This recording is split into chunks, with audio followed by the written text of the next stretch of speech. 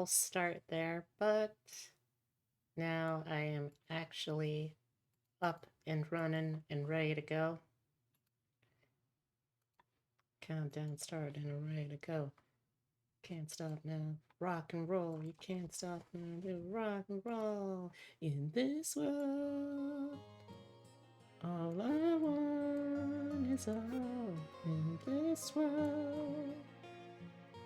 Life's an open book. Oh, no, come on.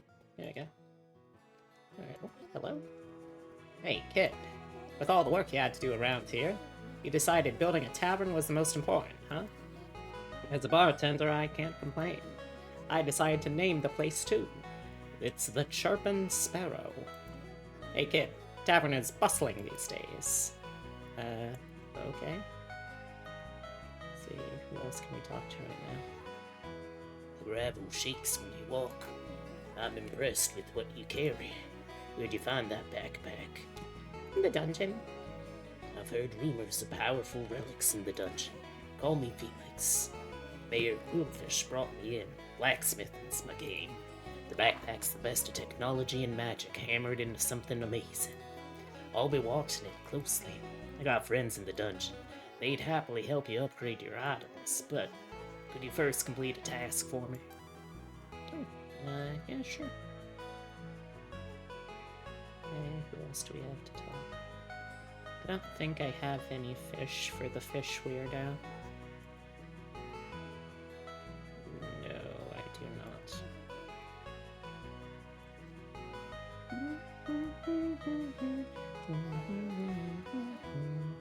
We need a barracks. When the townsfolk feel unsafe, they come to me, but one mayor can only do so much.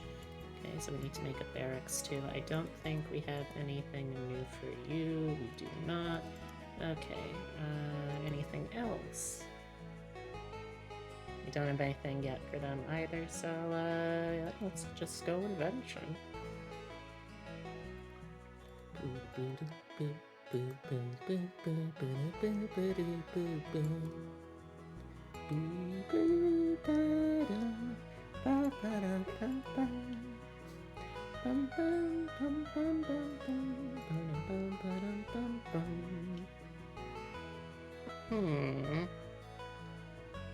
What do I want to do here?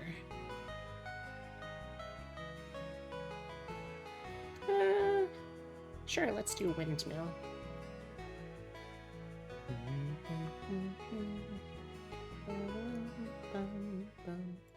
So we gotta include that. But so far, plenty of room. So any energy that we don't actually use in a run, or in a round, will now carry over, which is pretty nice.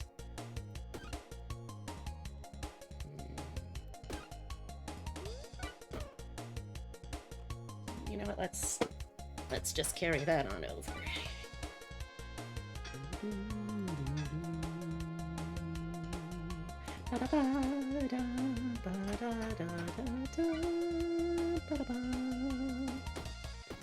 Three, 4, 5, perfect. Boom, boom. Bum, bum, bum, bum, bum, bum. Ba, ba, ba, ba, ba. Whoa. A potion? Interesting. Mysterious letter. Yeah, let's take that back. I guess I could take the magic in case I get a chance to use it later. Get some extra passive shields. I would love to take a cauldron because that looks neat. But, I think we'll have to settle for just a flower for now.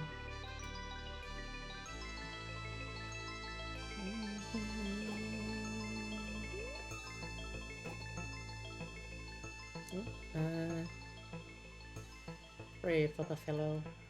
Oh. Okay, he was alive this time. Nice. Oh. I mean, I'm grateful, bud, but this is not not a great time to be giving me that, unfortunately. Well, I guess we'll just have to find a way to make do. Excuse me. Get a level up here.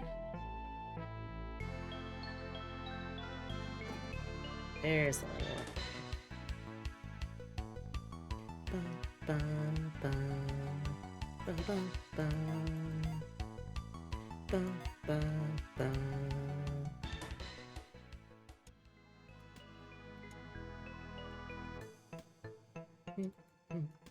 Bum, bum, bum, bum.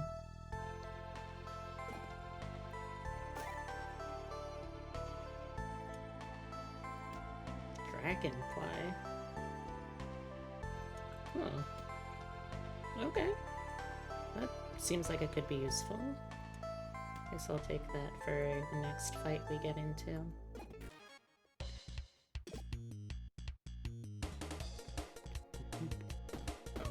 Awesome start. I would love to get more damage, but let's just...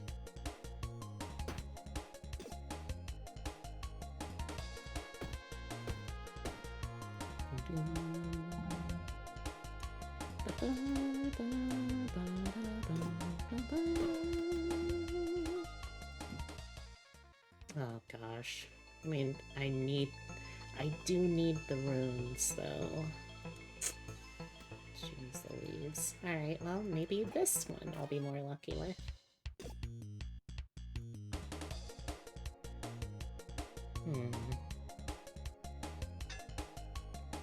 Alright, so that's 1823. Hey, not giving me much breathing room here. Okay, that's much better, though. Let's see, so we have...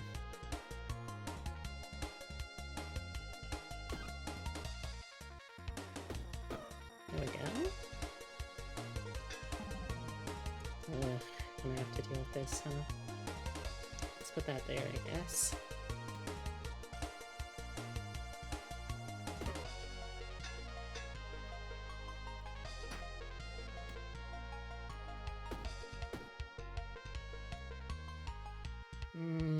Yeah. Gonna have to wait for a little bit anyway, since I can't do anything. I might as well just carry it over. There we go. Bum, bum, bum, bum, bum, bum, bum, bum, bum, bum. An ancient tomb. Well, that would be pretty cool, except I don't have anything I can use with the ancient tomb yet. I guess I'll take the lucky ring, because extra luck is always nice, just getting better stuff. Ancient tome. I can't right now. Oh, what boss are we fighting? Okay, the cockfighter.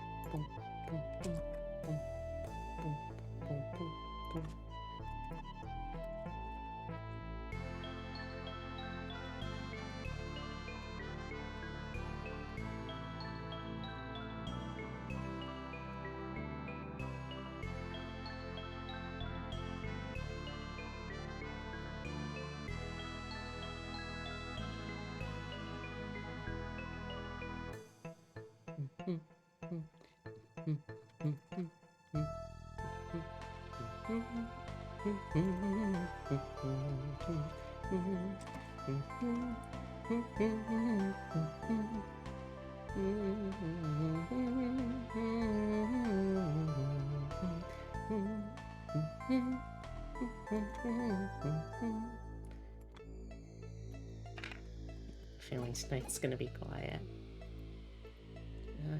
little bit of room. Yeah, I guess. What do you got for me, Mole? And of course we end up with the cursed item, huh? Do I want to take this? No. I don't, so I think I'm gonna pass on that, bud. Thanks, but that was a terrible gift, actually, so no thanks.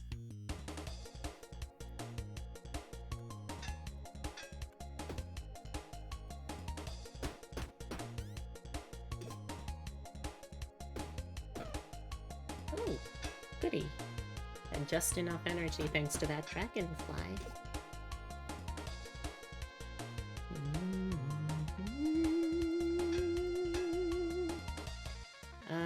We'll only do 1 damage, so let's just let the energy roll over so we can have a big turn here. There we go. Oh gosh, there's some great stuff here. Do I really need the supplies that much? I don't think I do. Let's take that for the extra damage there. Oh, you know what? Sure, let's get a glove. Have a little glove friend. Well, not really a friend, just a glove, but a glove with benefits. The benefits is not being hit as hard.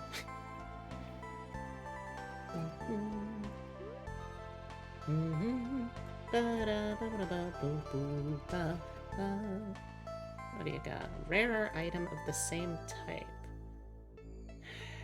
It's a risky one, but fuck it. Oh, that was so not worth it. Oh, no. Oh, frick.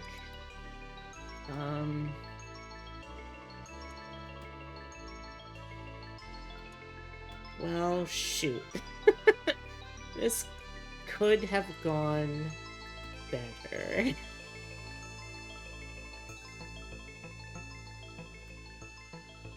Oh, what a terrible night to have a broom.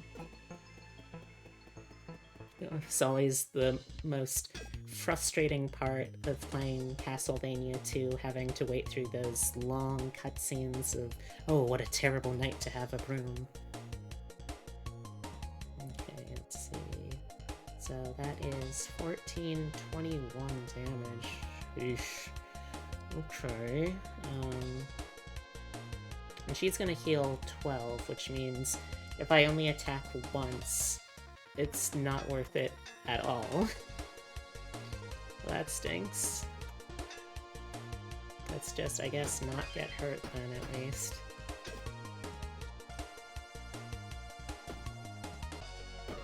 Okay, that's a good start. I'm gonna take 1 point of damage, which, not great, but I think we can live with that, you know?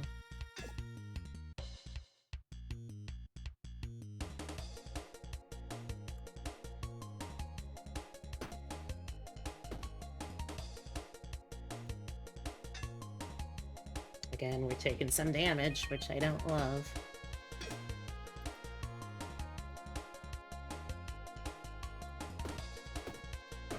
Let's just take out the healer first. We gotta take this guy out next, though. Otherwise, he will just run away at the end of the fight. Or when we kill that guy, which, I mean, we would love the experience, so let's just kill him first.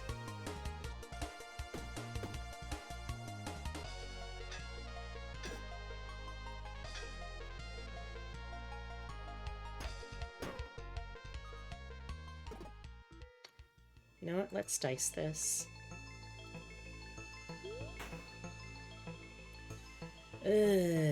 Still nothing I want. Cool, cool, cool. This is fine, actually. Totally fine.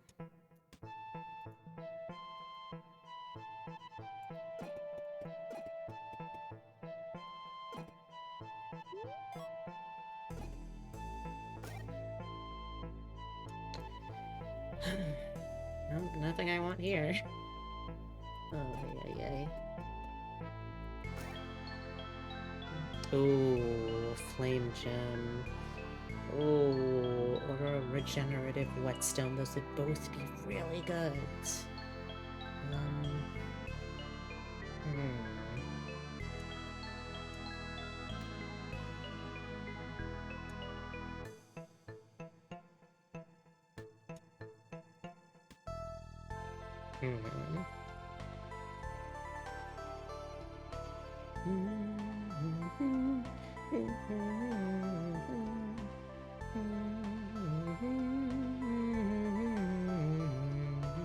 I'm more concerned about damage, so let's just get the gem, I think.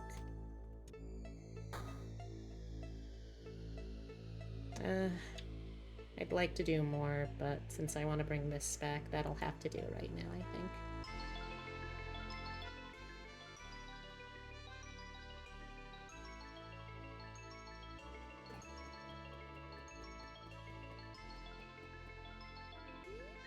Okay, now we can head on down to the next floor.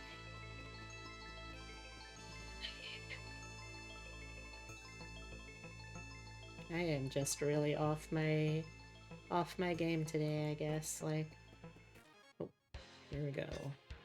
Rude rooster.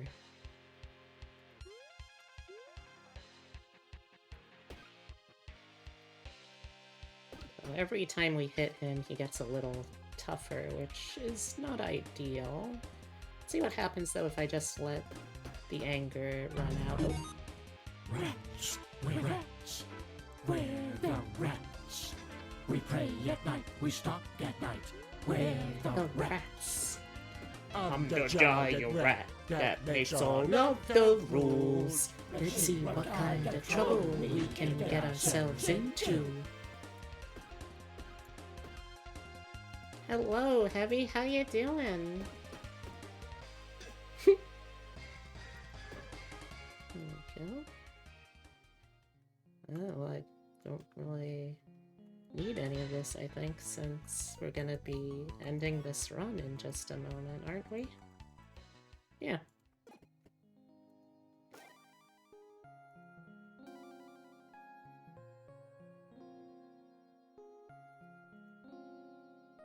A little better? COVID made your tummy bad? Oh, I'm sorry to hear that.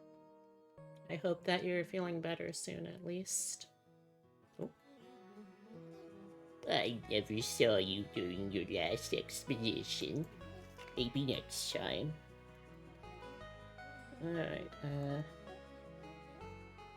sure, you have buildings, but I think the grass is about to take over this place. That's why I'm here. I have Okay, I'm good. I've traveled all across Ordaria, and I am an expert in hiking and trails. Anytime you need new pathways, please stop on by. Speaking of travels, there's many challenges that animals undertake in the dungeon. I know animals will post bounties for special runs. Perhaps you could build a bounty board. This will uncover many new secrets for you. Paths from here to anywhere you want to go. Okay, can I research any? I can. I can't afford the nice paths. No, I don't have a consumable, so I can't afford those either. Oh, hello? I see you were cursed. It was the worst. At least I can complain about it. Curses can be cleansed with the proper light. When a cursed item is cleansed, it's just like any other item. It can be left behind freely. Oh, okay. Hope these can help you. May I ask for a favor in return? Of course. The faithful have nowhere to practice here. We should build a temple. It would add so much to this humble town. Okay. Thank you, Purse. Okay. Hey, kid. I heard you found a letter in bird script. Let me have a look. Yeah, here you go. Yep, this is bird script, alright.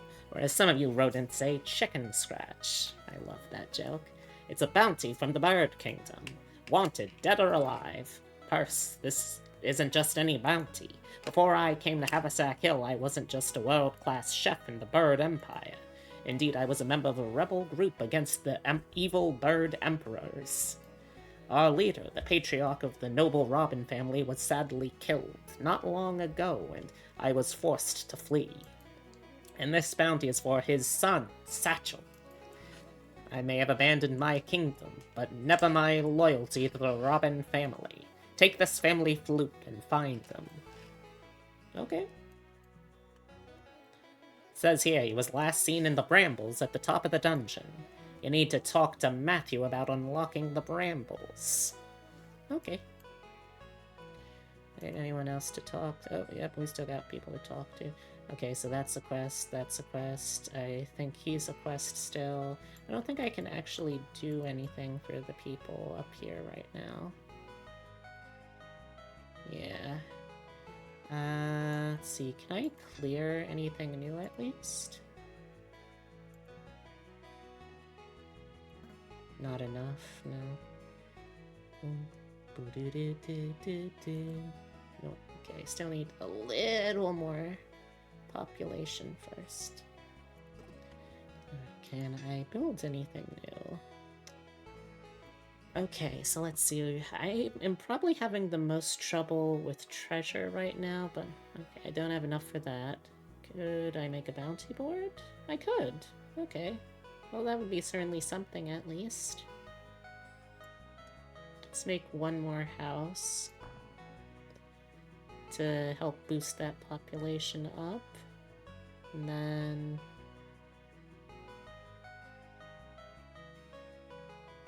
let's make that bounty board. Put that over there. Okay.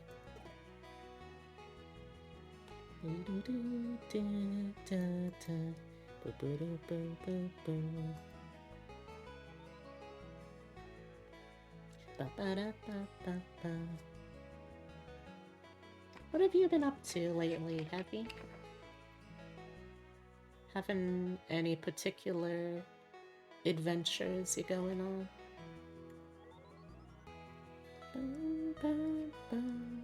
Ooh. First things first, got to talk to Matthew. There he is. Hey, Matthew.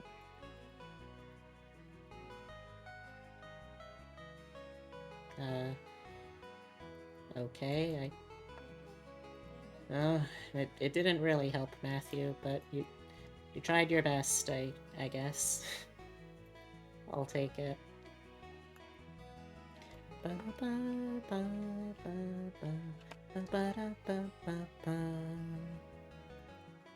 Oh, Master of Whetstones. I remember this being a fun adventure. This is my second file now because I've just really enjoyed the game that much.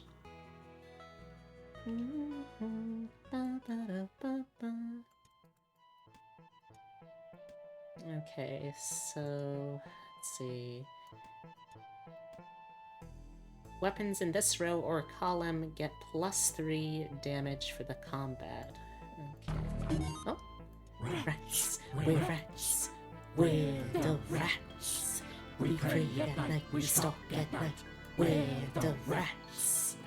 I'm the giant rat that makes all of the rules. Let's see what kind of trouble we can get ourselves into.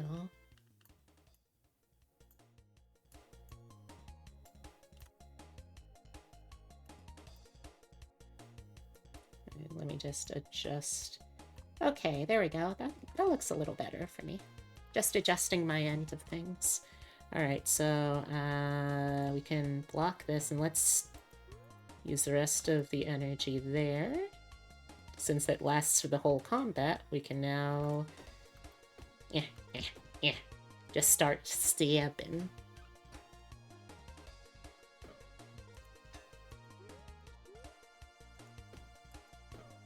Here we go.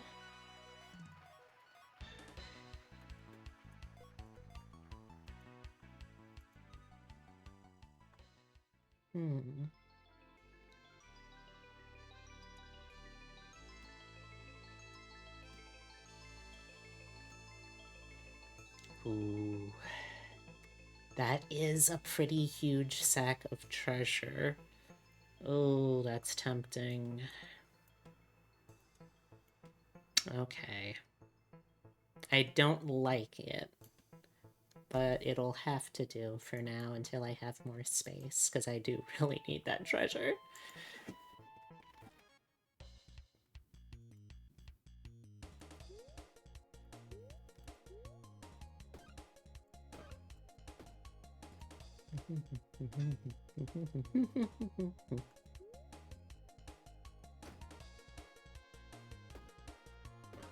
What have you been playing lately, by the way, Heavy? I'm curious. Ba ba ba ba ba ba.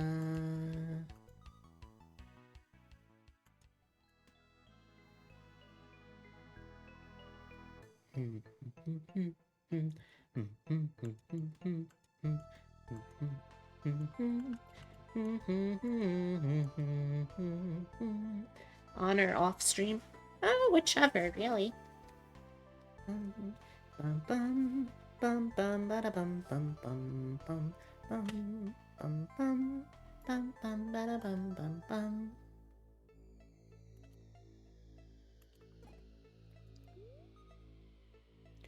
Dragon Ball on the 3DS. Huh. I don't think I have ever played that before. But then again, I don't really usually do fighting games, so I guess that's not too surprising.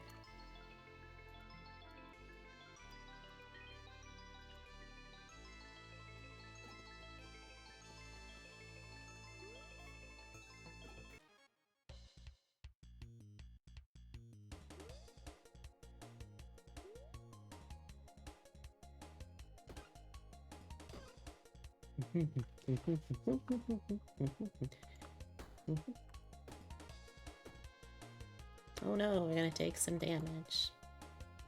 Prey, Prison City, and Potion Permit. Now, I remember Potion Permit. I don't think I remember... And Prey. I do remember Prey, too. I don't think I remember... have heard of Prison City, though. What is that?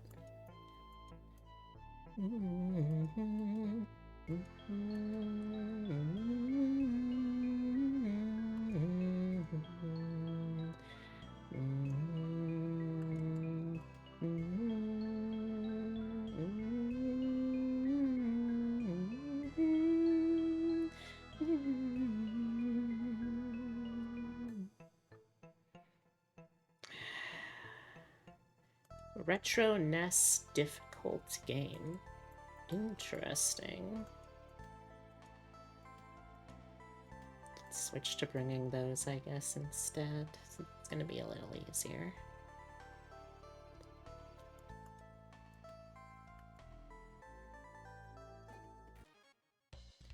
So, what's the Prison City part of it? Are you, like, building... Is it like Sim City, where you're building a city?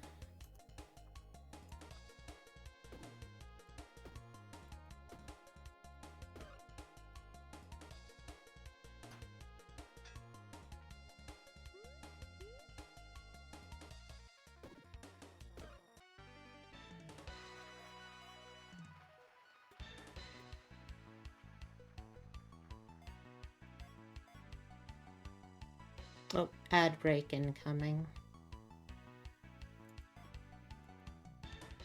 You fight Mega Mall style bosses after brutal maps. Oh. I can't say I know what that's referencing, but it sounds Mega Man, okay. I do know of the Mega Man. I am familiar with his body of work.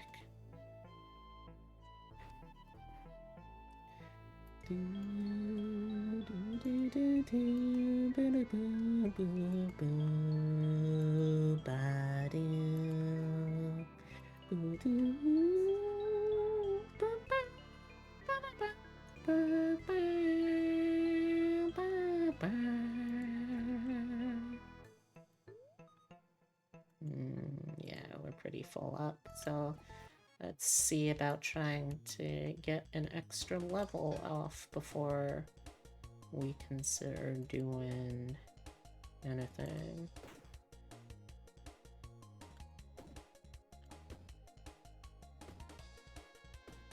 There we go. Perfect. Now it'll die, which means I don't have to worry about getting more energy. Or more block, I mean. You're hoping to finish it this week? Well, good luck. It sounds like it's going to be a very difficult challenge, so I will keep you in my thoughts. God, it makes it sound like you're dying or something.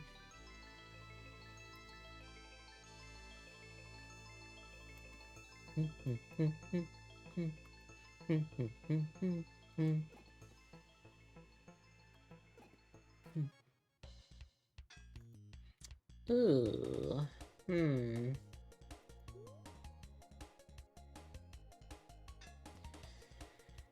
Okay, 7 damage. I'd rather not take any, really, so... And unfortunately, we're gonna get gooped, which is gonna freaking stink. Hey, Jeannie! How you doing? I hope you're having a wonderful day today.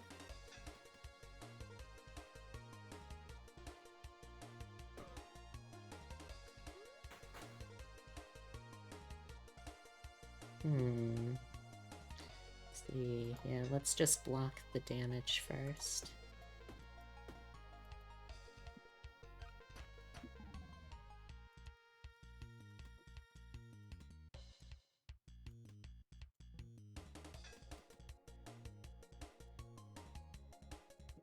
There we go. That's a start. Now that... We're still gonna have to waste energy at every turn, unfortunately, but now we can at least hopefully start making some more progress on this jabroni.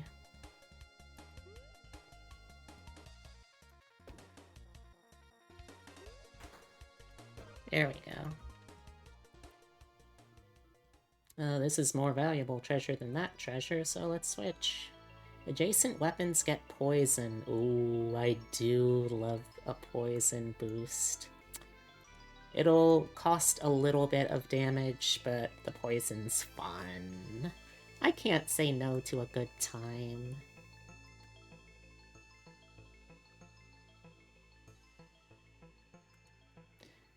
Let's get rid of the key so I can upgrade to a new pair of boots instead. That'll help it more with the, yeah, that'll help more with the, armor in the long run.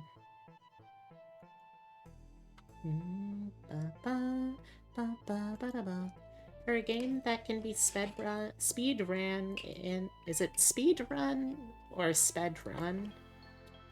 If for past tense.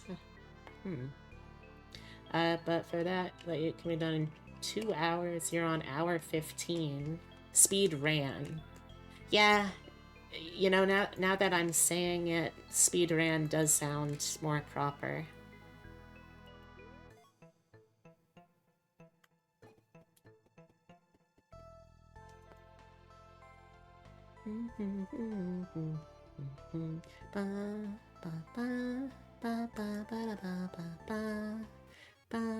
Oh, we're fighting these guys.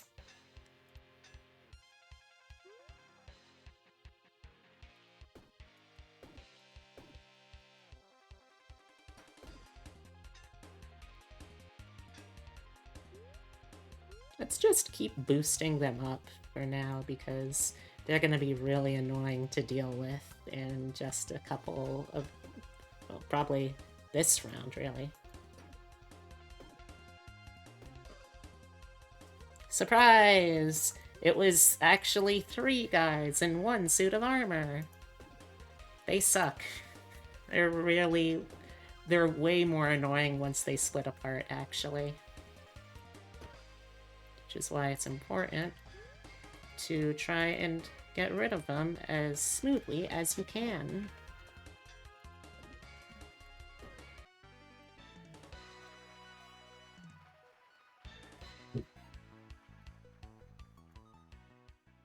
Ooh.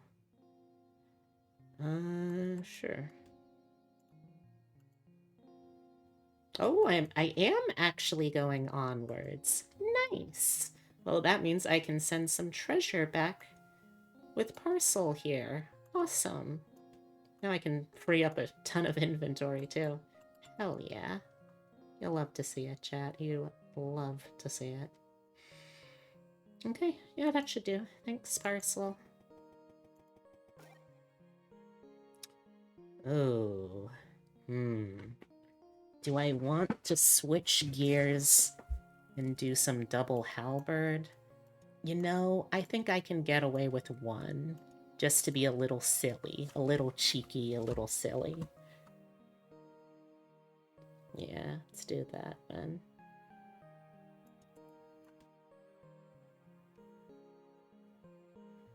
Okay. Ideally, we'll get more zero-cost weapons, too, so we can really take advantage of those knives.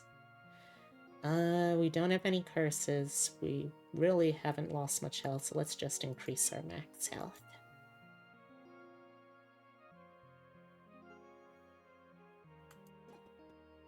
Oh. Oh, I do have the door. Nice.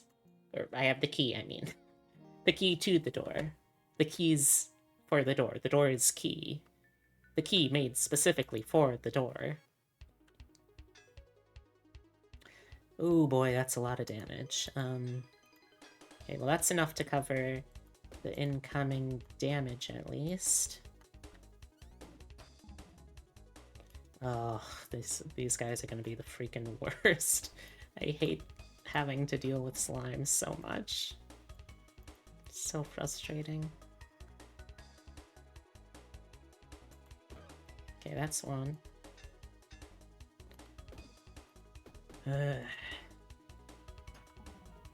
Ugh, God, it's so much slime. I hate.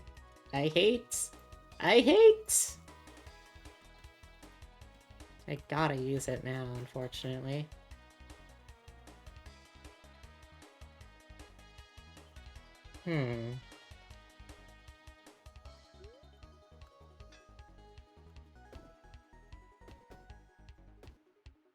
Oh, we're so close.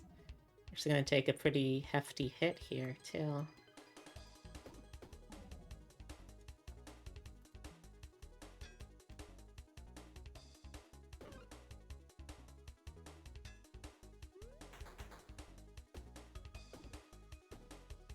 Okay. This scoop. I despise this scoop.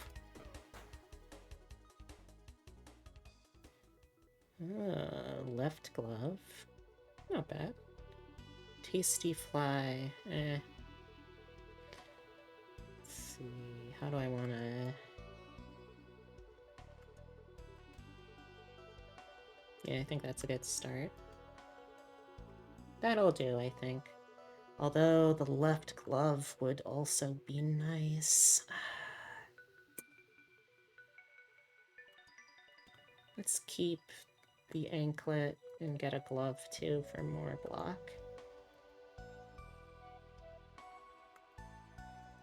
We are all full up, so no sense opening any chests yet.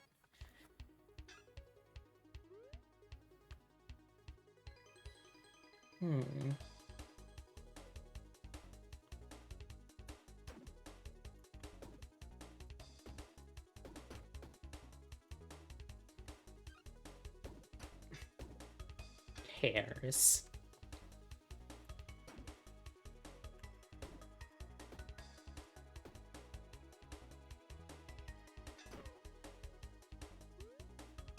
Let's just boost our weapons up for next turn. Awesome, we have more than enough. That means we can focus on buffing our weapons and just stabbing. Just doing a whole bunch of little stabs on her. If I was doing a mage build, that would be great to have, but I'm not. So it's kinda useless.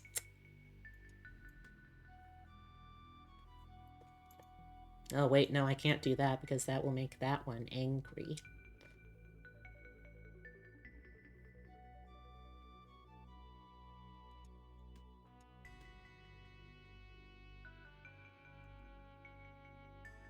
Ugh, I can't level up here. No.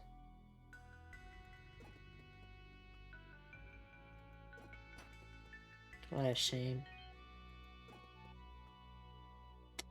Do I want to open a cursed chest? I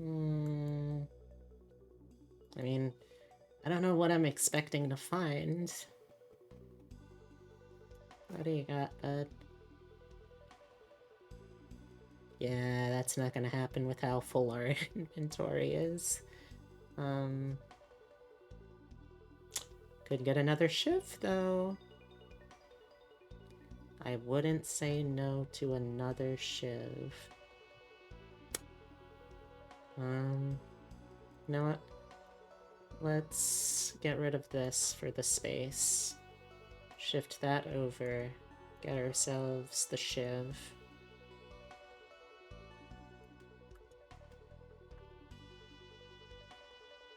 Okay. We have to make some sacrifices sometimes, chat. It's hard.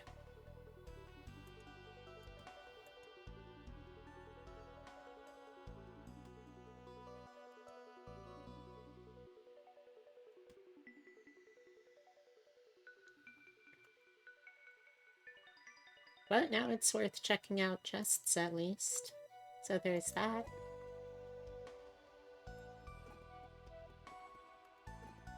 You know what? Fuck it. What do we got?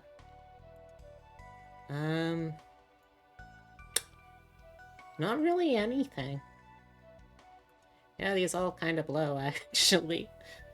Yeah. Well, that's unfortunate.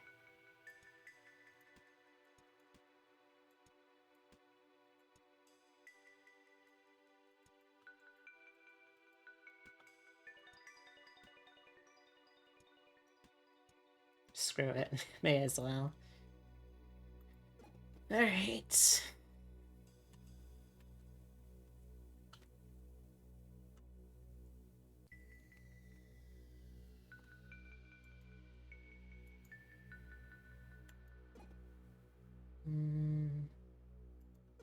Heal up first.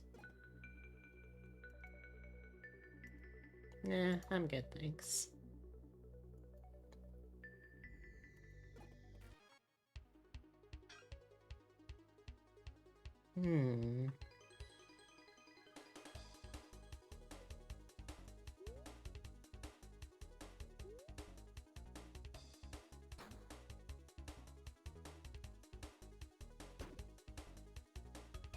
Okay, focus on one at a time.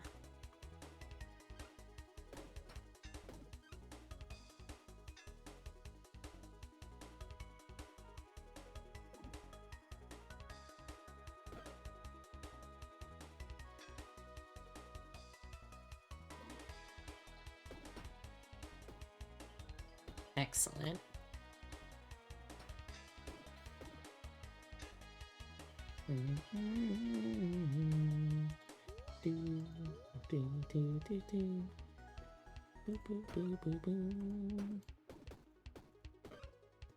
Perfect.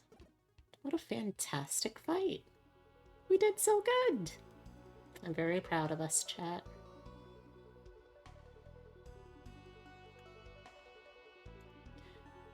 Yeah, you know what? Let's see what was in that chest that we had to pass. Oh, well, may as well. Nunchaku. Ooh. Oh, that's tempting, but you kind of have to really build entirely around it, and that is not really a thing that we did. However, I think I'm going to try and destroy it.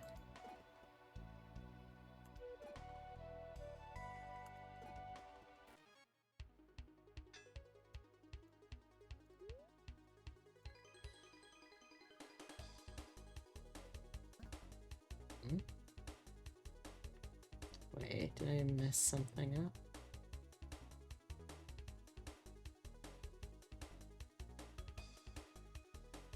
confused.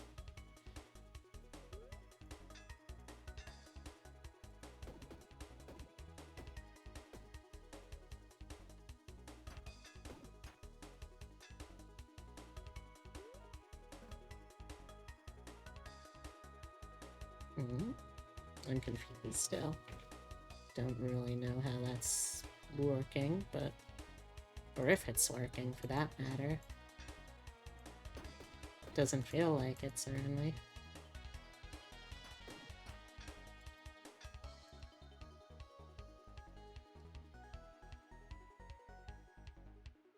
Oh, it only works for consumables. Eh.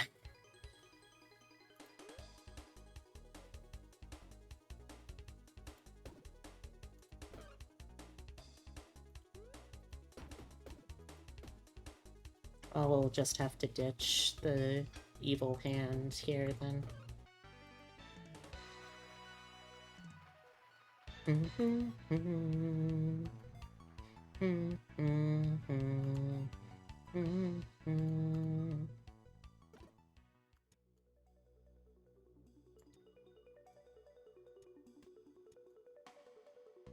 Alright, let's see how we can do this. I don't necessarily need the gem.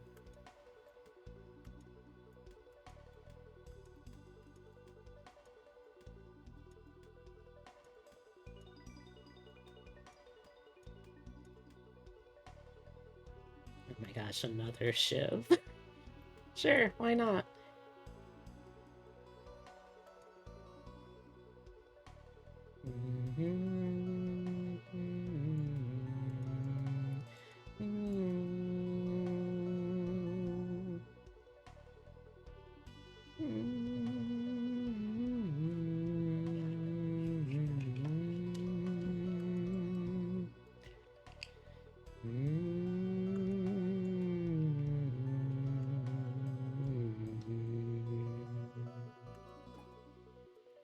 Well, we're cursed again, so we're just gonna have to deal with it, I guess.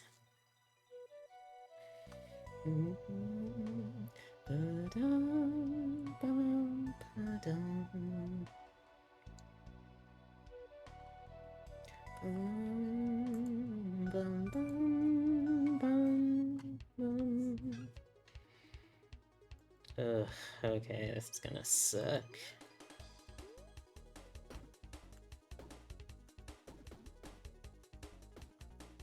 Awesome, we killed it though before it could summon anything, which is really nice to see.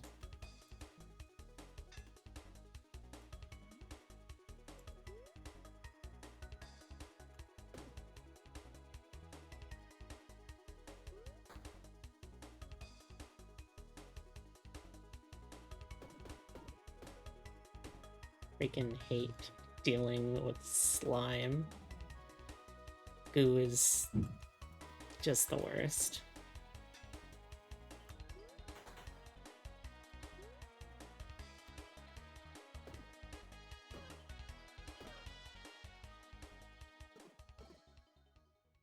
Do I want any of these?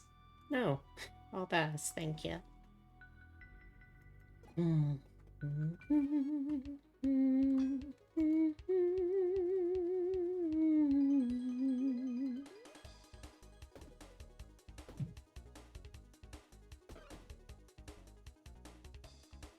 Well, I hope everyone's doing well today.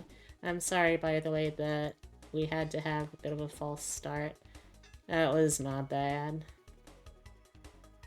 I forgot to double check what times the collab partner for tonight, knightadora, was actually going to be able to be available, so you know, it is what it is. We're still going to have a good time, I hope.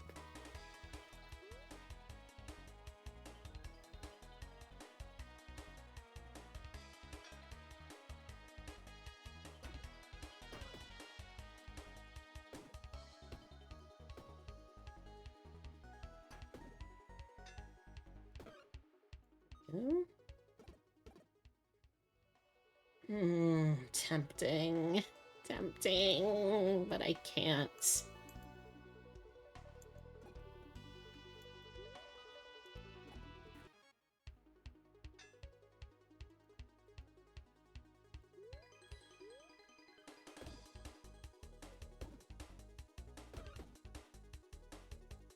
Really want to focus down that hermit crab because it was gonna blow up and act like it don't know nobody, and I can't have that. That'd be very bad for me.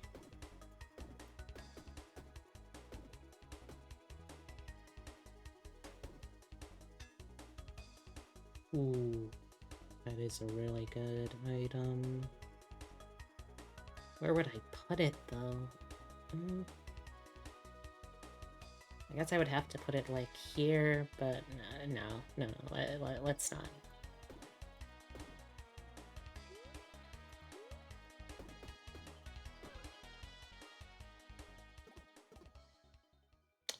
Nah, I'm just gonna skip all those. Alright, we already checked with the merchants, so let's just carry on. And we're already at the next boss.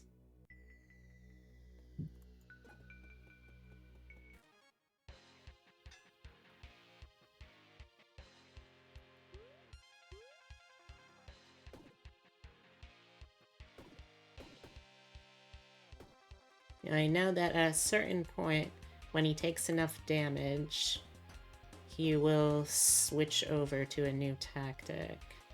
Yeah, 11 damage. So instead, let's just put all of our energy this turn into making all of our weapons really, really strong.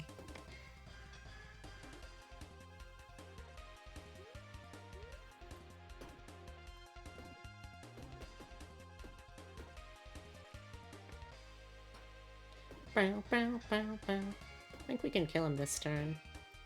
So let's do that. Hell yeah.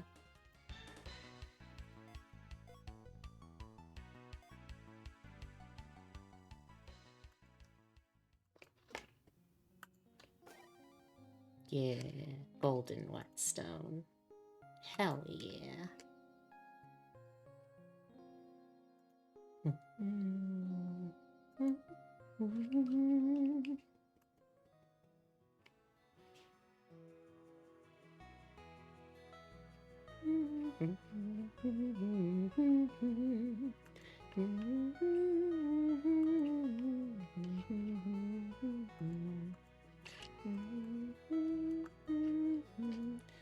Great job bringing so much back.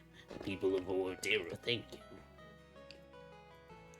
I do have some more sparks for you, bub. Here you go, friends.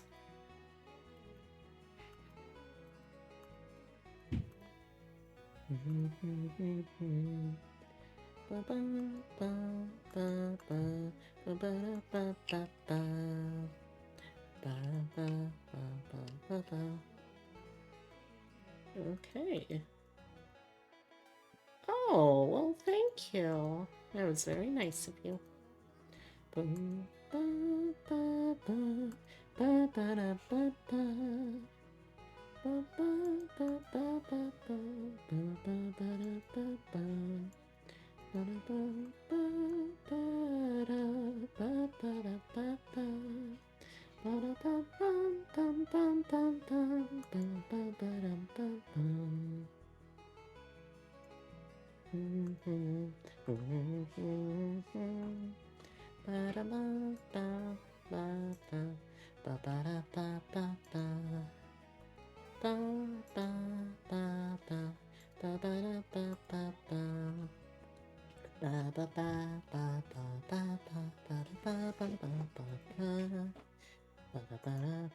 Oh, and I have enough now that I can knock some stuff down and get more resources. Woo! Woo! Yeah, let's go!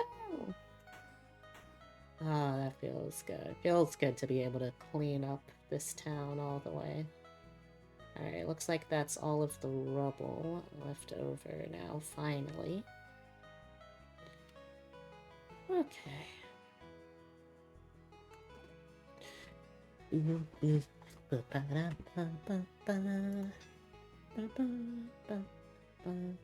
don't think I can actually afford to build anything else. There, come on. Yeah.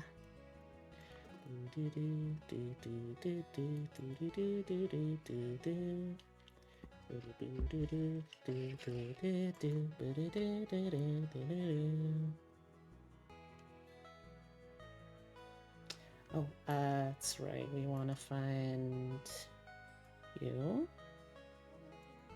I do. Here you go. A vulture circled overhead, 4 banners beneath it. After 30 days it descended and tore the dogs asunder. Those that remained sailed back to their isle in a far-off land. Oh, that's grim.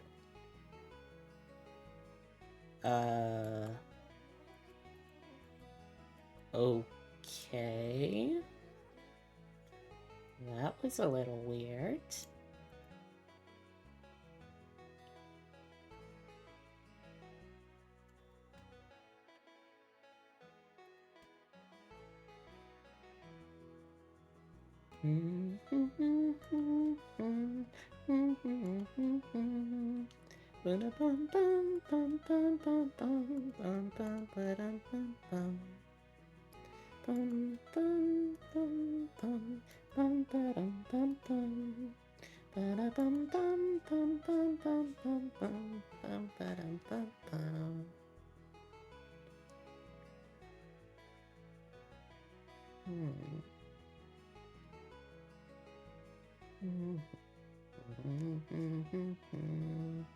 I definitely have the most difficulty keeping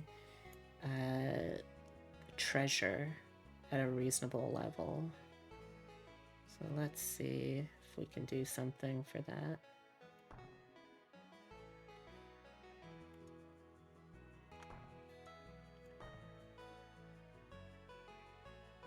Oh, I could also build a temple.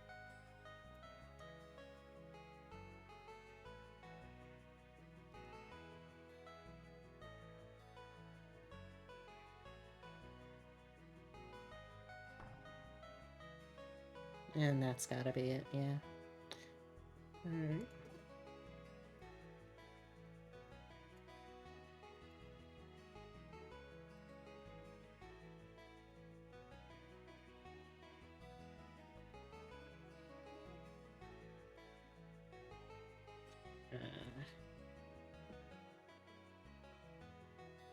Guess we could start with just stone paths. That wouldn't be the worst.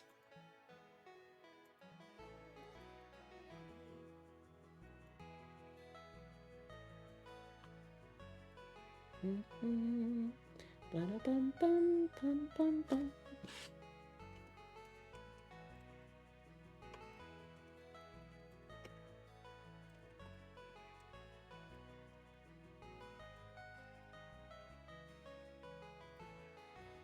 Bum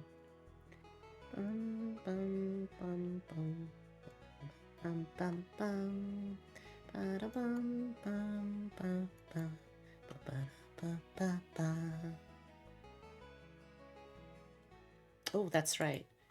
We can take a flute with us.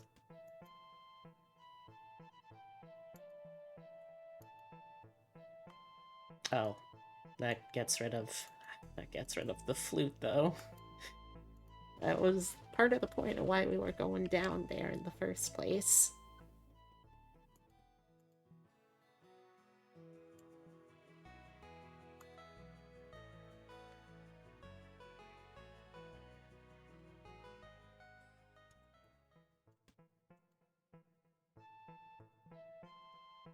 Ooh, that's a good sword. Oh, but how will I fit it? Oh, no. Oh, no. Sword. Swordy. Why you gotta do me like this? Oh, shoot. Okay, I guess I'm gonna have to go without a shield. That's a little scary. yeah, we'll see what happens, I guess. You just have to go full aggro until we get a shield.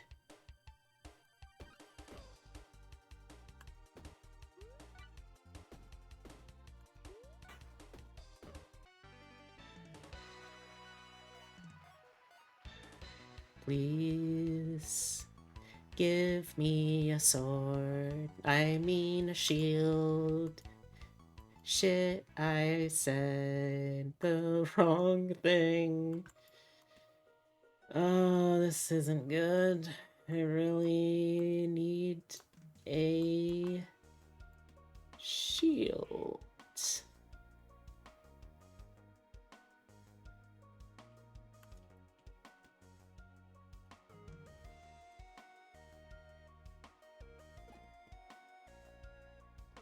Do you have any shields?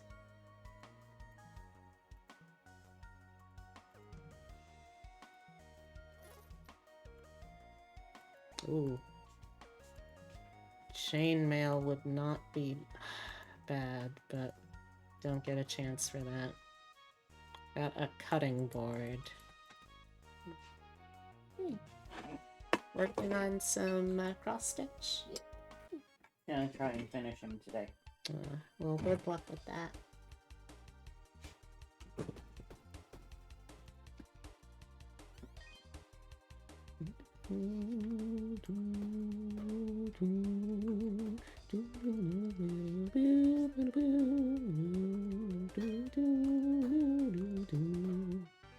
There we go.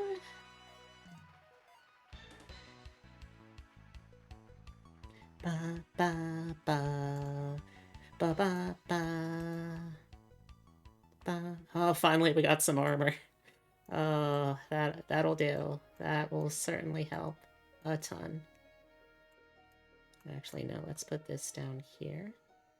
Yeah, that's the best I can do, really. Vampiric.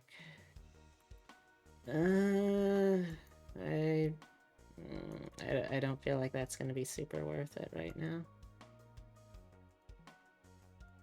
But we'll see, you know? Always possibility I'm misreading things. Oh, okay. Hey, bud, how's it going?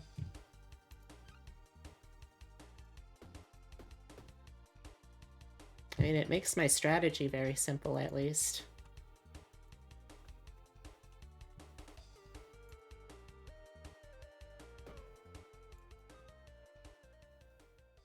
Ooh, okay. I mean, I definitely would like that. So let's see how we can... Excuse me. Or if we can reorganize things in a way that'll work.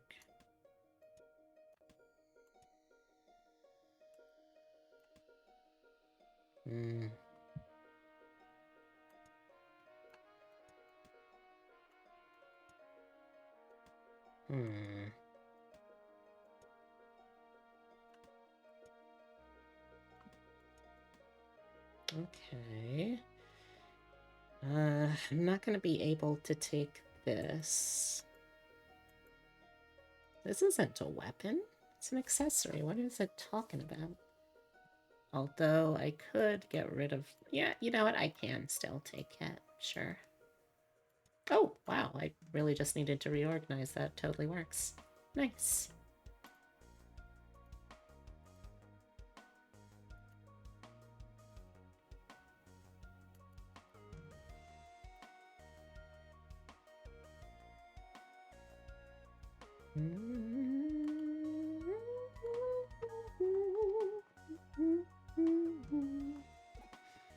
Try and get more experience. Which we're definitely gonna be able to do. And we got a whole little fistful of money, too. Let's go. Okay, well, I can't boost my defense anymore, so let's just... we just keep on attacking in this household.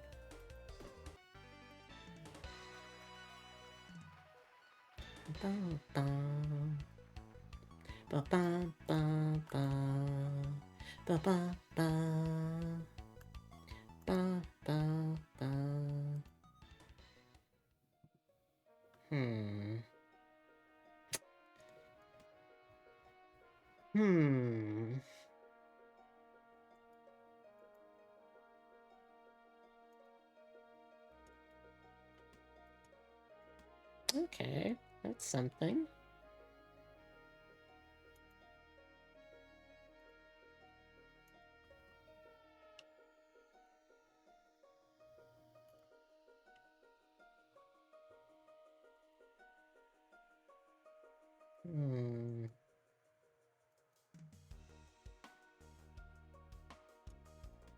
Just in case we can find a use for it.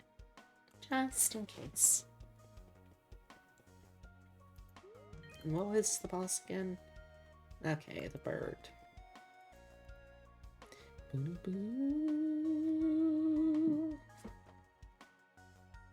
Alright.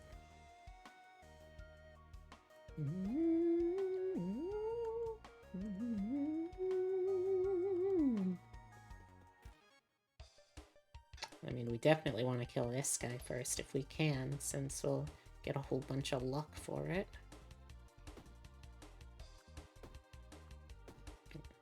And I don't know why I'm hesitating. It's not like I can use a shield.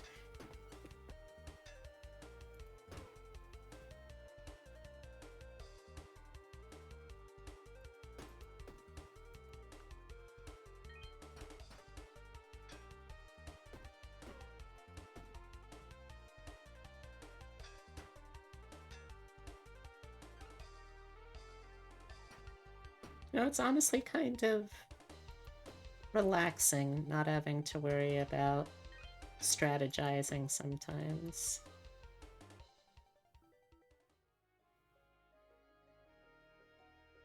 Like, I know exactly how much I'm gonna be able to be capable of.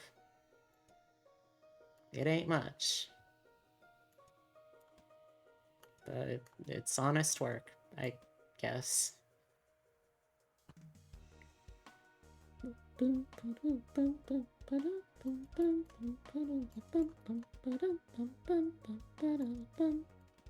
we go.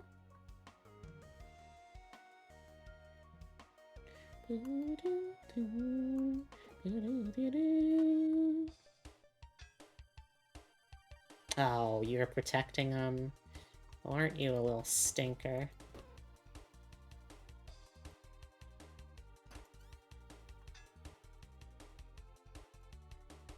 I keep having to check my Discord because I'm waiting to hear from someone.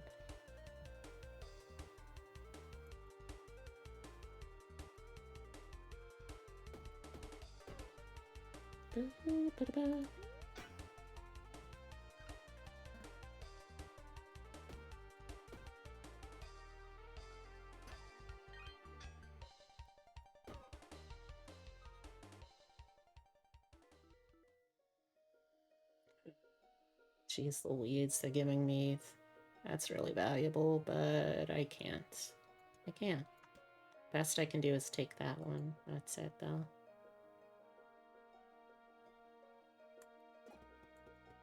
Actually, what's this? Different items, same rarity. Not right now, thanks.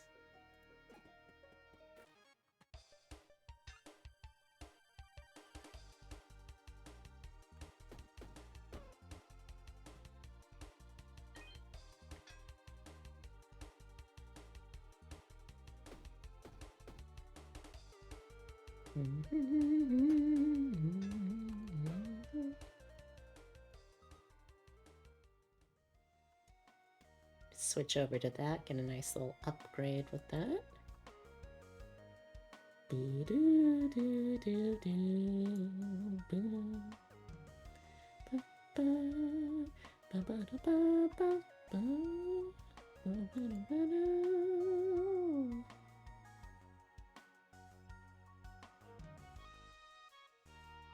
Well, let's go for the XP. Make it more of a certain thing that I'll level up again.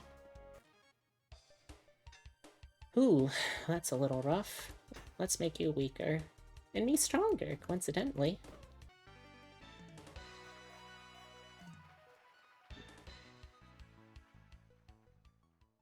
Hmm.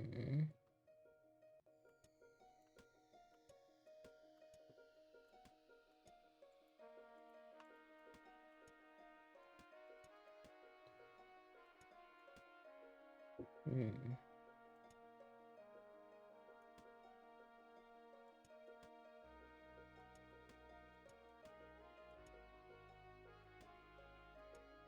Excellent.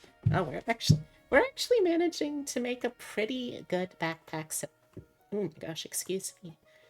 We're actually making a pretty good backpack setup, I would say, here.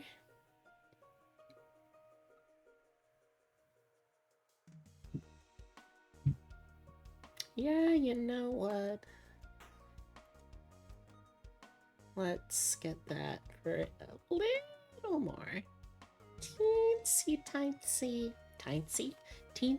tiny bit more.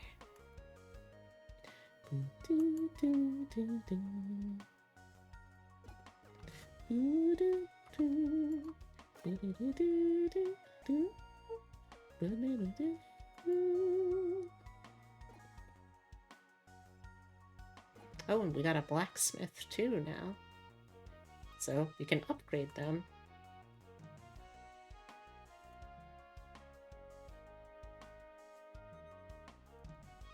And you can see now they have that little icon in the bottom right corner that says, hey, you can upgrade this once. This we no longer can upgrade. But hey, we got an extra energy use out of that, which is pretty freaking sweet if you ask me.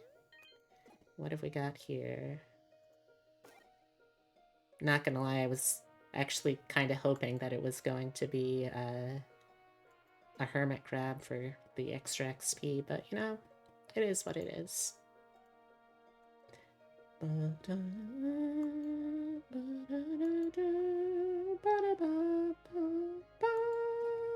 Oh. I've been looking for you. I have something for you. Whoa, dude, is that my flute? Hand it over. I appreciate you bringing this back to me and all, but unfortunately it's time for me to clobber you. What? You see, the only way you could have gotten this flute is by getting to Sam. Or he could have given it to me? A likely story, but Sam would never give that flute to someone as unstylish as you. More likely, you got to him so you could get to me and cash in my bounty. Well, now we have to fight him, because he's a dumb little goober.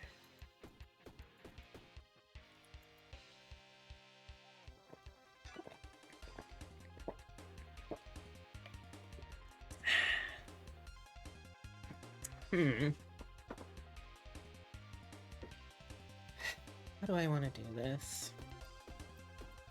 Yeah, I think I'm just gonna brute force it.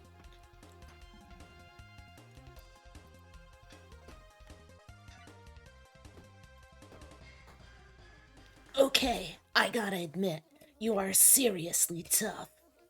Go ahead, finish me off, dude. I'm not an assassin, dummy. Sam figured you got lost and asked me to help find you and give you directions. Besides, your reasoning made no sense. Why would I need to steal a flute from Sam to find you and get your bounty? Okay, I feel a little stupid now. I guess I'll head out of here. Give me a few to regain my strength. Okay, alright, my guy. See you later.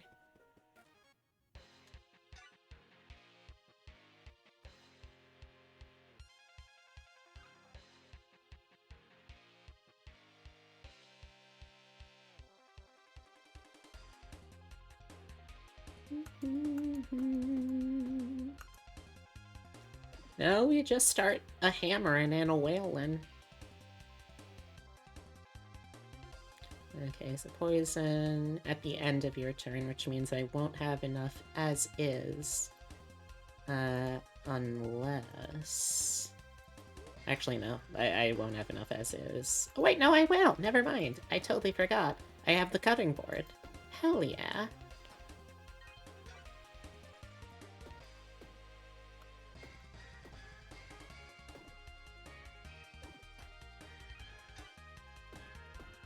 Yeah, we did it. Together. We did it together.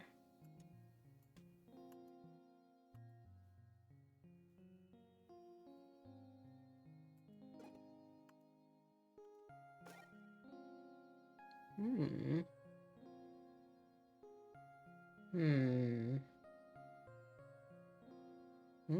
That's actually not a bad ability or effect for us to have right now. Unfortunately, we're kind of full now. I guess I can get rid of that for something at least.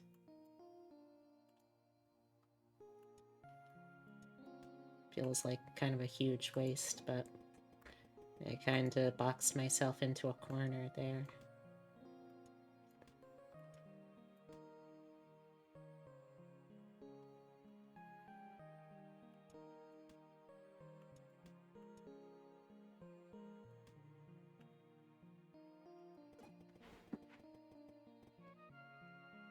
Next. Oh good, I get to keep going too. Nice.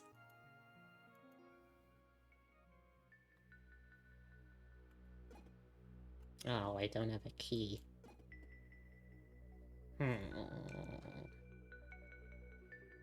Alright, well, maybe we'll find one still.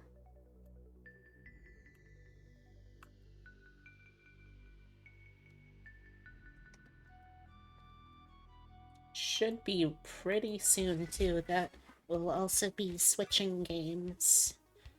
Just as a heads up for everyone.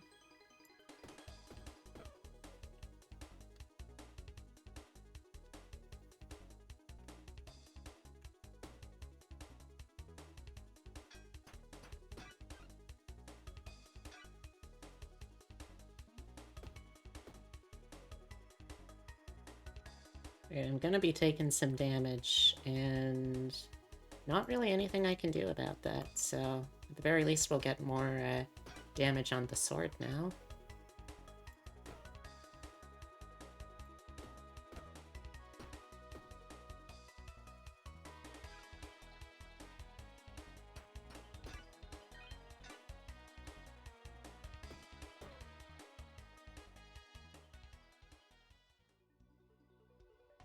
Ooh, conduit, that's good for us. We can connect that up, and it will be even more magic. Also, we'll get slightly more. Even slightly more. You love to see it. You ever just think about how the friends you've made have irreparably changed the way you talk to other people and communicate and all that? I do. Like, you love to see it is absolutely something that I have picked up from Obsidia. I don't think I ever really said that before. Before I met her, obviously.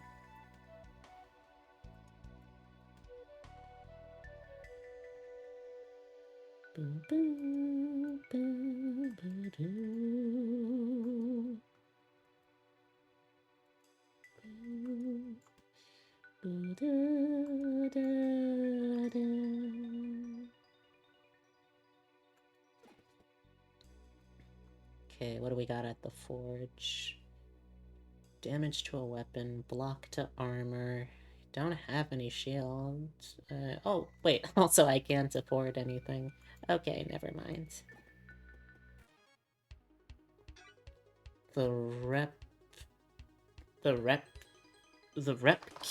Repexcute? It's a very difficult name to say.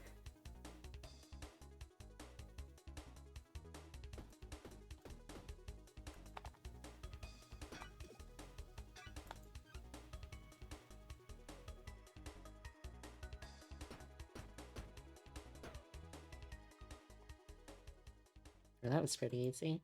Let's alternate use that. Oh, toll blades. Kinda cool. But we don't have any place we can put it, so...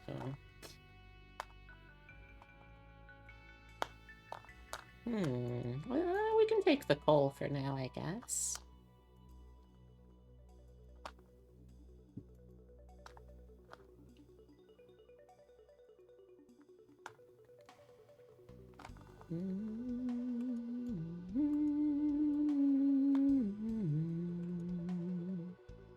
Nah, that's nothing.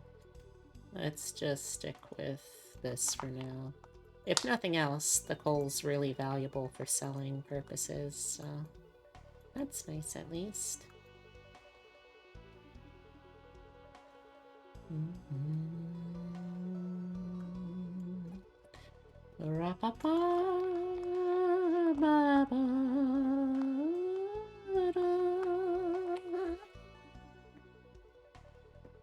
Alright, let's get back into this.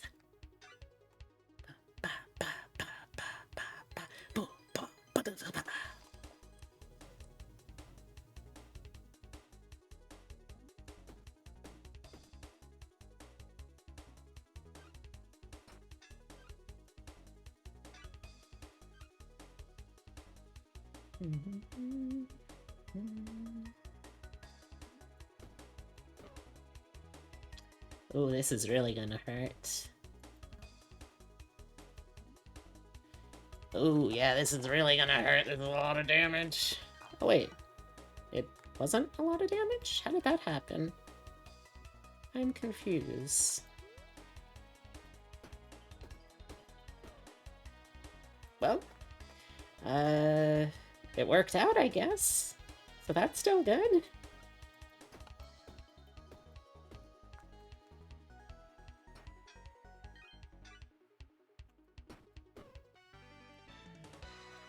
Sure, I'll take that.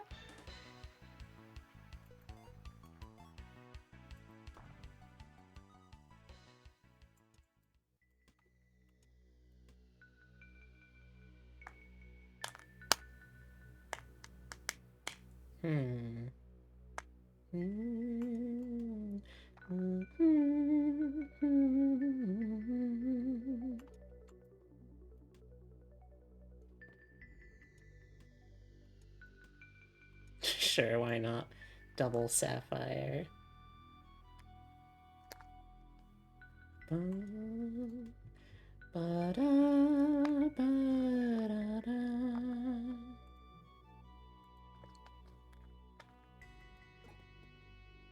Alright, what have you got?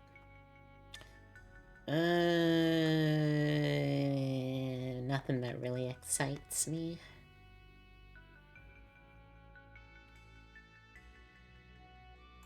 What happens if... Oh, okay, so heavy on heavy just sits there. That's good to know.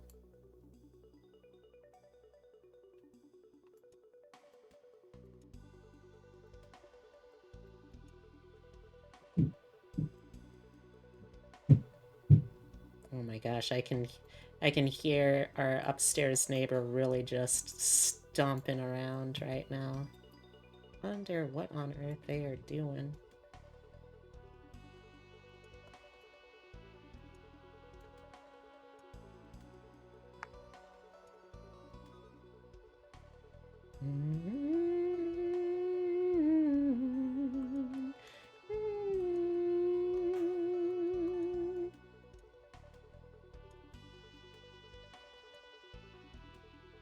Hell yeah, look at our incredible organization skills. We are the greatest organizer in the world. What do we got at this one, by the way?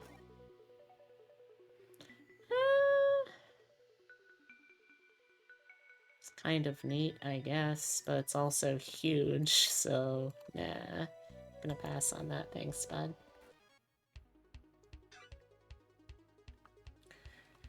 Okay.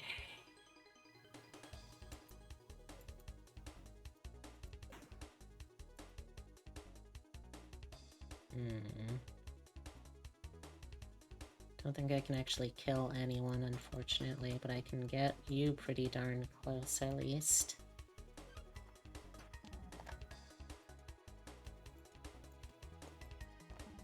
Freaking hate goo so much.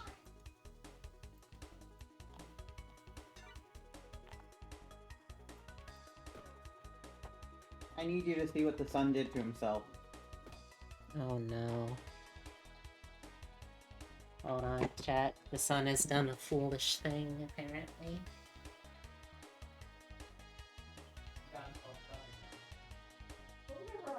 How?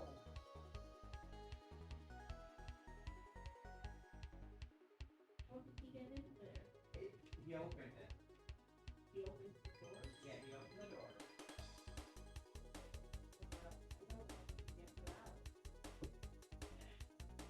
He can't be done before. I don't remember why. Oh, I'm gonna try and see if he can get out on his own.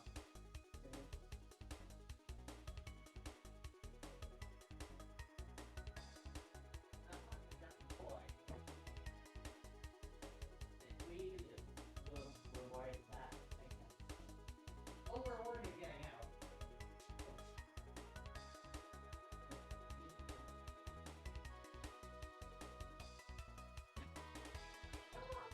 You can do it!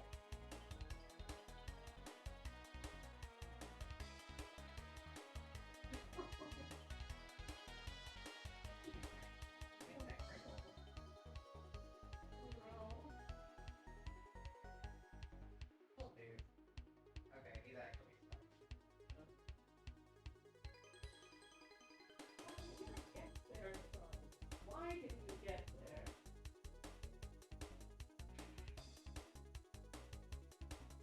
Maybe.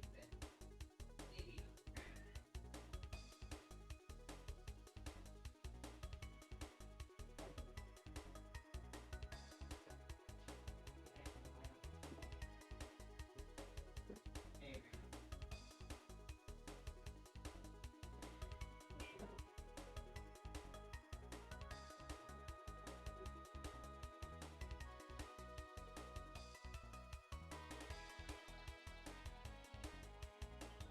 You might have to lift him by his throat.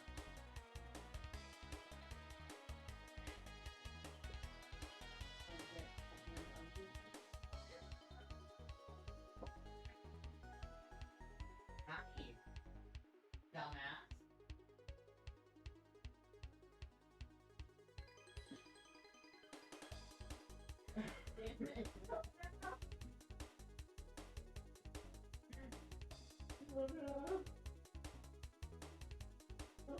You got me back here. Oh,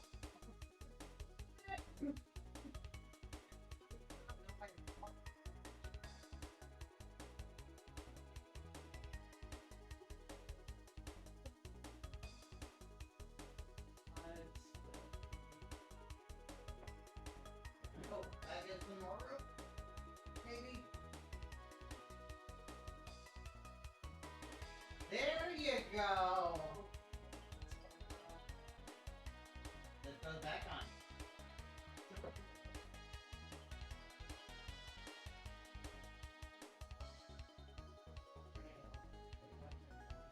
Okay. Oh yeah, dumb car.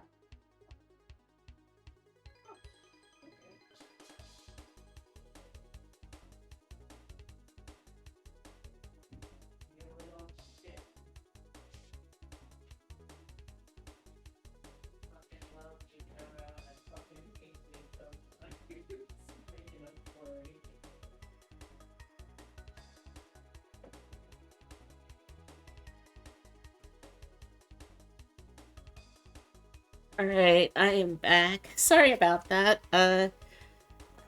So Totoro has learned how to, you know, open doors by himself.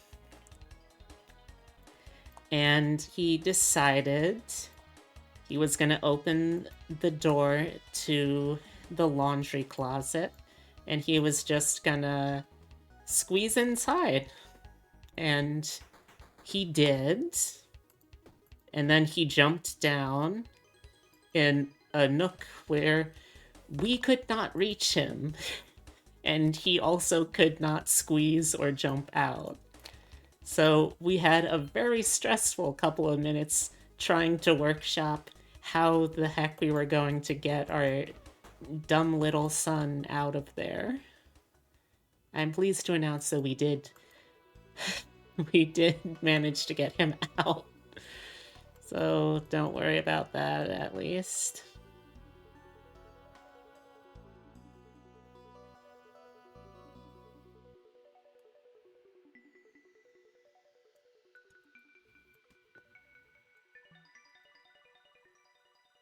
Alright, we are going to save the game here, though, because it is time for us to switch over.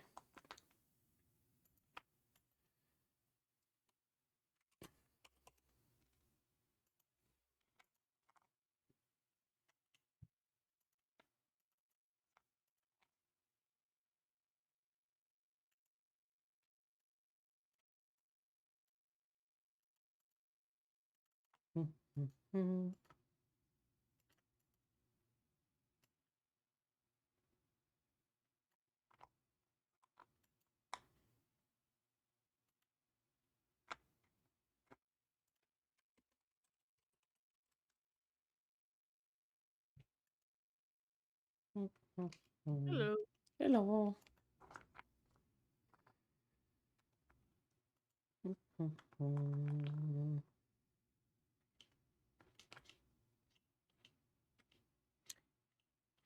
Do you want to do reactive or VTube?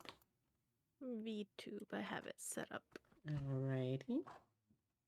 Let's see. There we go.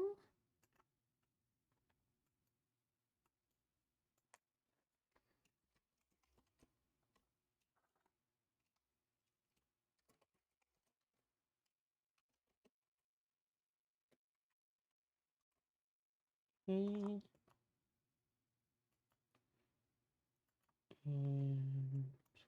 post.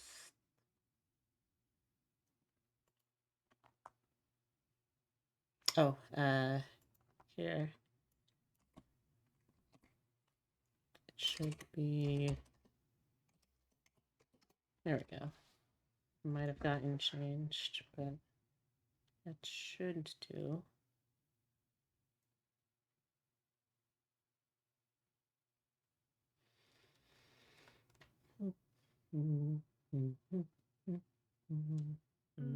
Okay.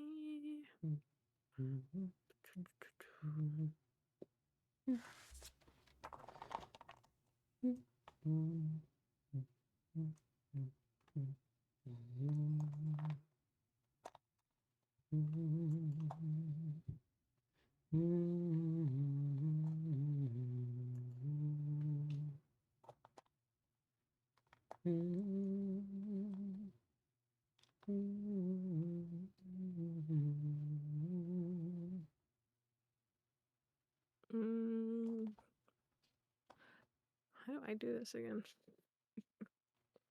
I can't find you. Let's see. I think I sent an invite, but I'll also try doing it directly.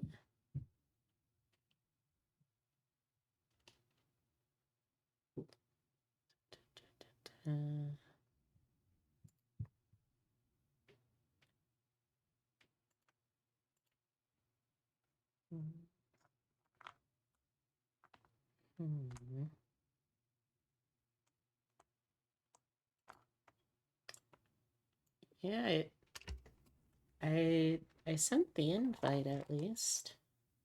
Hmm.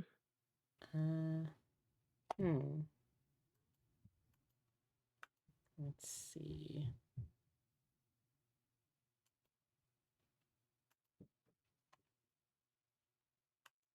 Let me try again. Okay, connect into internet, select a Steam friend. Okay.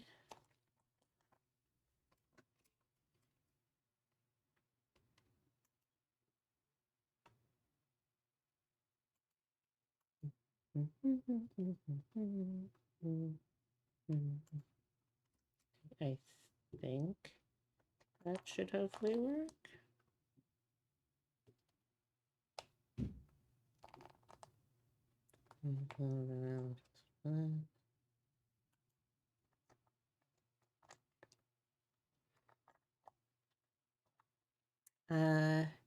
You've got, are you guys still troubleshooting? Yeah, we actually just started troubleshooting, but let's see. Are you able to access? Oh, oh, I think. Oh, oh. I think we're getting somewhere.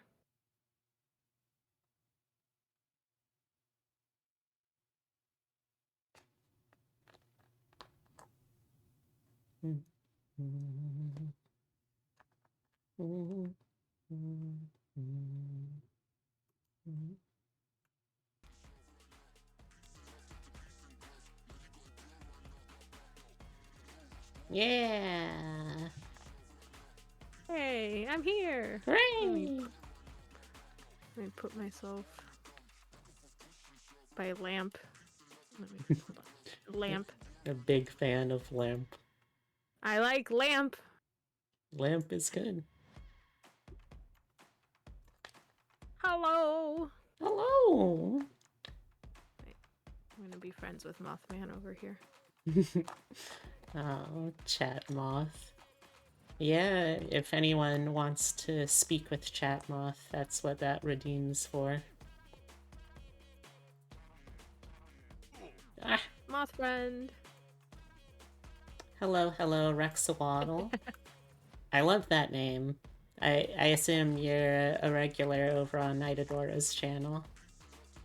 I don't know this one actually. Not one of mine. Rexawaddle. Oh, no. All right, I see. You have been following a while. Yeah, I think we can probably just hop right in.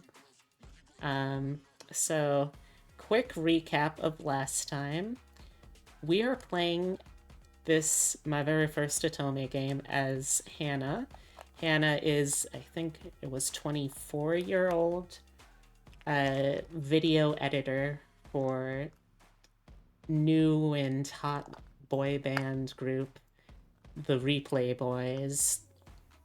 And we got the call last night that, hey, every single one of the managers for the group got food poisoning. So now, haha, you need to make sure that these 4 rascally late teen to young adult guys are getting to the arena on time and nothing goes terribly wrong. But something fucky wucky happens at the end of that concert, or in the second half of it, and we fell asleep and woke up at the start of the day again. So we're trying to figure out what's up with that. So far, we've had 2 loops. The first one, we were abducted by one of the band members and kidnapped to the beach. The second one, one of the band members asked us for coke and then ran away to a party to get, I don't know what, but very, very high off of something. And now we're starting loop 3. We seem to be basically no knowledge consciously about the previous days, but we are somehow able to kind of instinctively do some things based off of what's already happened. So, yeah, it's interesting. We're gonna have to see where we go. Technically, it's our 4th loop because our first loop we decided not to go to work. That's right. We stayed home with Cronut all day. Oh, yeah, we that's didn't such want a to good go cat. work. It was our day off. Can you share your screen with me? Yes, of course, of course. There we go. Thank you. Cronut supremacy. Not supremacy. The writer doesn't seem to know what drug Tyler was on at the party either. Oh no. Oh no. Well, Uh, you know, sometimes that happens. what do we think is the funniest drug that Tyler could have been on? I'm gonna say Plain old weed. horse laxative. Ketamine. Oh god. No. Christ. Ugh. Fentanyl. He's ready to kill some cops. Oh shit. They gave him a placebo. Alright, so... Could you imagine? Have this Tic Tac. It's totally drugs. Oh, gosh. Now that you're waking up, you notice that Tyler has a band of freckles across his nose. Oh, that's the other thing. The last two runs... we have had slightly different dialogue, even with the parts that are the same, so I have to pay attention now. They had gotten washed out under the filter you used. You kinda like them. They have charm. I agree. Freckles are very, very good. They're cute. You That's why people draw them on nowadays. Really, yeah. I am so sad that, like, for some reason, I am able to get fantastic freckles on, like, my shoulders. So, you know, when I wear strapless stuff, hell yeah. But I can't seem to get any decent ones to stay on the face. It's okay. Oh my gosh. What?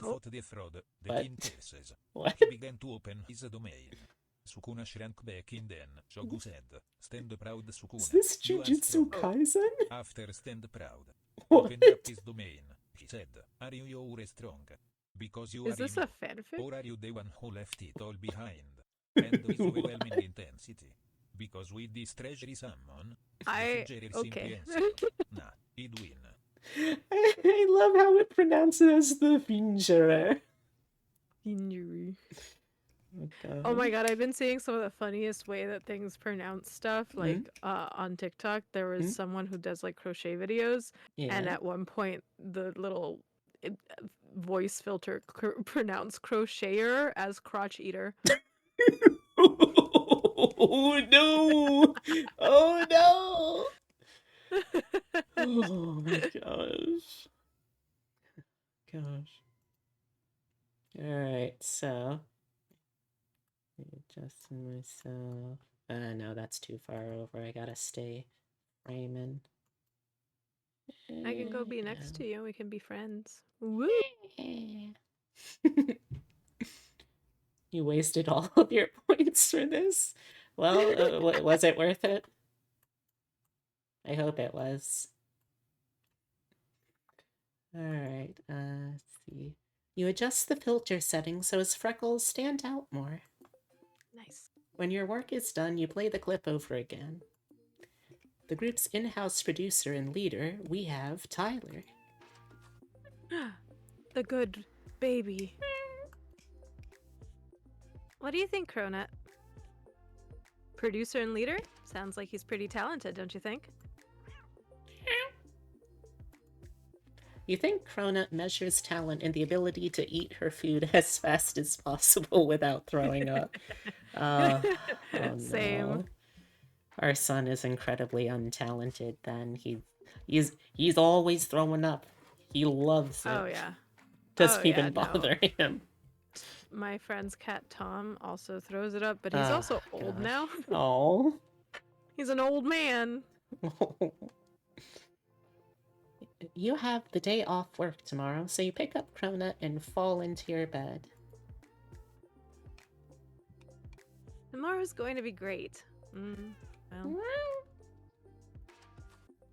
I'm going to make waffles at 10 a.m. and I'll get fish for dinner. Special treat. You fall asleep effortlessly. I do. Your phone is vibrating. Yep, that. Yes. Bzz, bzz. You blindly grab for it. It's your work friend, Maggie. She's texting you. Anna! Maggie, you okay? I'm sick. Ask if you can call her, I guess. Alright. Wait, I'll call you. That's the first time we've done something like that, right? Mm-mm. No, I'm all barfy. I Yum. got food poisoning at the company dinner. Nice. Wait, is that the one I turned down? Yeah, shut up. The Replay Boys have a concert tonight. We need someone to drive them to the arena and manage them. Wow, that sounds like a you problem. Can you help? Unfortunately, what we discovered is on our first day when we actually expressed our workers' rights and just said, nah, fuck it. We had a fantastic day off with Krona, and then they locked out that option, so we can't just say no anymore. Well, you know, something happened. There's lots of Police emergency cars and vehicles. emergency vehicles, yeah. Yeah. Oh gosh. I guess I can do it. Oh my god, thank you so much. You are a lifesaver. Yeah, hashtags just normal things at the moment, absolutely. You flop back onto your pillow. Your phone starts ringing and you reluctantly accept the call. Hello, Anton. Hannah, Maggie just told me you could take over management duties today. Yeah, I can help. Great. Okay, Hannah, there's gonna be a lot of things I need you to do, okay? A list of things. A long list.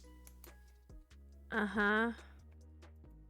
I'm gonna send you an invite to join our shared folder. That's going to have their addresses and phone numbers. No sharing. That stays private. I signed an NDA when I got hired, sir. Hello, Wiz. Hello. Alright. Yes, well, can't be too careful. Was that a wee woo that we That heard? was, Yeah, there it is. You can hear sirens in the background of the call. Is everything okay? Oh, yeah, fine. Don't ask any more questions. That's sus. Yeah. That's sus. Yeah. What? Anton, He hangs up. what is going on? What happened at that dinner? There was Why way lay more than down? bad tapas going on. You lie in bed and stare at your phone, feeling very confused. Oh well, your boss being eccentric was nothing new. After a moment of enjoying blissful silence, you roll out of bed and get ready. Ugh. Your mom has a minivan, which you will need to transport the Replay Boys to the arena. You read the itinerary while eating breakfast before heading to the door. I'll make you fish tomorrow, okay, Cronut? She sounds forlorn.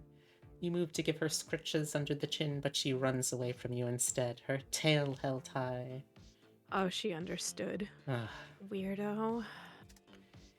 After getting the van, you figure the first member you should pick up is Tyler. Interesting. Okay, so this is the same as it was Yeah, last we're gonna time. pick up Tyler first. I guess that worked out for the best to have Tyler first. He doesn't live close to your mom, but you have the sneaking suspicion that as the group leader, he might actually be ready on time. You're not sure why. Maybe intuition. Tyler lives in a luxurious, but not ostentatious, low-rise complex in the middle of town. When you get to his building, you buzz for him on the intercom and wait. Hello? Get ready for Theodora talking to herself hour. Hey, we're here! Tyler. This is Hannah with Sovereign Records. I'm here to pick you up for the concert. Oh, okay. Were you sleeping? Yeah, I mean, no. I'll be right down. Hannah's like, You wait outside the door for him to come downstairs. A teenage girl is also loitering nearby. Don't trust her. Don't trust her. Sure. She seems occupied by her phone, but she also keeps sneaking looks at the front door. Time to beat the shit out of her. Oh, wait. Tyler blasts through the front door a few minutes later. He's on time as expected, but he looks absolutely out of it. Same. Purple bags stand out under his eyes and his hair is comically messy. He also walks right past you. Tyler? Oh. Oh! You're from Sovereign? Yeah, I'm your manager for the day, Hannah. Sorry, I didn't get much sleep last night. Out of the corner of your eye, you see the loitering girl is fast approaching. Run! Run! Hello? Are you Tyler from the Replay Boys? I love the No. Replay Boys so much. I was wondering if I could take a photo with you. No. I have to ask my manager. He turns to you with an anxious look on his face. We have time, don't we? So So- we've done both. I think so, yeah. I mean... I'm inclined to just say no and fucking leave. Yeah, I don't want to give her the room to, like, start doing other stuff again. Yeah. No photos. You grab Tyler by his upper arm and steer him towards the van. He's also a sleepy boy. What, really? But she's just a fan. So was the guy who killed John Lennon. Damn. Okay, fair. Tyler seems a bit stunned. I'm not exactly prepared to take a bullet for you, buddy. But I am going to operate with your health in mind, okay? I don't like the wording of this. I feel like that's foreshadowing something. Besides, we're on a tight schedule. She can always take pictures of you tonight at the concert. Yeah, that's what the paid meet and greet's for. Fuck yeah, it is. Your girl paid good money to go meet Hell and greet some yeah. fucking people. You pull the van door open with a flourish. Now get in the van. Tyler scrambles into the van. You decide to pick up Jax next. The drive to Jax's ostentatious high-rise is short, but you still hurry to the front door. You ring the buzzer once, then twice. The intercom picks up. Hello? Hello, I'm Hannah Reed. I work with Sovereign Records. I'm here to pick you up for your concert today. Where's Mags? Your entire management team got food poisoning. Did you get the email? Ugh. Okay, I'll be down in a bit. You sit on a couch in the lobby and wait.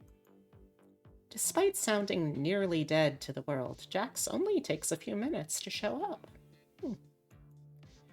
He walks right over to you as soon as he exits the elevator. You're Hannah, right? Yeah. You notice his shirt seems strange, as if there's a lot of writing on it in a language you don't understand. What does your shirt say? Huh? Oh, this. He looks down at his shirt as if he's seeing it for the first time. Your shirt. What does it say? Go fuck yourself, I think. You can't wear that. Who says I can't? Your record label? He just smiles. Okay. You got a shirt for me? Why would I? We're at your apartment. He stares at you with the same insufferable smirk on his face that he's had on this whole time. You're not sure if he's processing your statement with a neutral expression, or he's just waiting for you to catch his drift. Seriously, I don't have any clothes for you. It's probably gonna This is want all us. very different. Yeah, it feels like in this route he's probably gonna ask us to wipe his ass for him too or something. Go shirtless for all I give a fuck, dude. You're not even gonna offer to buy me some? Wow, bro. I'll buy I'm you a pack from Walmart. I'm like paid probably not nearly enough for this, but Oh, I ain't paying absolutely. shit for you. I get I get paid in packing peanuts. You are stingy, huh? Boy, you make more money than I do. Is this what negging is? Are you being negged? Look, I don't care what you're wearing. It's not my reputation that's going to be on the line if you get caught by paparazzi. Now, let's go. Well, okay then. You head out of the building and into the sunny parking lot. When We're you letting approach... him get away with it this time. Hell yeah. Look, he's very particular about what groups he wants to tell to fuck off.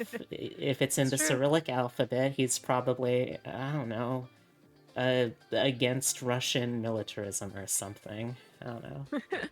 Jax is the kind of guy who'd show up to the function in expensive streetwear and then ask to bum a cigarette. You're not That's wrong. so true. You're so true. When you approach the van, Jax stops in his tracks. You're kidding. What? This is your ride? Did you think I was lying about being poor? Get in. You're suddenly feeling quite tired. God, me too, girl. Hmm. Do you guys want to get coffee? You swing the van off the highway and head to the closest coffee drive-thru. I'll get 3 iced coffees. Sound good? Yeah, that's good with me. Same here. Cool. You're driving forward to the next window when Jax leans over.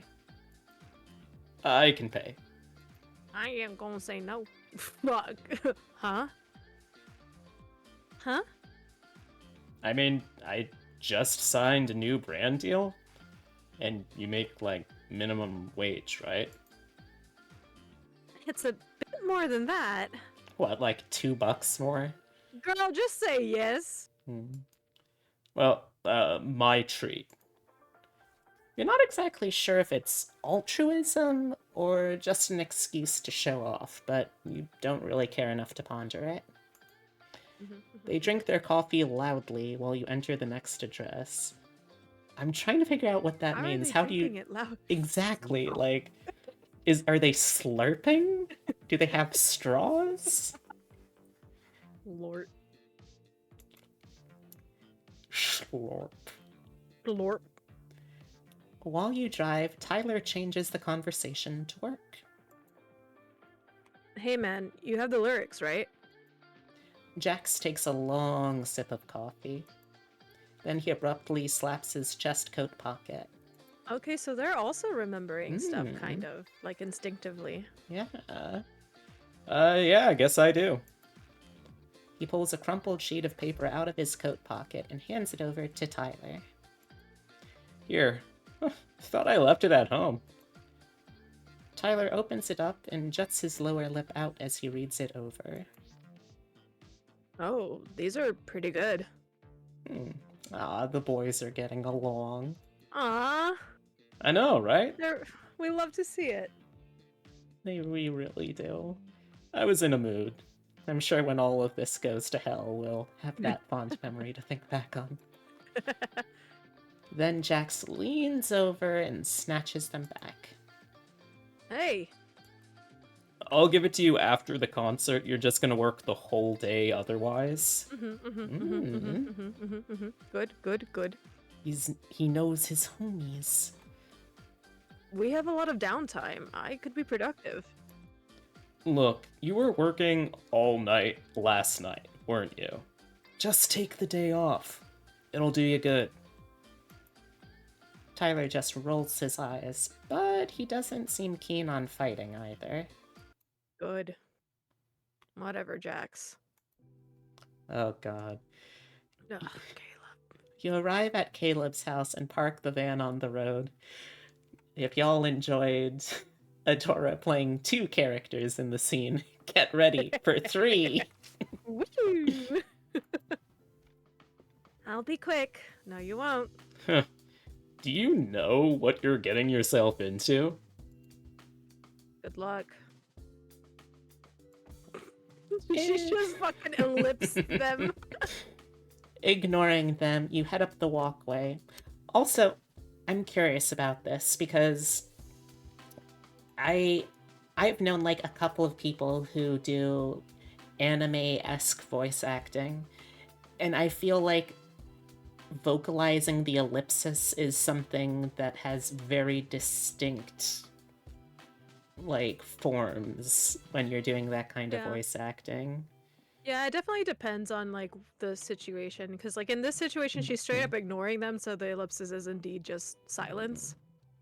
But if like it's like kind of thing, or like or a kind of, you know, like little Yeah, vocalizations. I think my favorite is Yeah. Alright. Well, ignoring them, you head up the walkway. You don't have a chance to knock on the door before it flings open. A middle-aged woman is staring you down. Fist fight her. Yeah. Who are you? Oh, hello. I'm Hannah. I'm an employee at Sovereign Records, here to drive Caleb to the arena. You work with Sovereign Records? Since when? Don't worry, Mom. We got an email about this. Caleb pokes head out from behind his mother with a dazzling grin. Pokes head out. Pokes head. You got an email? I didn't read it, but I saw it in my inbox. Why are you picking up the members of the Replay Boys when Anton hasn't even consulted me first? Who are you? What's your position within the company? I just edit their videos on their online videos and stuff. So you have no problem letting me run a drug test, correct? Okay, It's something different every time. she's de-escalated, because I think last time it was like, you have no problem with a purification ritual or something like Yeah, that. the first time it was a background check, the second time was a purification ritual, and now it's a drug test. You look at Caleb. He looks like he wants to leave. His mother stares at you, waiting for an answer. Oh gosh, we have so many of these at this point. Let's see. I guess these are the only 12 that we can get. Quel tragique. Alright. Fuck it, let's go. Let's leave. Caleb doesn't want to be here. Fuck, let's go. We ran away last time and it worked out just fine. Yeah. Sorry, we have to go. Caleb's face immediately brightens as you say this. Excuse me? I don't have time for a blood test, and I don't even know if you have the legal authorization to do that for employment purposes anyway. Nice. You jab your thumb over your shoulder. Caleb, get in the van. Okay. You head down the path, letting Caleb walk in front of you.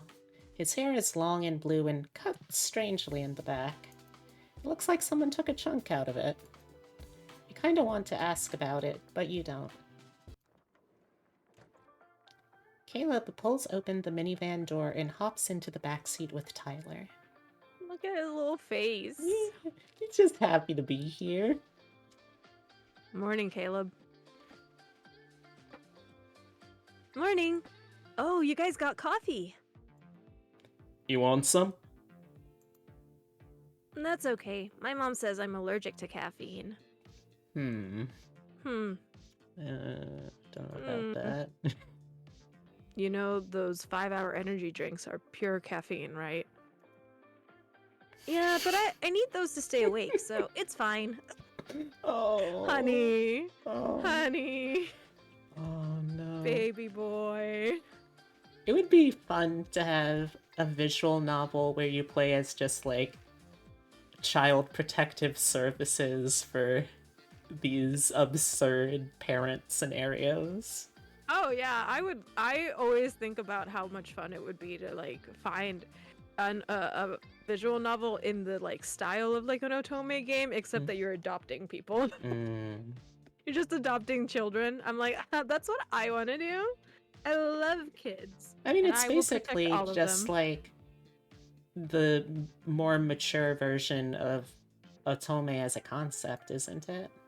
Yeah, I mean, yeah, it's the same as like, you know, having to do the same steps of like making someone trust you, except that instead of dating, you're picking them up to hold forever. These are your children now. Hey, Hello, Griffin. friend. How's it going? Alright. That's not an allergy then, Caleb. Caleb shrugs. Poor kiddo. You have memes primed and ready. I'm excited. Oh boy. Nico is last on your list. You park your van outside his apartment and turn to the boys in the back seat. I'm only going to be a minute getting him, okay? Good luck with that. Okay. The first time you said that, you were referring to Caleb's mom, who wanted to take my blood. Just normal things. Sorry. Honey, don't apologize for that. It's fine.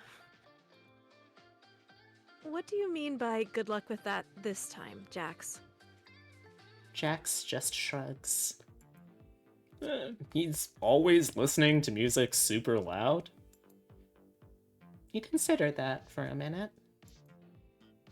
Does anyone have his key?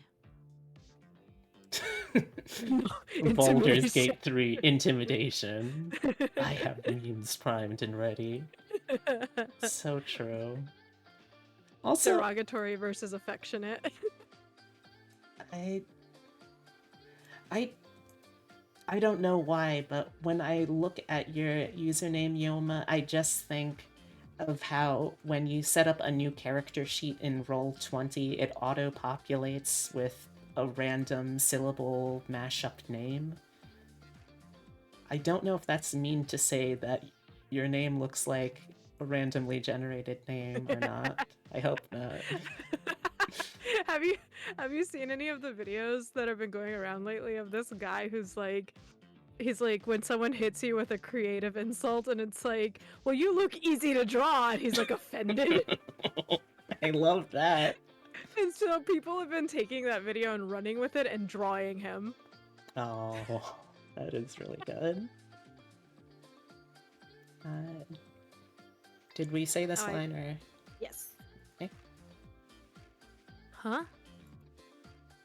Nico's house key. In case he doesn't answer the door. It's Ooh, Hungarian. Oh, the Hungarian people are about to shit. mass report and stream. Look at what you did. You Oh, fucking no. you fucking insulted the Hungarians. Oh no. I am so sorry. Of course not. That guy has his place locked down like Fort Knox. He doesn't even let us inside. Tyler cuts Jax off mid-sentence, tossing you a key. Wait, are you kidding me? No, that's Nico's door key. I forgot I had it. Does Nico know you have that? Look, don't tell him it was me. Okay. You leave the van before you're sworn to any more unethical promises. You run across the street to Nico's building, head up the stairs, and make your way down the hallway. When you arrive at his door, you knock. Nico? It's Hannah from Sovereign Records. I'm here to bring you to the arena for your concert today. You can hear heavy metal blasting through his door. There is no way anyone would be able to hear anything over that racket. You use Tyler's key to unlock the door and poke your head inside. The apartment looks incredibly clean. Oh! we get to see an apartment. Interesting. Oh. Incredibly clean. Like, that implies to me either he's, like, very, very meticulous, or it implies that, like, he doesn't actually use his apartment a ton. The countertops are spotless, save for a few dishes drying on the rack. It's enough to make you balk. You head deeper into the apartment. You can Miss hear... ma'am. You can hear snippets of a conversation as you move down the hallway. Ooh. Oh. I know it's national security since the entire court case is redacted. Well, not all of it, but most of it. What's happening? National security? Court Hello? case? Despite the blaring music, it was apparent that Nico is on his phone. Miss ma'am, go back towards the door and just yell for him. Don't do this. You peek through the doorway. Oh. Nico is sitting on the ma'am. couch, stuffing a box into an overstuffed backpack. I've read the report. They didn't reach a conclusion how they managed it. Like the report implied it was technology, but they couldn't prove it. It almost seemed like something supernatural. Oh. Supernatural, you say? We know nothing about supernatural shenanigans happening. Says the two non-humans hanging out over here. On the internet, no one knows that you're not a human. Yeah, I know it sounds crazy, but why would the feds get involved if it wasn't important? Hello, Nico? Nico leaps off the couch, drops his phone, and pulls out a knife. Oh, well, hello. You shriek and hide behind the couch. I told you not to fucking go near him, bitch. I don't remember the fucking password to give. She hasn't done that for any of the other boys. Crunchwrap Supreme! Can you imagine walking into someone's apartment? Crunchwrap Supreme! It's the safety word. Oh, man. What? I'm your manager. Nico stares at you, giant knife in hand. Maggie6, you got an email. Please don't stab me. Oh, okay then. Nico sheaths the knife. Okay, good. That turns off the music, apparently. His eyes are ringed with bags, his hair wild. He looks tired, and maybe a little crazy. No. Did you hear anything? Nope. I don't know, maybe? No, you don't say that, Hannah. Bitch. Not anything I Gosh. understood. He lets out a huff. Whatever. Not like it matters anyway. He tosses the knife in his backpack and hauls it over his shoulder. Let's go. Oh, okay. Wait, why are you bringing a knife with you? I'm into knife throwing. I was gonna film a video for socials while we wait for the concert. That's a joke, right? You're joking. Nico raises his eyebrows and adds nothing. Little shit. You lead Nico outside to your van. He heaves his massive backpack in first before clambering inside. While Jax ignores him, Tyler looks up from his phone. Hey. Hey. You just shake your head and adjust your mirror. Despite everything, you end up at the arena. Despite everything, it's still you. At the entrance of the parking garage, a member of the security team approaches your van and, after a quick discussion, waves you through. Nice. You find a spot and finally park. This is our first time playing in an arena. Do you have to be so loud? I can't help it. I'm excited. While you help the other members out of the back of the van, Jax has already made it to the elevator. What floor do we want? I don't know, Maine? Oh, there's a card reader? We need a card to use the elevator? Clearance cards, maybe? Then what's the security guard for? Your conversation is interrupted as a young man in a green tracksuit approaches you. My boy. An my adult. husband. I love him. Oh, you guys just got here? Hey, Lucas. Yeah, we did. Here, I'll let you up. Lucas uses his pass to operate the elevator and everyone clambers inside. You exit the elevator on the top floor. Everyone stumbles out as soon as the doors open. Lucas, at least, seems to know where you're supposed to go. Here, I'll show you to your dressing room. He takes the group to an area with curtains set up. This is the primary dressing room. It was cozy. A few couches placed inside the curtains to give the illusion of comfort and privacy. The members take their cue and immediately settle into the space. Nico drops his massive backpack on a chair. Caleb rifles through the mini fridge and grabs a bottle of water. Tyler and Jax flop on the couch. Give me the lyrics. Jax stares at Tyler while sipping the remnants of his coffee. Nope. Don't antagonize your elders, Jax. He's like at most 3 years older or something. I also think Nico's the youngest adult, isn't he?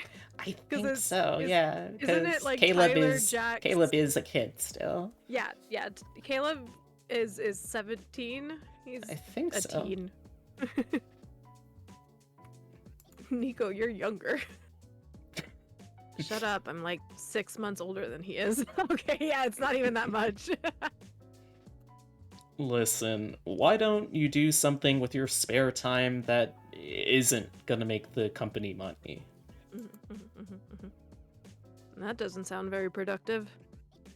Jax ignores him. Instead, he pushes himself to his feet and heads over to the TV positioned at the end of the room.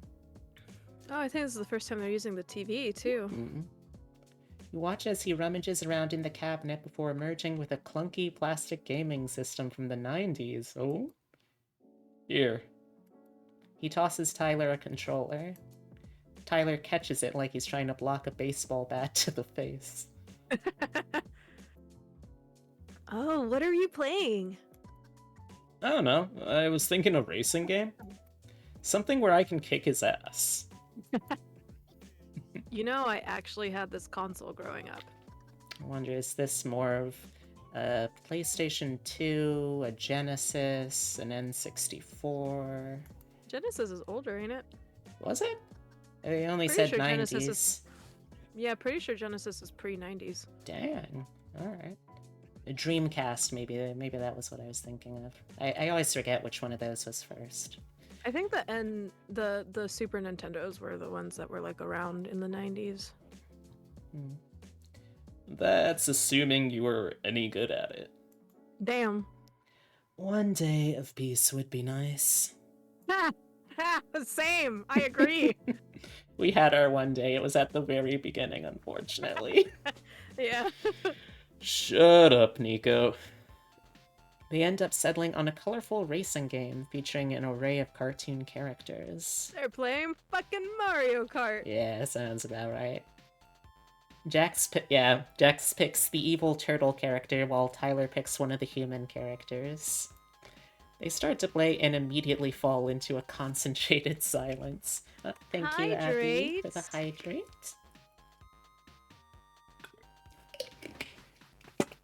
Thank you for hydrate. Posture check. Alright. I wasn't shrimping. It looks like I was just slouching a little bit, but I wasn't shrimping, so thank you for posture check. They start to play and immediately fall into concentrated silence. Caleb, sitting on the floor and studying the television like it's some kind of lost art, turns back to them. Did you really used to play this game? The graphics are awful. Oh my god. Kid, we're old. There are more to games than graphics. Seriously, I can barely tell what's happening on screen. Get good, kid. Oh my god, this kid was... The GameCube is older than this child. Oh my Or as I like gosh. to call it, the lunchbox. Yeah, I had one and I always wanted to, like, try to hollow it out to make it an actual lunchbox, but I never had the heart to destroy one. I get you. I get you. You fill in the details with your imagination. That's a lot of work. Caleb, shut the fuck up. I'll Rude, leave the poor kid Jax. alone. Oh, can't talk when I'm beating your ass, huh? The boys are fighting. You sit on the couch next to Nico. Tyler and Jax swear loudly at each other, their fingers clicking away on the controller joysticks as they veer around on the low polygon track. Fuck! Fuck! Eat my ass! What did I say? What did I say, huh? That's it. We're playing items off. Ooh, just getting serious. You can't play items off in the original, you little dweeb. Nico suddenly stands up and hoists his backpack over his shoulder. Hello. I'm going to the bathroom. He slouches out of the dressing room without further ado, the curtain snagging his backpack on the way out. See you. He's already gone. Oh. I'm coming for you, you Hey, Caleb, put your phone away. You guys are so funny. I want to post it on our socials. Well. Why? So our fans can fight each other to the death because I called their bias a ginger bitch? Damn. Oh my gosh. I love that, again, we're using K-pop terminology with bias. Like, even if it's not a K-pop band, they're still clearly doing their research. Yeah, yeah. I would like to see that. And I would like to not get anthrax in the mail, thank you very much. Your train of thought is interrupted when Lucas pokes his head into the room. Hey, Hannah, can I borrow you for a bit? Oh, sure. You duck out of the dressing room and meet Lucas in the hall. I just got off the radio with the audio team. It sounds like they're ready to move ahead with sound check. It might take some time, so I think the audio team wants you to get a move on. Oh, okay. Yeah, I'll get the members into the arena. Cool. I'll let them know you're coming. You make your way back to the dressing room. When you pull back the curtain, you're greeted with a scene. Oh gosh, okay, boy. so the We were first gone for, time like, it 5 was like minutes. a fist fight. The second time it was a human pyramid. Let's see. Jax and Tyler are wrestling on the floor of the dressing room. Tyler's arm wrapped around Jax's neck in a chokehold. We were gone for 5 minutes! Oh my gosh. Caleb is standing behind them, his arms raised in a cheer. Oh. The boy is here for blood.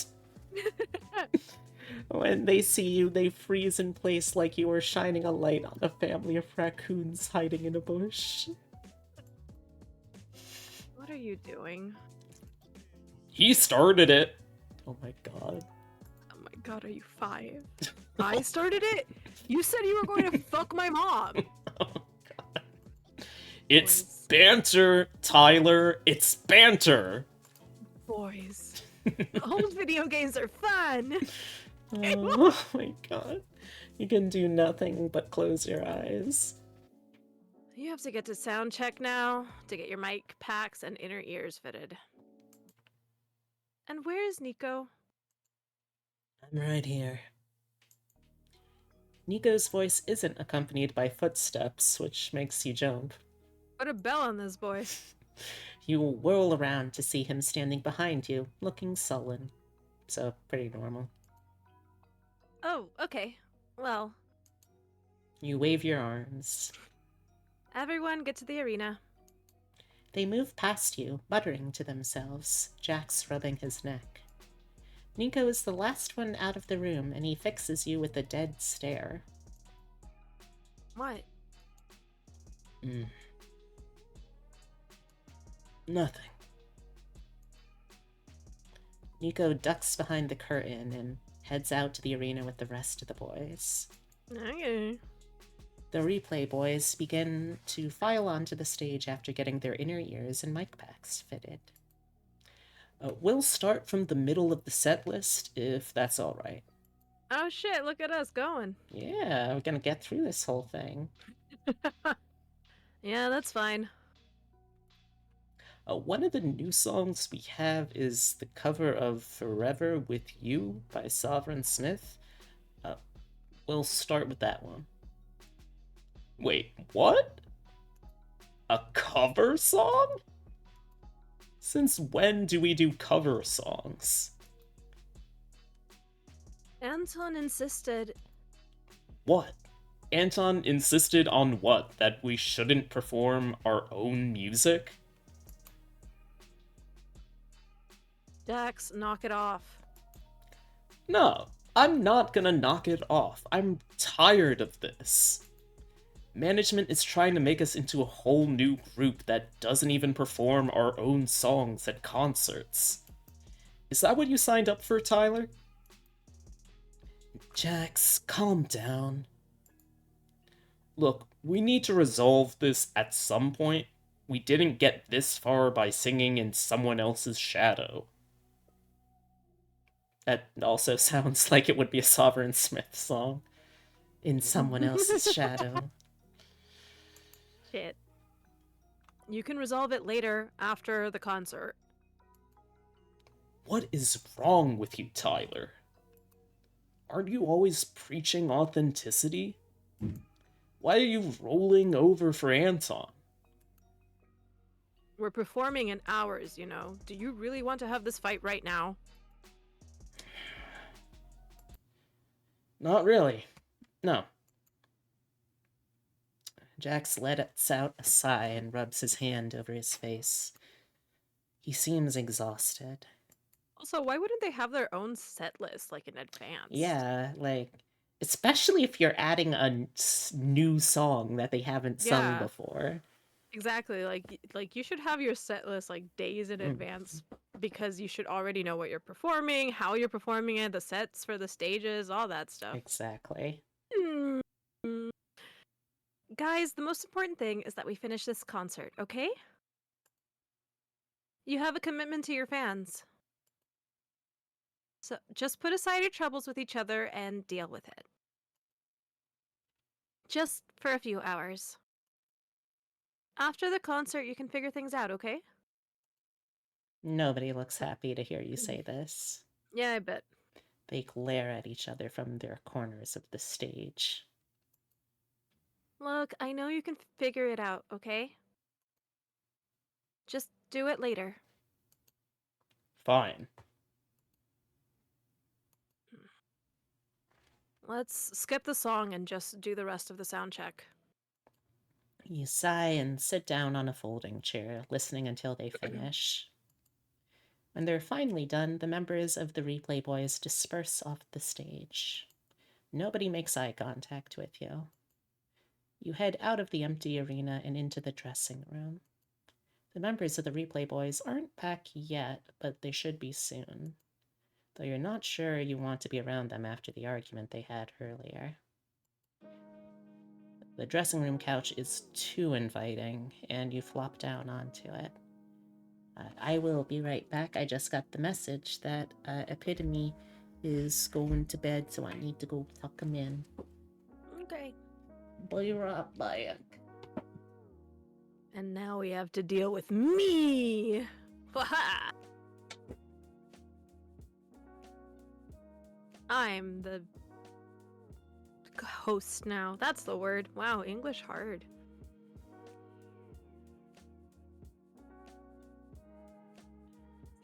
Hi, friend. This is my channel now. Hello, everybody. I'm B now. Wait, hold on. Wait. Baja! Wait, no. I'm behind her. Why am I not? Why? What happened? How did this happen? How did? Ah! I wanted to be behind her.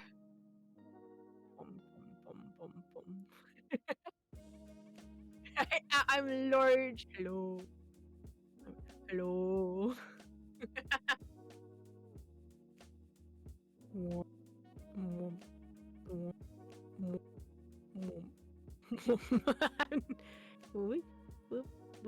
What if I'm small? What if I'm small? I'm gonna go stand next to Mothman. Mothman! You're a moth and a man, I said Mothman. I'm still taller than Mothman. This is... Wait, I can be smaller! I'm small. Oh, I'm very small. Hold on. Achoo.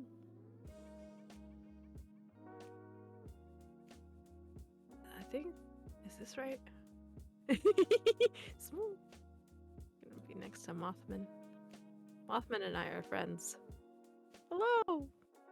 Da-da-da-da-da. I'm so teeny!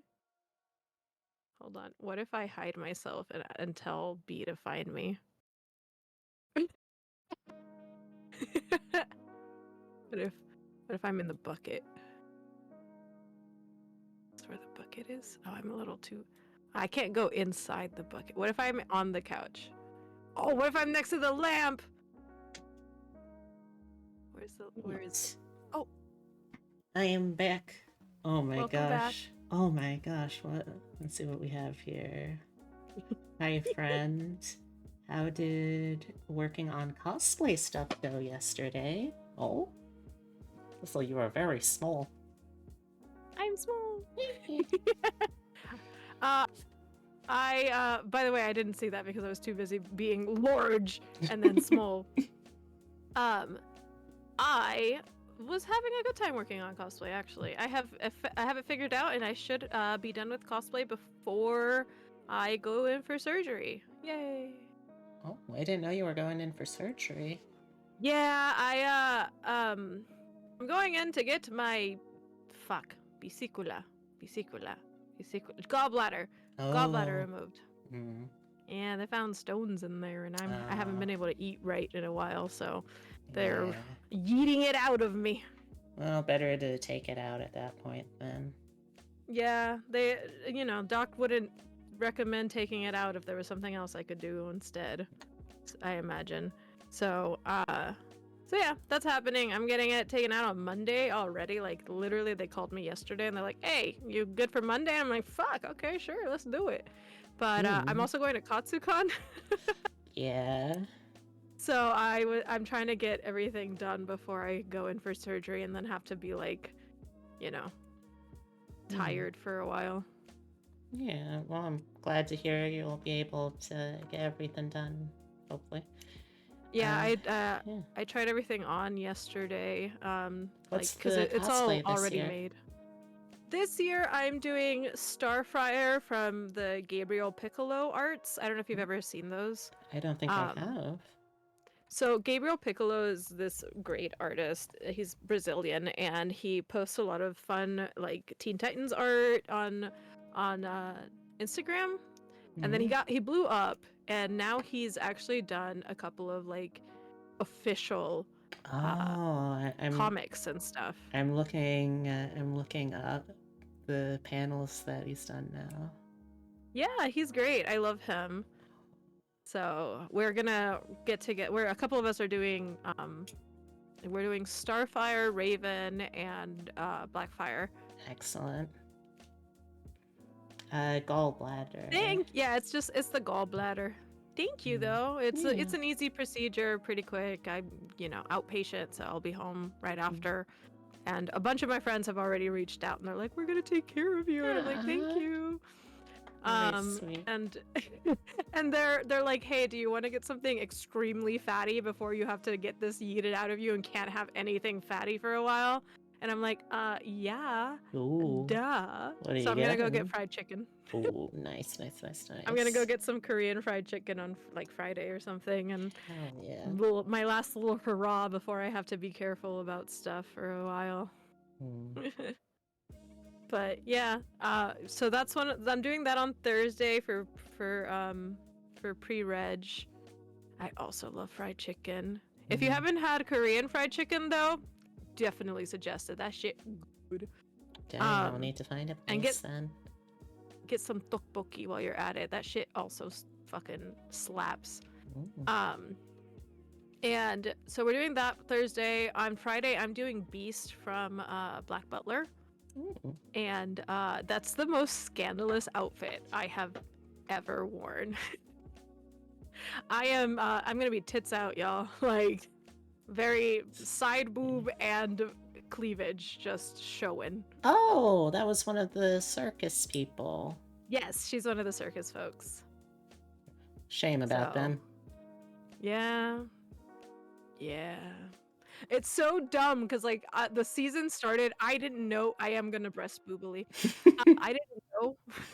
I had no idea. Danielle did. She was watching it with me, but she's reading it. Oh. She's like almost caught up, and so I didn't know. And so I went in going, "Oh wow, I like this character. He's my favorite."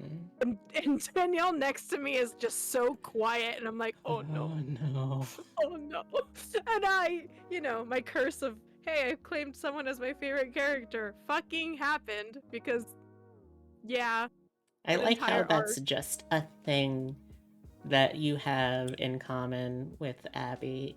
Every time something terrible happens to your Glorbo characters. It's so bad, dude. It's like, as soon as I say it, it's like the world shifts and reality has decided, oh, did Adora pick her fucking favorite character?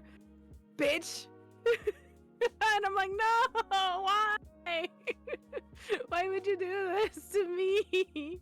The only time I'm safe is like in fucking like romances and slice of life shit. Mm. I'm like, no one dies in these. I'm safe. I am not safe in shonens. Even when they like come back, they still died in the first place. So I'm just like, great. Difference is that Diana picks the one who is her fave and that person dies, and in my case it's the one who I'm like, oh, I kind of want to cosplay them, and then yeah. I typically don't want to I typically don't cosplay my favorite character. There's like a difference. There's like the character that I want to cosplay is like, I relate to this character, I want them. And then the character that I is my favorite, I'm like, this is my favorite. And it can be anything from like, I wish to smooch them to I wish to hold them in my arms and protect them for the rest of my life. Who is your favorite in this? Who is my favorite boy? Do I have a favorite boy yet? I think if I had to pick a favorite boy, it might be Tyler. I really like Tyler. He has been pretty nice, yeah. There's something about them leader types, man. I like, not in actual like K-pop fandom, I don't go for the leaders, hilariously enough. But there's something about in like fiction where I'm like, yeah, I like them. I like these guys. Love them. Who's your... Okay, for some reason I always relate to dead girlfriends and wives. Oh boy, that's rough, buddy. That's rough. It's funny because it's true. I get you. I like Tyler too. Thank you. I also really like Caleb, but in the like, I want to pick him up and like, this throw is him my over child shoulder. now, yeah. Yeah, exactly. Like, I'm like, this, I've adopted this one. This one's mine. I'm your mother now. Like, I really like him. But I do really like the main character a lot too. I like Hannah a whole heck of a lot. She's great. I love her. She's so sassy. I love her. Baby. I think I would probably go Cronut as my ride or die, then Hannah,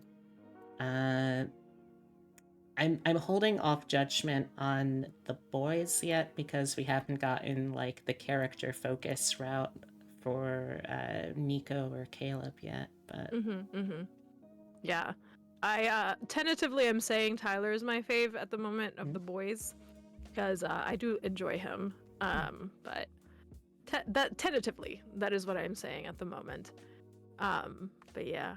And then I wasn't done telling you. I'm doing Amber from Genshin Impact on Saturday. That's And that's the one that you get as starter with the time bomb, right? Yeah, she's the first one that you get as for free. So I love her. I immediately fell in love with her. I was like, she's wonderful and I love her. And then I found out that she and I have like really close birthdays. Like her birthday is very close to mine. So no, Amber. No, yeah. Oh, I see. You're responding to Griffin. Yeah, Griffin. Amber is a person. Paimon is emergency food. Paimon's the little creature that floats around and is emergency food. Amber is the first playable character that you get that the game just kind of gives you. And one of her mechanics is that she has a little ticking time bomb that she throws out and it explodes. I love how it's just a big plushie of her too. Yeah. That's so cute.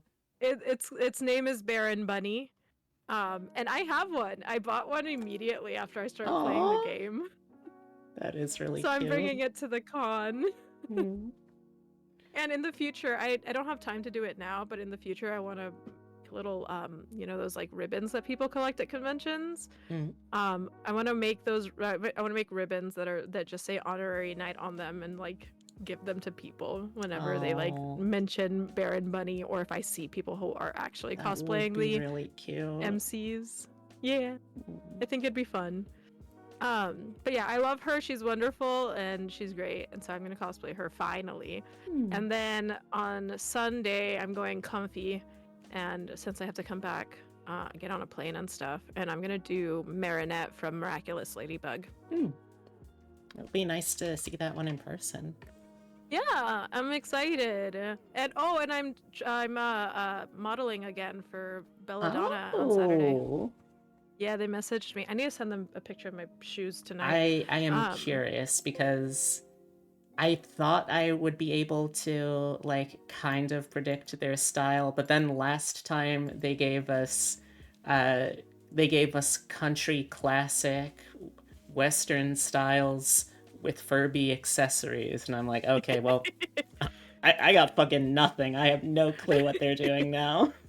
I also don't know because I keep finding they don't really tell us until like we get there. It's always a surprise for us as well. So they give us like a vague like catch you guys later. Okay, have fun. Have a good little clean shower, I guess. But yeah, cleansing. Take care. Cleanse them. Cleansing. Yeah. But yeah, we have like a small like idea kind of what they're gonna do, which I can't spoil here for y'all, but of course. I am very excited to see what the whole thing is gonna look like. So I'm excited, and yeah, I'm digging. I'm really excited. They give us an idea because they tell us what kind of shoes they want us to bring because of how it's gonna match and stuff. So I need to go look at the shoes that go under the category they gave me and see what I've got. Also, after stream, since I don't want to show it on stream yet, but this year I'm probably just going to be doing Dusa again, which is fine. I had fun with Dusa. I like the cosplay. She's great. Yeah, she's great. I love her. The thing I want to show, though, is so in February, some point after Katsucon, I'm going to be starting a birthday donathon to start raising money for some stream improvements and quality of life stuff, and probably also to help finance a road trip that I might be going on to meet a partner later this year. But very nice. One of the things that I'm going to be debuting is my 3.0 model, and I figured since I already promised my community that my next cosplay after Dusa is going to be of my model. I figure I might as well start with this one, since that way I am not committing to trying and find a very specific small Korean Lolita designer's outfit released like 14 years ago. But yeah, I'm curious what your advice on some of it would be. Absolutely. Feel free to ask. Hello. Hello, What Tyrus. is this replay, boys? Yes, we'll get back into replay boys now, I promise. Hello, Lolita. Yeah, Lolita. We're both Lolita. This We're outfit is Lolita Lolita pilled. inspired. We're frill coated. Alright, let's... the dressing room couch is too inviting, and you flop down onto it. Also, hey Tyrus, take care. How you doing? What's up? You probably shouldn't, but you lean back into the couch and let your eyes close. Oh. No, yeah, absolutely. Like, Lolita fashion's fun. I've been doing it for well over a decade now. And it's totally possible to do casual Lolita too. That's Oh, yeah. probably what I'm gonna try to move towards in my day-to-day wardrobe.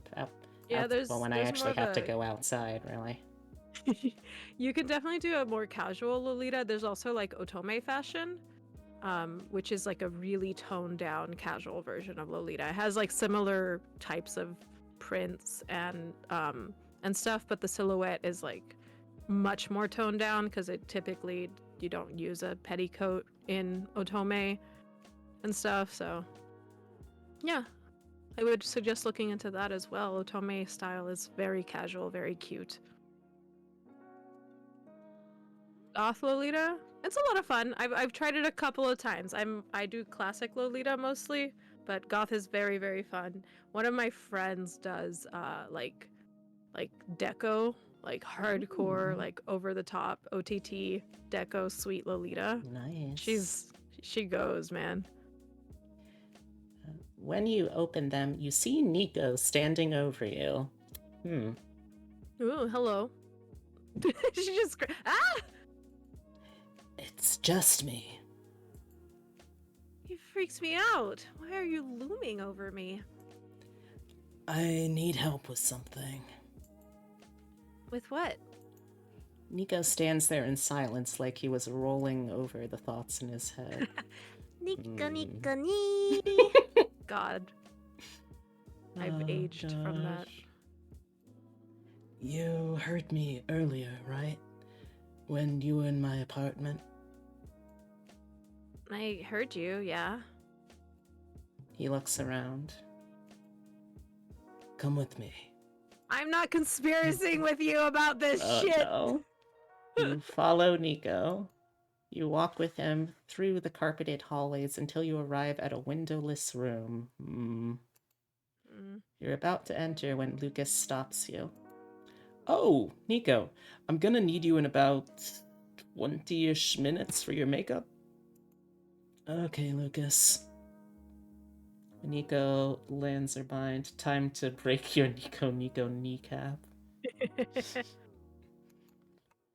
Nico snaps the door shut and then turns to you. Take off your shirt. Hello? Me too, bitch. Hello? What? Okay, time to make another save. God, we really need more save slots. I guess we'll just roll over these. Yeah, we're both like... I mean, he has a knife, so... yeah, I guess, sure. Fine. Okay, sure. Okay. Fuck it. Nico? Buddy. Tell me, is everyone in this group a whore? Oh my god! Are you guys just giving it up to every girl within eye contact around here? Because you're going to get venereal diseases that way. Oh, that's so good. Oh my gosh. You can't just ask someone if they're a whore. I'll do it, but at this point, I'm starting to be concerned about your health. Ma'am? You're saying you'll She's take like, the "All shirt right." off, right? Not that you'll just fuck them. You just call them a whore and see if it bothers them, like you do first date with your wife. Oh no. An expression flits across Nico's face as if he's forced to contemplate something that hadn't crossed his mind earlier. Oh. Oh, you think I'm sexually interested in you? You took me to a windowless room, closed the door, and asked to see my naked chest. Married 10 years, subscribe for more dating advice. Nice. Love it. I'm not sure how else I'm supposed to interpret that. Look, you're cute, but we have bigger things to be worried about right now. You think I'm cute? Right? That's what I took from this. You think I'm cute? Just... He pulls the neckline of his own shirt down just enough to expose the skin under his collar. Okay. Right here. Can I see that? I mean, it's not like you didn't expose that amount of skin at the beach, but whatever. You pull the neckline of your shirt down. Nico stares at it for a moment, a frown on his face. Uh-oh. Okay. Yeah, you're fine. Okay, thank you. What do you mean I'm fine? I mean, I can probably trust you. Okay, there's some sort of shit going on, huh? What, are you looking for a gang tattoo or something? I have a tattoo on my collarbone. Oh. Yeah, actually. Oh, well. He taps at his own chest. Should be a square-shaped mark right around here. You look down at your chest. There was definitely nothing like that on your skin. I've been concerned about the treatment of our fans for a long time. Oh? I feel like Sovereign is trying to manipulate them into becoming a cult. Gasp. One with tattoos? I'll get to that.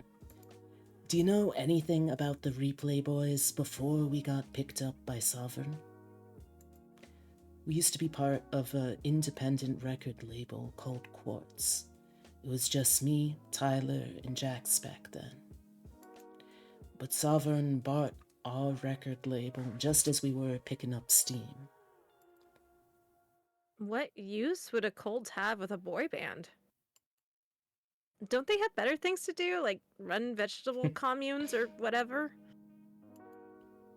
Do you know how to indoctrinate someone into a cult, Hannah? Does it look like? Usually, you want to target someone without a community, someone who may be feeling like they need to be a part of something more. You give them love, acceptance, and a place to call home. All that stuff. Then you connect them with other like-minded people who they can develop relationships with. But you position yourself at the center of that relationship. You make sure that they're friends because of you. You can ask them for their time, their public support, their dedication, and you reward them with attention and affection. But the longer it goes on, the more entrenched the relationship becomes. Sovereign has been using us to take advantage of our fans, taking advantage of that relationship to push their own marketing. You feel the sudden need to sit down. All right, so what do you want me to do about it? Huh? What do you think I can do? You said you wanted me to help you, right? I feel like something bad is gonna happen. Well, it wouldn't be the first time. That's highly unspecific, Nico. Sovereign doesn't have our fans' best interests in mind, and this is the biggest show we've ever done. I just don't want anything to happen to them because of us. What could happen? Look, I have an idea. Nico, makeup. You should go. Yeah, I'll go. And can you not tell the others about this? I don't know how they'll take it. I'll be quiet. Thanks, Hannah. Nico leaves to get his makeup done, and you sit in the windowless room. Take a look at a box of promotional flyers that had been packed up before the show. You pick one up and flip through it. Being a member of the Replay Boys fan club means that you will stand among our favorite fans. Your loyalty and dedication means everything to us. We love our fan club. Pretty innocuous, but you can sort of see where Nico is coming from with his concerns. With a cult behind the scenes rather than your run-of-the-mill capitalistic record company, the nature of it feels more sinister than it originally did. Caleb says, "We do everything for you." Nico says, "We know you have our backs." Tyler says, "The fans who get us on the charts are the closest to my heart." Jack says, "Only fan club members get to be my girlfriend." Ugh. Huh? I'm back. Oh, it's you. Nico's back. Why am I doing Nico voice still? Nico is back, now fully done up in his stage makeup. He looks slightly garish, but it was par for the course. Heavy makeup in normal lighting could really make any anemic, sleep-deprived metalhead look like a pop star. Do we tell him he looks ugly or looks good? I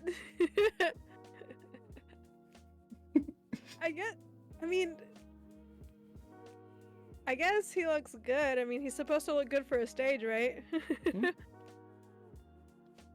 You know what you would say, Tyrus? Yeah? You look good. I think you're lying. You look good for the stage. I'm serious. Stage makeup is hard to pull off. You make it work. Are you hitting on me, Hannah? No, I am not. Absolutely the fuck not. No. I am being a professional. God, we're running out of spaces to not, like, overwrite.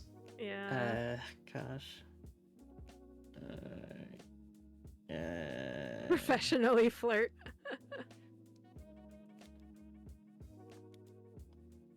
What? Can't I compliment you? No, you can't. Not unless you're gonna be 100% honest about it. What do you mean by that? Compliments are always loaded with something. People will tell me any lie under the sun if they think I'll be flattered by it. My attention is an overvalued, in-demand commodity. Oh my god, okay. He suddenly stops talking. What's wrong? Sorry, this probably sounds insane. Stop. I'm complaining about being complimented by you for looking nice. You think about it for a minute. Yeah, kind of. Not to be mean, but yeah, a little bit. I feel like this is probably the one that he'll like more too, if he's about not sugarcoating things. Yeah. Yeah, it's weird. People may have ulterior motives, but there's no reason to not take compliments at face value. That's kind of naive of you. but I appreciate the honesty. Okay, good to note. It's refreshing. I wish I didn't have to overthink things, but it's ingrained in me at this point. Well, you are very neurodivergent, my friend. So true. We can all unlearn bad habits. Yeah, if we want to. The conversation ends abruptly there as Nico hauls his backpack onto the table. It lands on the surface in front of you with a metallic clunk. Concert's in an hour. Mm-hmm. I need you to do something for me. Yeah, James Bond. What do you need? Oh, Me to no. wiretap my phone and call Anton while he's puking on the toilet? What the hell is that? Nico pulls out a gun! Pulls a gun out of his bag and places it on the table with a thunk. Hello? Hello? You stare at it. It's large, shiny, very heavy looking, nothing like a prop. Nico? Yeah? That's a gun. Yeah. Don't worry, it's not loaded. God. Christ. Have you ever done a mob execution? Nico? As he says that, he pulls out what looks like a small plastic box for fishing equipment and opens it up. He pulls out what you're sure is a full magazine and slams it into the gun. Hello? Nico, hold on. Now it's loaded. Sir? Nico, why do you have a gun? Because, Hannah, I have a bad feeling about this whole concert. Yes, you said that. Cults and stuff. What problem do you currently have that you think will be solved with a gun? I need to figure out a way to bring this on stage with me. Do you think you could rig my costume so I can fit a holster underneath? Whoa. Oh, hey, Roswell. Welcome, welcome. You've danced your way into the scene where the conspiracy theorist, member of the boy band, reveals he brought a loaded gun to the concert. It was unloaded, excuse you. He just loaded That's it. true. That's true. You know, honestly, this feels like it's a fairly reasonable escalation so far, though. We've gone from the guy who abducts us to go to the beach to the guy who asks us for cocaine and then goes to a college party to score it, to the guy who has brought a firearm and ammo to the occasion. I can't wait to find out what Caleb does. No. No? Look, it's going to stand out too much. Your stage clothes are so form-fitting. Do you really want your fans to examine your concert photos, wondering why you have a massive gun-shaped bulge jutting out of your clothes? Oh my god. It's not very kid-friendly, Nico. He frowns for a minute, looking down at the gun. Yeah, I see what you mean. It would be difficult to perform choreography safely. Yeah, that's what I'm getting at. Well, at least you're reasonable. Nico picks up the gun and holds it out to you. You can take it. Absolutely not. I am not taking your gun, Nico. What if we need it? I don't know how to properly use this. We don't need it. You're a pop star. There's security here. What do you think is going to happen? Nico purses his lips and doesn't say anything. You suddenly consider that this extreme behavior is illogical to you, but not to him, for a reason you don't understand. Nico, is there something you haven't been telling me? Look, Hannah, it's not that I'm trying to trick you. I just think there are some things that are difficult to believe. But these cultists, I think they have weird rituals and things. Our lives might be in danger. Look, you're going on stage. I'll watch your backpack, okay? I won't carry the gun or anything. I'll just keep an eye on your backpack. Okay, that sounds fine to me. What else do you have in here anyway? You almost wish you hadn't looked. The inside of his backpack looks like the inventory kit of a survival horror TV show. Are you preparing for the zombie apocalypse? Don't mind me. It's just a concert. Everything will be fine. I sure hope so, Hannah. Well, okay. I'm curious what your thoughts are on the, comparing K-pop band fan group mentality to cults. It can feel pretty culty, particularly with any of the, for example, the army can feel kind of culty sometimes because of how huge it is and stuff, and very hive mind and stuff. But there's always extremists in any kind of group, of course, and so that's always going to be just part of the course. But we're talking about BTS Army to be BTS clear. Yes. Army, the American Army is a whole other can of worms. But yeah, no, when we're talking about fan bases, it's really interesting because there is definitely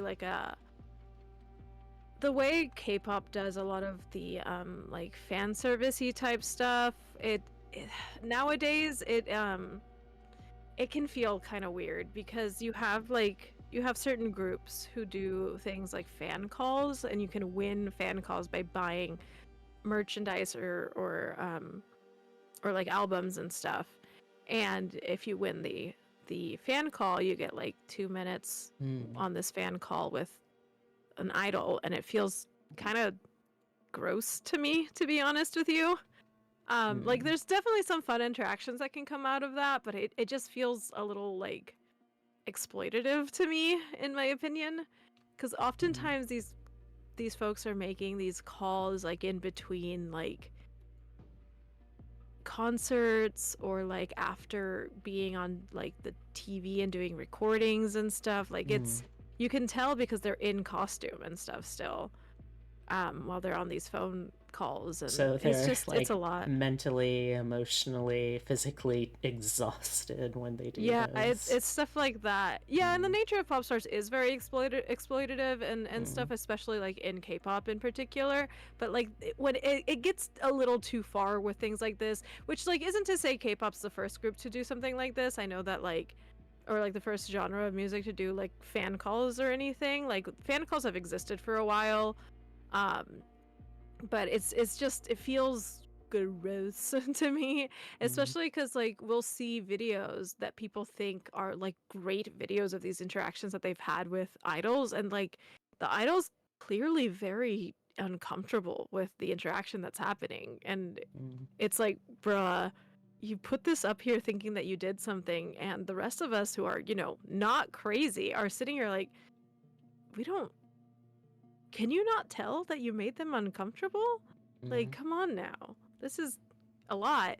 But yeah, there's definitely something to say about how cult-ish it happens, but it's definitely in most cases it's just a capitalistic situation, and you can make arguments that capitalism is also a cult because hello. It is definitely just a, capitalist situation of why not make official fan clubs where you have to pay to get inside of them and stuff, and so you have to pay this monthly fee and a yearly fee or whatever to be part of these fan clubs where you get extra perks, you get to see certain videos or posts from the idols that everyone else doesn't get to see, kind of thing. Although with the internet, with the way it is, half of that stuff gets leaked anyway. Yeah. But yeah, there's just a lot going on there, and I'm like, look, as far into like K-pop as a fan I am, I just one, I don't have the money to be doing that. But two, I just don't have the interest to be doing all of that either. Like, I'm just here to like, sure, I'll watch some of the fun videos that they put up online or like on their socials, and I like listening to their music, and I want to go to their concerts and see the fun stuff they do, particularly in K-pop, because the way K-pop does staging is like it's like telling a story during the concert. So that's always really fun to experience. But yeah, there's a lot, and like I'm just as you know, this is definitely taking it to the extreme, and it wouldn't be surprising to see stuff like that happen. But there's also like a whole conspiracy theories of like artists who die young to make them blow up at that point. Like you kill them off at the peak of their popularity, and then all of they get even more popular after they pass away. The 27 because- Club. Yeah, stuff like that. It's interesting, and there's a whole manga like dedicated to like that conspiracy theory, and it's called Princess I.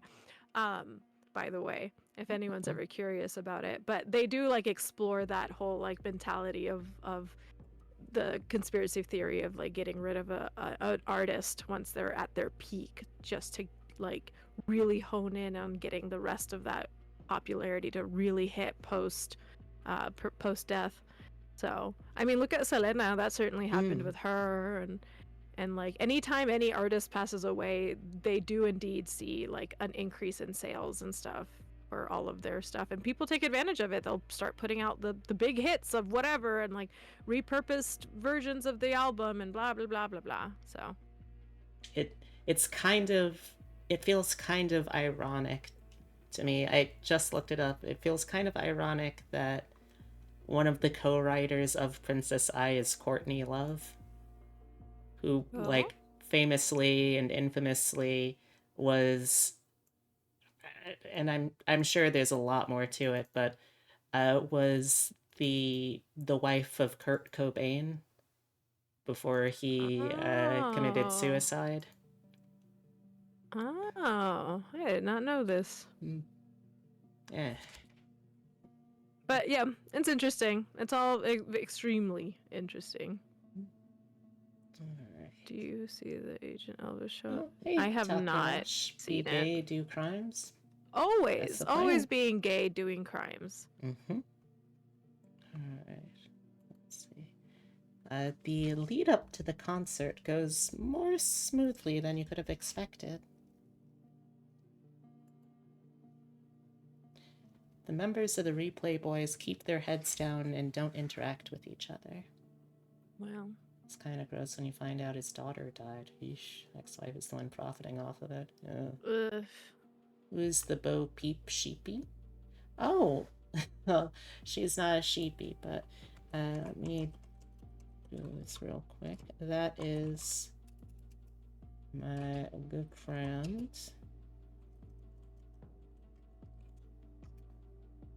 There we go. knightadora. It's me.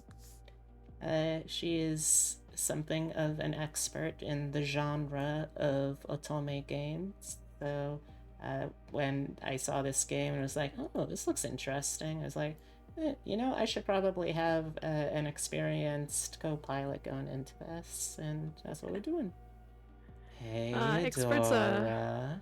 Yes. Oh my god. I need to get that sound clip, but Chase has that. Chase has a sound Oh clip. no. So that every time I go into their no. chat whenever they're streaming, they play the sound clip, because they say that to me. They used to say that to me every single time I went into their stream. They'd be like, "Hey, Adora," and I was like, "Hi, what's up?" Oh. Now they just made it into a sound clip. So Incredible. I've thought about cosplaying Catra before. And Adora, actually, but that's because I've been a fan of Adora since I was a baby girl. My dad used to watch She-Ra. Before she was rebooted. My dad used to watch She-Ra and He-Man a lot, so I grew up watching them in Espanol. Oh yeah, like I am not someone who knows a ton about different dubbing cultures, but I do know that uh, Latin American dubs always go super hard on Oh the yeah. performance end of things. There's a Oh yeah. reason that like so many Latin people I have met are diehard anime and cartoon fans. Oh yeah, dude. It's because the style of acting in Latin America really lends itself to voice acting in particular. Mm. Because if you watch like a novela and stuff or like movies, we are fairly dramatic in the way that we act, and it's almost like theatrical, which is what you want in dubbing or voice acting in general. You want to be more animated in your voice. Hmm. So, because you're not expressing yourself with your body whenever you're voice acting, even if you are moving and expressing yourself with your body in the thing. But yeah, no. Latina people in particular also extremely dramatic. But yeah, of course, any like also like Hispanic and stuff, yeah, like we are a dramatic people. We're right up there with how dramatic the Bollywood movies get and stuff. Mm.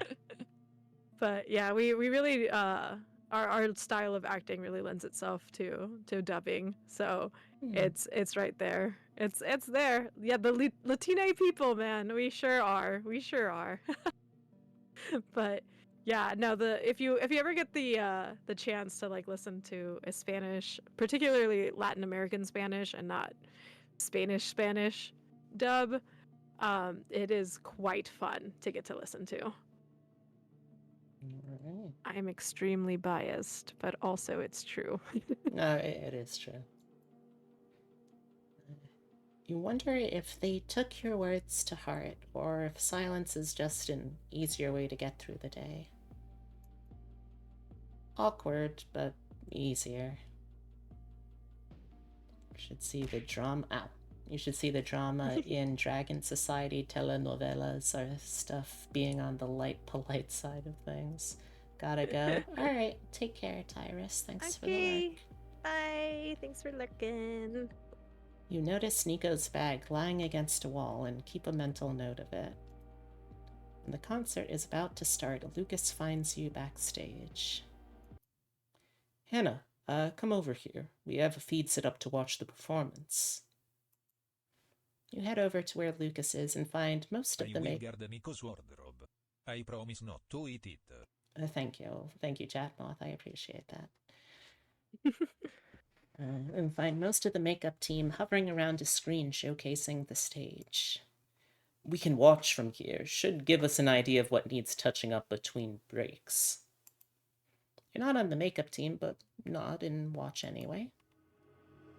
When the curtain drops, the arena explodes. Also, like, this outfit, you absolutely could have hit a gun in there. Yeah, that's totally not the outfit he's actually wearing for this concert. It's the same outfit that they're wearing in the beginning, so I'm sure it's not. But come on now, Yeah. at least give us the new concert outfits because this is not tight fitting. Not a bit. You can't think of a better word for it. The music is deafening, the bass shakes your teeth, and the vocals sound like they're vibrating inside your chest. The arena of 15,000 fans join in a collective wail as if it was an attempt to challenge the arena's powerful sound system. Everyone, we are the Replay Boys! And with that, the group launches into their fan-favorite track, All For You. You watch, mesmerized, as the four of them dance in complete sync, every step in time, like they're moving as one being. Their vocals, raw and deep, blast over a high-energy, dramatic pop song. Hannah, you're giving me anxiety. You're not watching this fucking bag. At least put it by you or something. The stadium thrums with energy as fans sing along to recognizable tracks, mixed to a beat that has the group moving in perfect choreography. When a song is over, they immediately break into another one. The crowd seems to surge like a flame being belted with oxygen. The first act eventually wraps up, and all 4 members of the Replay Boys sprint off the stage.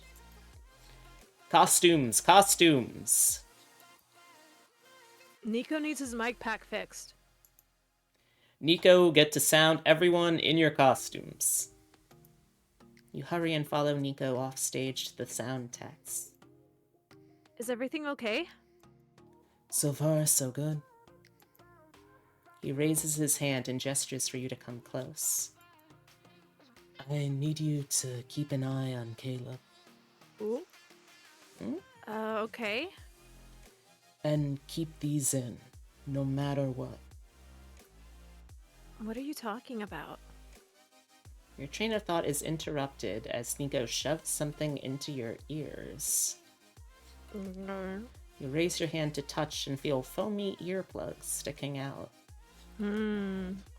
Back on stage, boys! With that, Nico is gone. Ooh.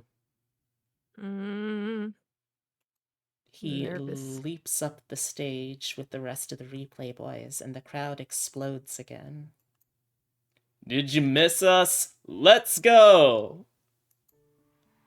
You look down at the itinerary on your phone. The next song up is the Sovereign Smith cover, Forever With You. You peek out on stage to see the members walking around waving their arms in the air. In the arena audience, you can see that fans are holding their cell phones, flashlights on, high above their heads. Where are the light sticks? Come on, people. Right? Get with the program. The lights twinkle over a dark sea of heads. Caleb steps forward and begins to sing. You watch from your position in the shadows when you've noticed the mood in the audience seems to have shifted. The lights are coming down. A murmur begins in the audience that grows into a chant. You're not sure what they're saying. You look around at the crew. You see Lucas standing next to you, looking up at the stage. What are they chanting? Lucas doesn't respond. Oh! His eyes seem to be glazing over. A hazy look replaces his expression of furrowed concentration. Oh boy. His eyebrows go lax. His mouth goes slack. Seems Hashtag fine. just normal things. Seems normal. Lucas? You wave your hand in front of his face rapidly, but he doesn't blink. Frantically, you look around for help, but everywhere you turn, you see similar blank expressions.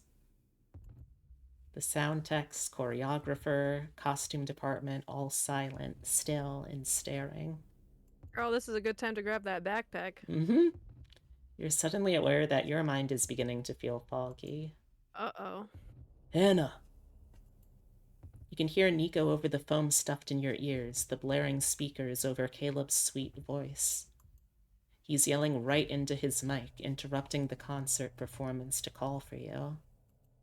Hannah, my bag!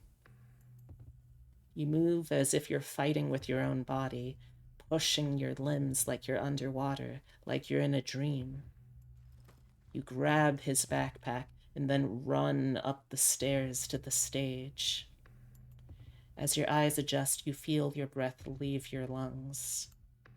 15,000 people are in the stands, silent. Oh, God. Oh, wow. Caleb stands in the middle of the stage, finishing his song. Jax and Tyler are standing still nearby with glazed looks on their faces. Okay. Nico is moving. He is running across the stage at full sprint, holding a mic stand like a weapon.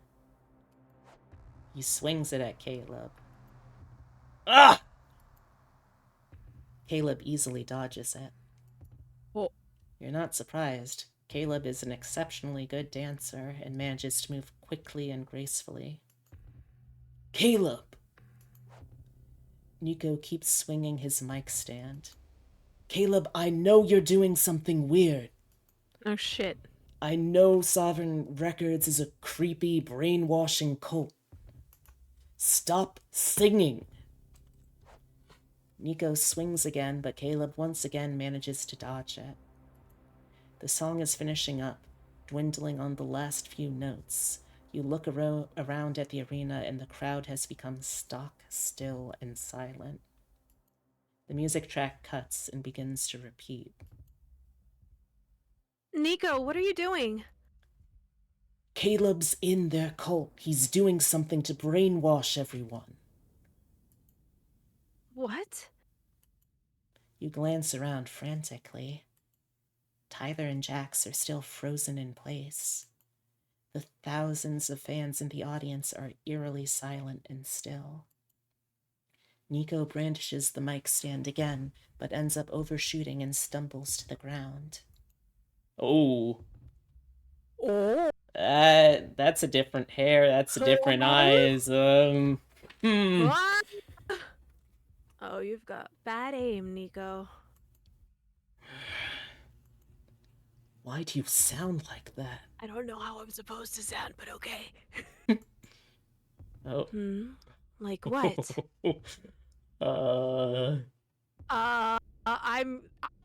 I'm inclined to give Nico the gun, but also fear.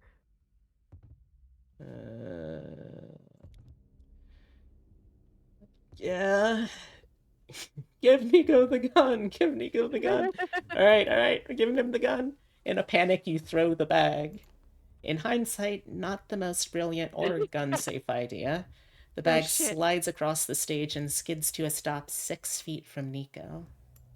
He leaps to his feet, scrambling for it. Meanwhile, Caleb turns to you. Hello. Oh, Hannah, you're still awake. What did you do to Caleb? That is not Caleb. What are you talking about? I know Caleb, okay? He's acting weird. Nico is staring at Caleb with fear in his eyes. Some sort of sleeper agent thing happened, huh? Did your mom make you do something? Are you in their cult too? Caleb gives a twisted smile. Nico's face flits between worried and sad and then twists into anger. He aims the gun. What? Are you gonna shoot me? Says man about to be shot. Oh, God. I don't know what's going on here, but it needs to stop. Don't you want to work together, Nico? I think we were a team. Oh, I thought we were a team. Do we look like a team? I'm pointing a gun at you. Does it look like I want that? He's got a point. It was just a suggestion. I don't want to make this a bad experience for you. Nico. You're noticing it now. The audience is shifting. Their gaze is turning to you. Hello? Nico, the fans! Huh? We need to get out of here. What are you talking about? You can see the shift happen. Jax and Tyler turn to you and step forward. You back up almost instinctively as 15,000 people begin to move towards you. Oh, no. I hate this. Run! Oh, the music. Come on.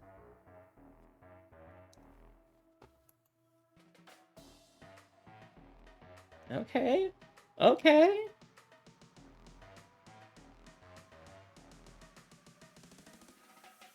You don't consciously know where you're going, but you know you have to get out of the arena.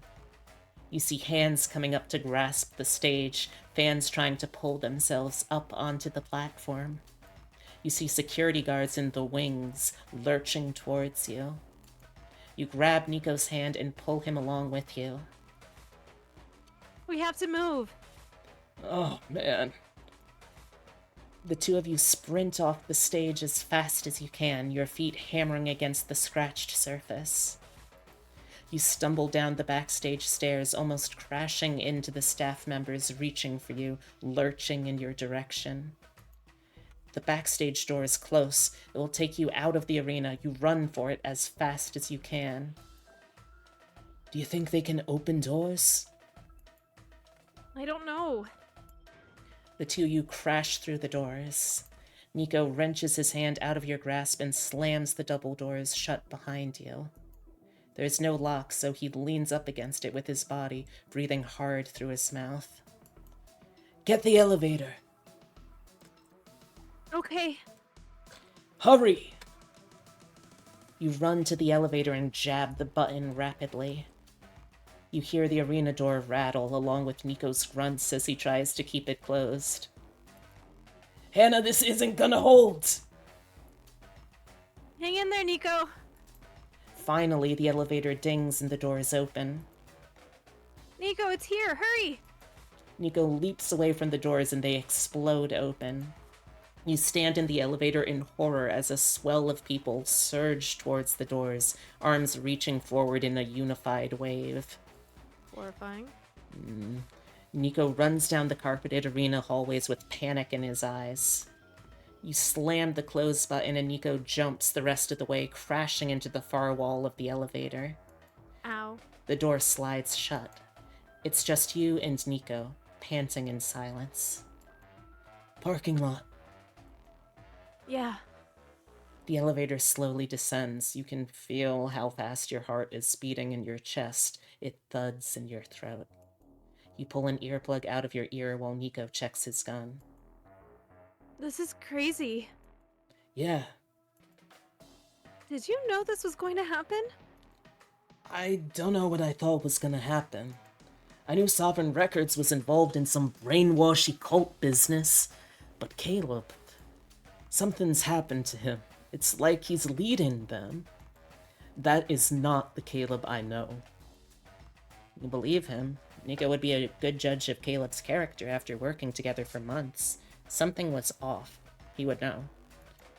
Hannah, Yeah. do you trust me? This is an Aladdin bullshit right now. I trust you more than Caleb right now. I'm serious. Do you really trust me?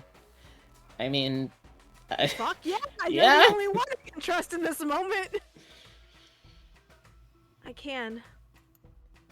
If you need me to, I can. A wave of relief seems to wash over Nico's face. Okay. Thanks, Hannah. The pinched look on his face gives way to something else, something more relaxed. Even after everything you have been through so far, that confirmation was something he needed. Oh, poor baby. Like it helps him reach a decision. The elevator doors open to the parking garage. It's empty and dark. You give it a cursory look before turning to Nico. We can run for it. Yeah. You scamper across the parking lot towards the van. Can we really get out? You don't reply. You fumble with the keys, your hands shaking as you unlock the van door. You leap into the van and throw yourself across the seat to unlock the other door. Once it's open, Nico scrambles into the van, his eyes wide. Come on, drive. You don't need to hear him twice. You step on the gas and the van lurches forward, screaming through the underground parking lot. Do you think the security guard's going to let us out? I'm not sure, Nico. I'm gonna snooze that since we're in the middle of an action sequence. Oh. Dang it. Dang it. I missed. Okay, let's see. What was... I know that there's a way that I can... Well, something happened. It said, I think it said when we were reaching the exit, her stomach dropped. And then this. The gates are down. God damn it.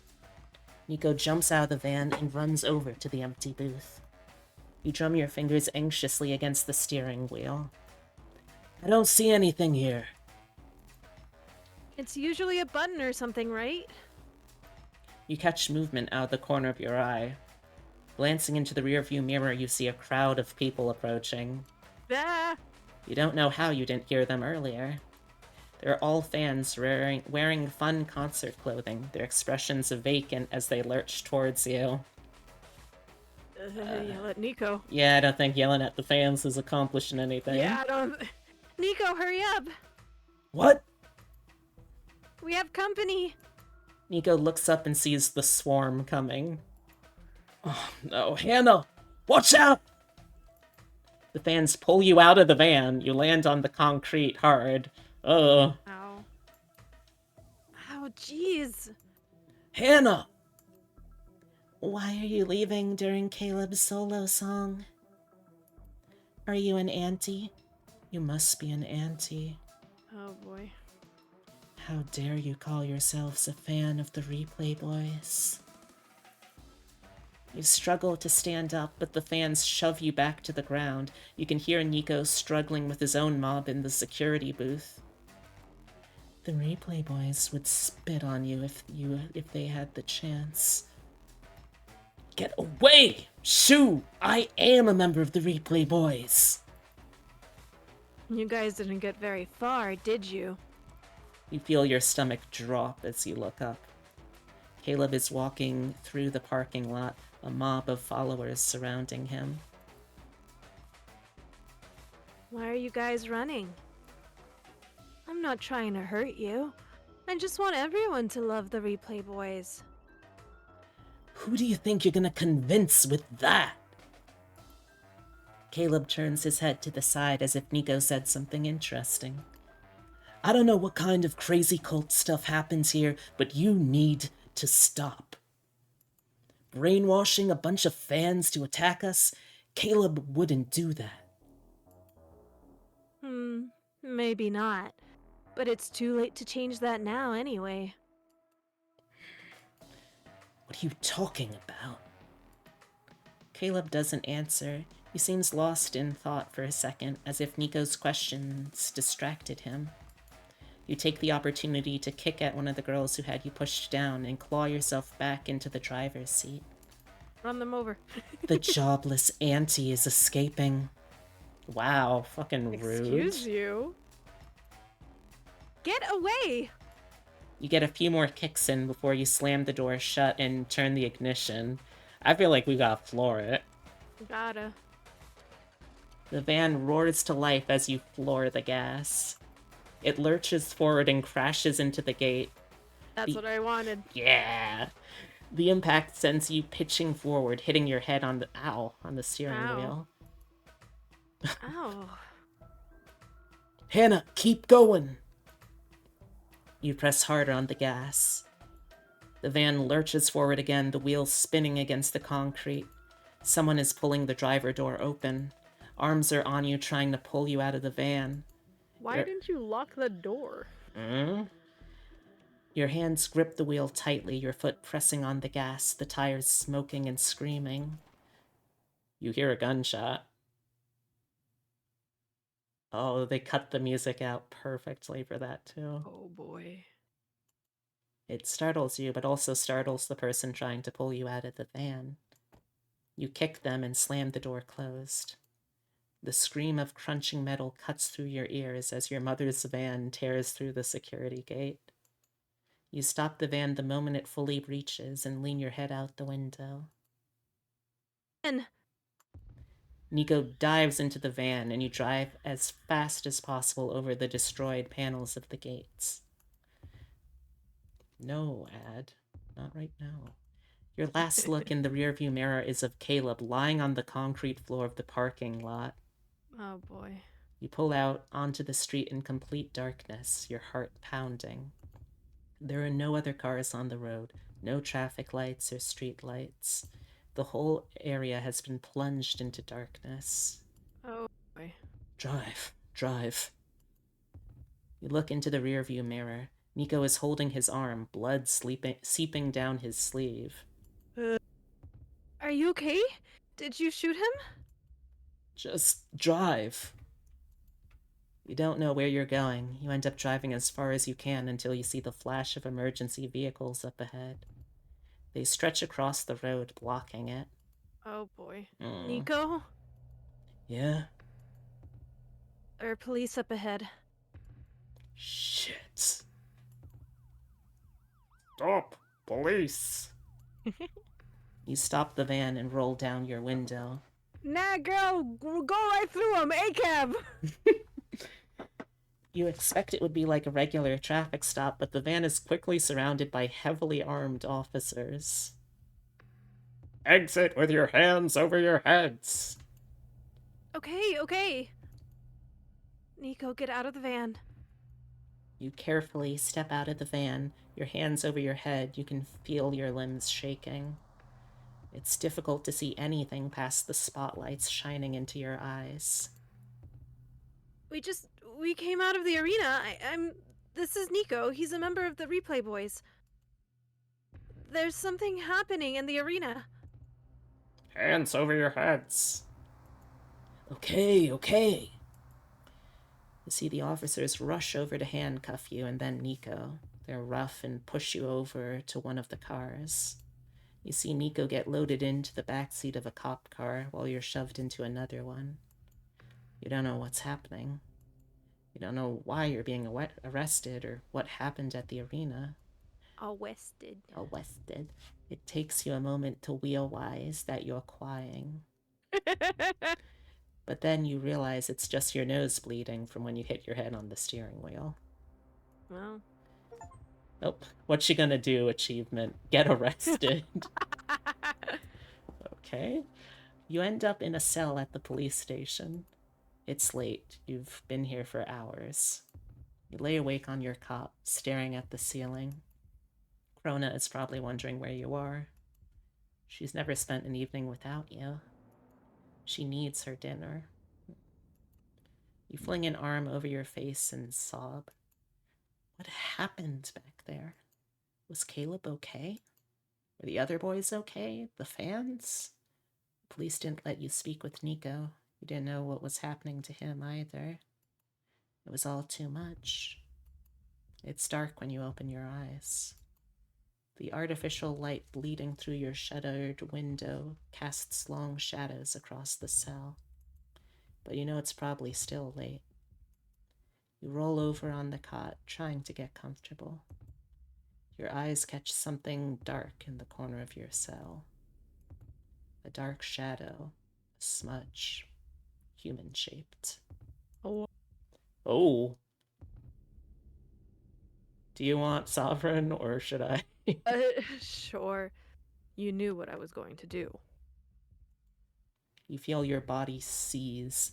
Electric fear pulses through you. Someone is in your cell. You tried to stop me. You can't move your body. You're frozen as you lie there, staring at that black shadow. A hallucination. An apparition. It steps forward and you feel it wash over you all at once. A supercut of a life that wasn't yours, flashing in front of your eyes.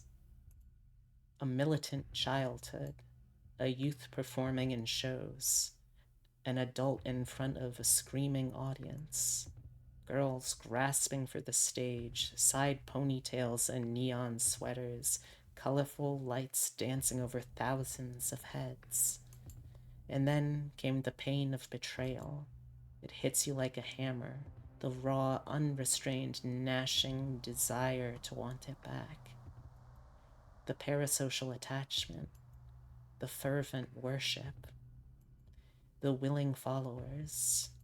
You know without putting a name to it that these kaleidoscopic visions belong to the pop star legend, Sovereign Smith. You can hear your breath echo in your own ears. You don't know what to say. It feels like you're speaking in a lucid dream. Like when you got your wisdom teeth removed and your body felt like it had disconnected from your brain. Caleb dead? The voice that responds isn't audible. It's coming from somewhere else. Why do you think I'm here? Are you a ghost? Not his. His voice is soothing, hypnotizing, calming. You can understand why there's a whole cult dedicated to him now. Did you use earplugs so you wouldn't hear my song? Yeah? Good. Did anyone tell you to use them? It was Nico, wasn't it? Don't hurt him. He will be fine. You feel that in your body. It will be fine. He will be fine. Nothing will hurt you. You will be safe here. He be fine? I wouldn't do anything to hurt him. Don't worry, love. I can't have another mix-up like that happen, though. It's dangerous. It's dangerous to brainwash 15,000 people using pop music and ghost magic. Yeah, tell him, Hannah. True. Fight him. Fist fight him. Beat the shit out of him. Gonna throw hands with the ghost of Michael Jackson. Go. The words tumble out of your mouth like you were drunk. You feel a rush of something surge through you, like the feeling when you saw a cockroach skittering under your fridge. Scrims. But the burst of emotion disappears as quickly as it came. You suddenly feel very relaxed. You hear ocean waves slapping at a shore. None of that now. Huh? You have a lot of longing in you, don't you? Are you lonely? I'm a bit lonely. But it's okay. I have a cat. I can see her in your memories. Don't you lay a finger on Cronut. Right? You leave Crona the fuck alone! She seems very sweet. I'm sorry you can't be with her right now. His words are touchingly earnest, and it makes you feel warm. It's a shame you aren't following me. You're more useful than that, child. You're so hardworking. You're attentive, dedicated, and kind. You would have been the perfect manager, Hannah. Despite everything, despite the fear, the horror, the anger that you'd experienced tonight, the praise from Sovereign Smith felt calming. Yeah, I'm pretty good at my job. I know you are. You're special. Yeah, I'm the main character, duh. So special that I think I'll be back for you one day. Promise? I promise. But you need to become my fan first, okay? Then we can understand each other better. You feel your mouth twitch, like your body knows his words sound stupid, but your brain doesn't. Good night, Hannah. You didn't notice how cold the room was until you feel yourself shivering. The endorphin high was still blooming in your brain. You rub your arms as the red warmth of Sovereign's words bleed away to the memory of Caleb lying on the floor of the car park. Caleb was dead. Caleb was dead, and Sovereign said he would come back for you. Felt like a promise made in the height of emotion, something you didn't fully understand, and you asked for it. You just felt the overwhelming desire to please him, to let him know you appreciated him, to be seen by him, to have something that bound you to him. It feels like a jail sentence. A promise of how things will end. Oh, got another one. In your head, complete chapter 3. Nice. Oh boy. promise of how things will end. Okay. Hey, well, Huh. my God, what the fuck? Oh boy. Oh my God, we're in deep. Oh, Yeah. I oh my Lord. really need fucking more save slots for this shit. Good night. See you later, Griff. Yeah, sweet dreams. Stay around. Oh my God, I don't even know how to feel. Like I'm. Everything is Yep. good and normal. Oh my God. Oh my god. Fuck. What? What a great way to start your adventure in Otome Land, my friend. I'm glad. It feels like it certainly feels like something. I don't know what. It is certainly not anything like I've played before. I will tell you that. My Oh. God, there's a lot happening here. Well, I'm glad to have been able to introduce you to it too. Then. Yeah. No, it's so interesting to see some really like creative takes on the otome game genre, because you know you get your usual like just visual novels, very straightforward. You go through things, you get you know your endings or whatever, and then you get shit like this where we're going through loops and slowly unraveling shit, and you get shit like Mystic Messenger where you're going through different shit. My God, it's interesting. Oh my gosh. Whoa. Whoa. Well, Oh gosh. phew. Well, how are you feeling too? Well, we are getting to where I'm at my stopping point for stream. It's getting late and I still gotta do some stuff and then go to sleep and go to my 9 to 5. Well, we just finished a route, so that seems like a good of a button as anything. Yeah, and this was such whew, what a route to go Yeah, through. My God. I was not expecting that to be the first. Like, I figured eventually we were going to have a route where things just popped off like that, but I wasn't expecting it to be the very first character route we got from one of the boys. I'm very interested to see how it goes with Caleb. Oh my God. I can only imagine if we're gonna go world batshit here. Like this is it, right? Like this is where we're going. Like if Nico's route is anything to go by, my God. Yeah, I see why we started with Jax. We ran away from everything. like if things are just gonna continue escalating from here, what is the next step after that? That is the question. I'm wondering if there's some way that we can, I don't know, stop this from happening because of Caleb's route. I'm so confused and concerned. What I'm curious about though is like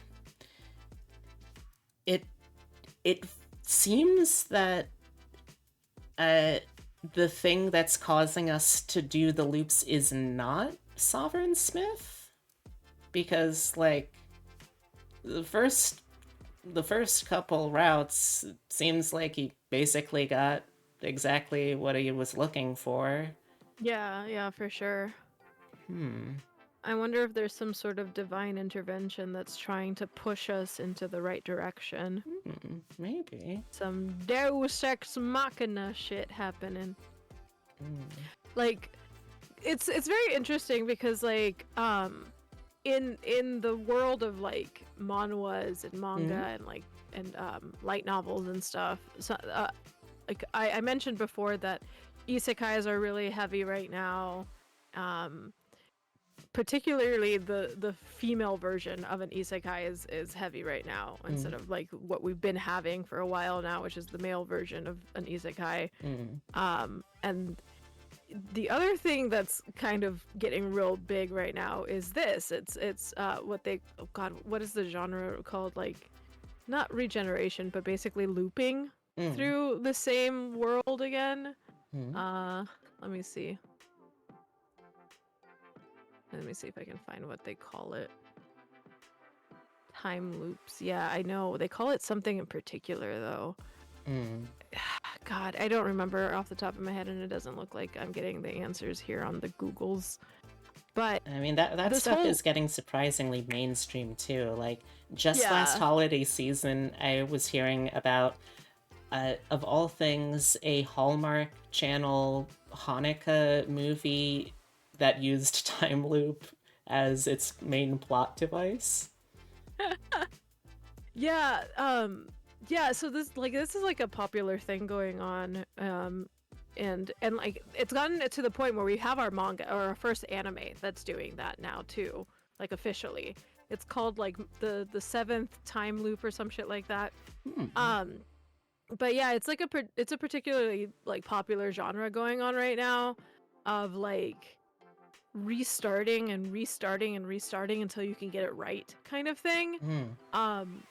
And it's really interesting because like it's basically like the world itself is like you are the chosen one to like have to fix what the world is going through for some god awful reason. You're the one who's been chosen to have to live through this over and over and over again until you fix it. And it's really interesting to see it happen because there's one that's like super meta about it. There's one that I really like that's super meta about it, it's like she like accidentally signed up basically to do this whole like rebirth thing, and she like bought a like an insurance program for it by accident. Oh no. And so basically this insurance gives her like the full package that they ask her, they're like, well, what kind of like thing do you want to be reborn into? And she's like, I want like child rearing rom fan, which is romantic fantasy. Because she's like, if like that'll give me like the best, that's like the best genre to like have me survive in and be happy in, is me getting to be a child, being loved by a person who has money in particular, and like it's a big old cute romantic fantasy thing. And they were like, well, let's see what you're qualified for. And she gets qualified for what they call an S-class rebirth, which means the entire world is trying to basically kill her. Like, it is an S-class difficulty to survive in. Oh, and they're like, oh, well, unfortunately, this is what you're in. And she's like, I don't want that. I want the opposite of that, actually. And they're like, well, we have the title that you're being reborn into, and it's called something like it's like the 100 time loop something. And she's like, I'm sorry, hold on, I gave up with this light novel because it was so frustrating to see the main character have to die over and over and over again 100 times before he can finally get to the end. And like, I didn't even finish it. And she was like, no, I don't want to be reborn into this. And they're like, well, that sucks, here's the package, goodbye. Oh no. And so she's reborn into this as like a kid who's like a side character who's supposed to die pretty early on and stuff. But because she bought that like insurance package, she actually gets like a boost in stuff so that she can learn like the magic of the world. She starts learning like sword fighting. She's basically has all these like materials to be able to do stuff, and she's able to even talk to the to like the quote unquote gods of this world. And she's like, hey, you should let me do shit. And like one of them is pretty like sweet on her, so he totally lets her get away with shit and stuff, and it's very fun. But yeah, it's a really meta like look into the looping genre, because she runs into the main character at some point, and she's like, okay, well, what loop am I supposed to like? Is the tutorial gonna end at? Because she gets a little tutorial phase where nothing will kill her just yet. Oh, that's nice. But the tutorial ends when she turns like 18. So like then the world goes into like S-class hard level. And so she's like, well, what loop am I going to be in so that I can prepare to know what happens in that loop kind of thing. And they're like, well, you get the 17th loop. And she's like, no, that's so early on. Oh no. So she's like desperately trying to like maybe have this be the final loop instead of going through 100 loops and stuff. So it's interesting, but it's interesting to see this in a game setting too. Like, how rad is that, right? Yeah, Like, it's particularly in a Otome game setting, I should mention. Yeah, it doesn't feel like the sort of thing that they would, I don't know, like I don't know actually. Is it the sort of thing that when you play through an Otome game, for each route they want you to feel like a sense of satisfying, yeah, this is a nice tidy little ending. I have completed the route for my chosen one, and like I am satisfied now. I don't really need to see what else there is right now. I got everything I want. Yeah, and like that definitely happens. Like that as a genre, it happens where like you do your one route and then you don't pick up the rest of them kind of thing. And it can be attributed to many things, like like this isn't your typical type of game and stuff. Or like you just forget the ADHDs are real, neurodivergency just makes you forget that you can keep doing this over and over again. Whatever the case may be.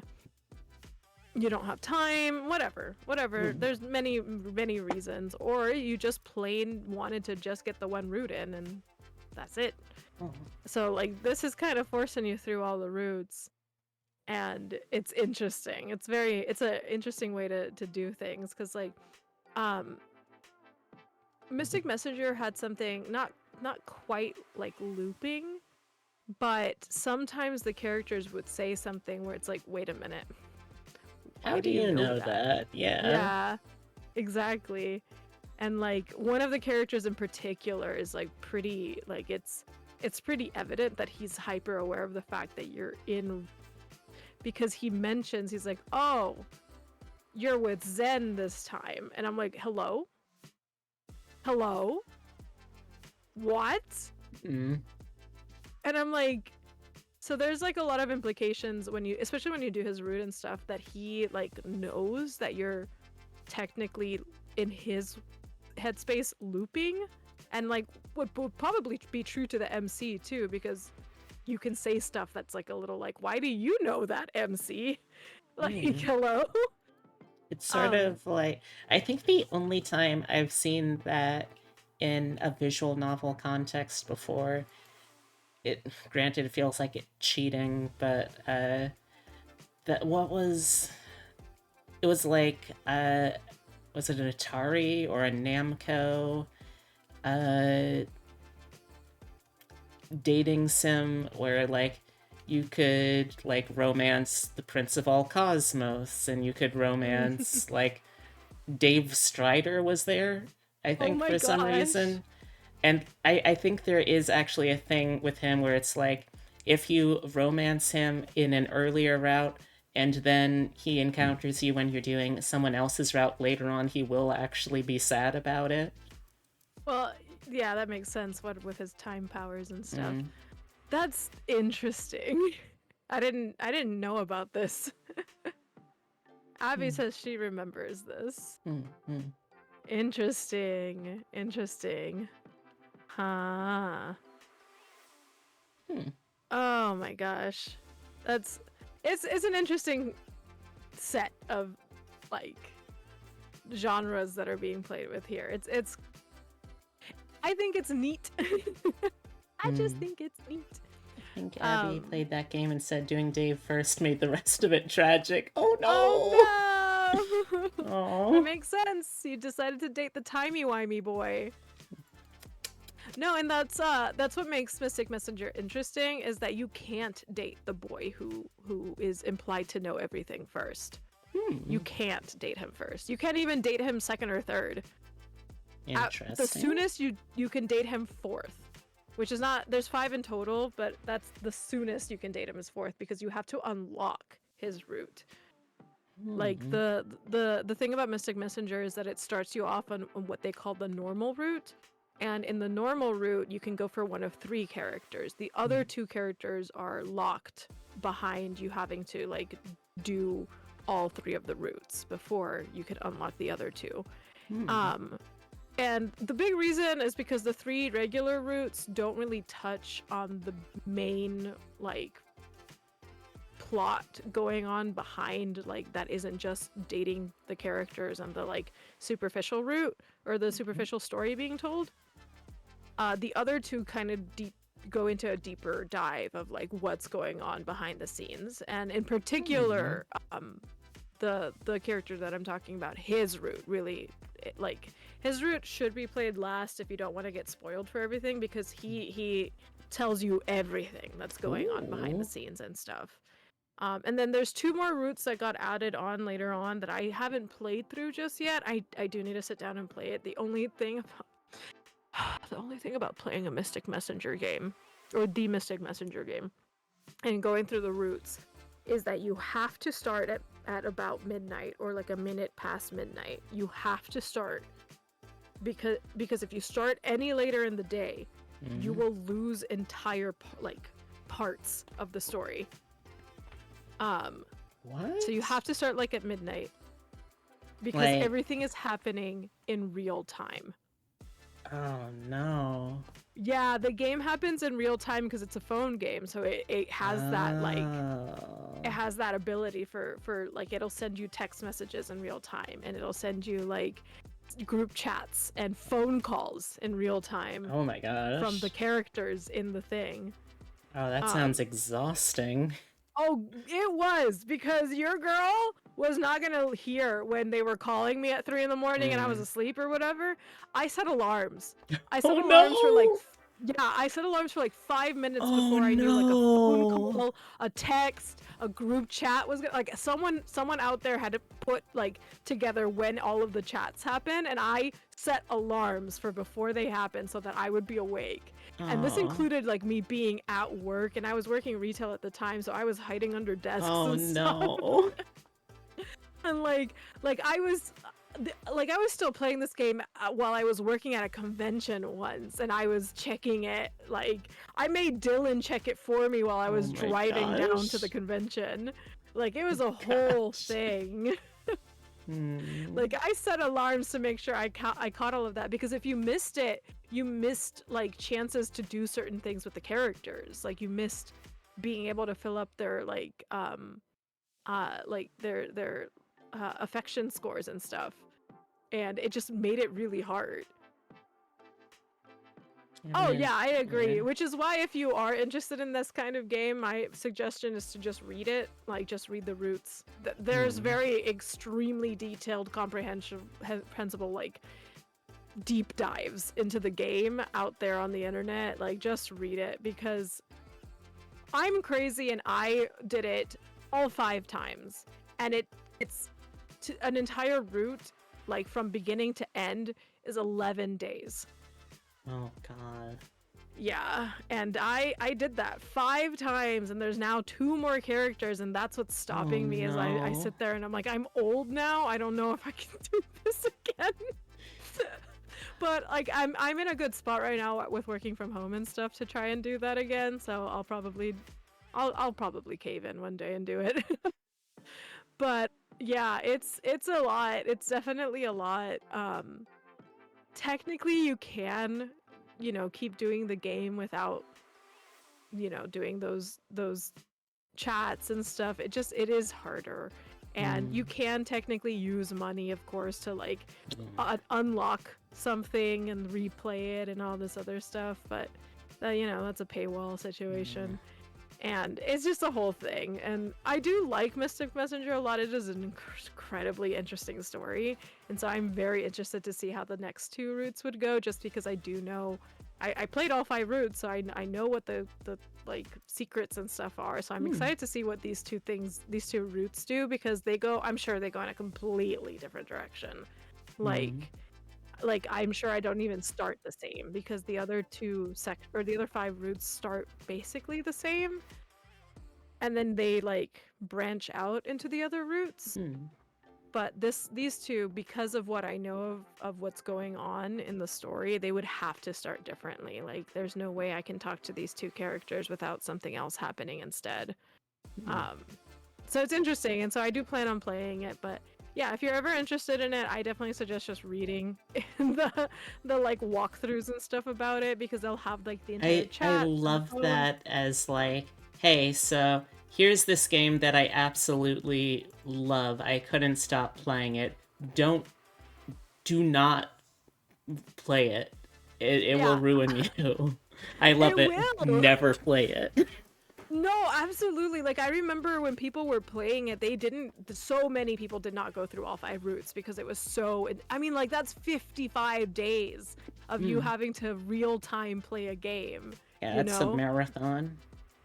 Like it was a whole fucking thing, and I just, for a fucking Otome game, you know, I unless you're that dedicated, I wouldn't do it. Like there's just no way. There's so many people I know who played like 1 or 2 of the routes and then stopped, and they were like, I don't want to do this anymore. And I'm like, I understand. I understand you completely. Very No true. judgment here.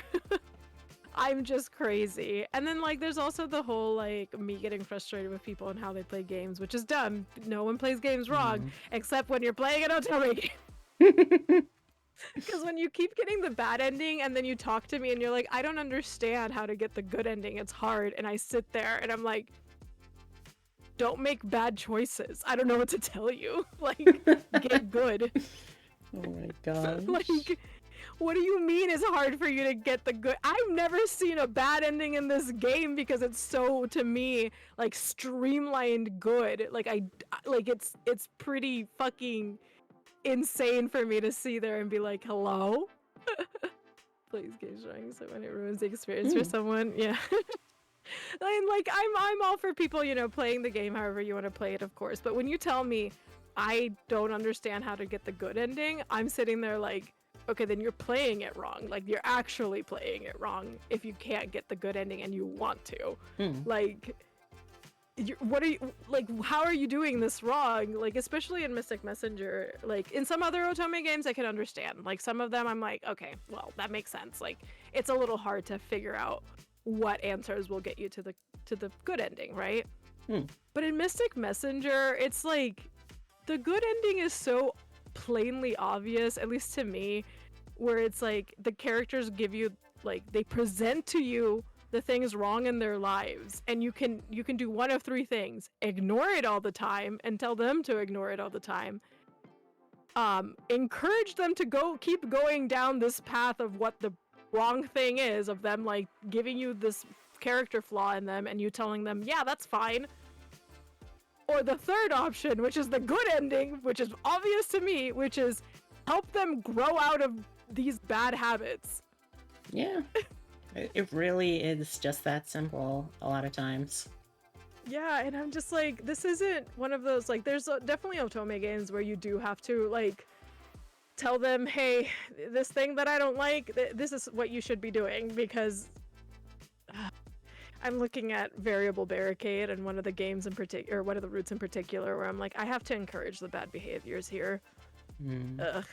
And you can tell because this is just how the game is.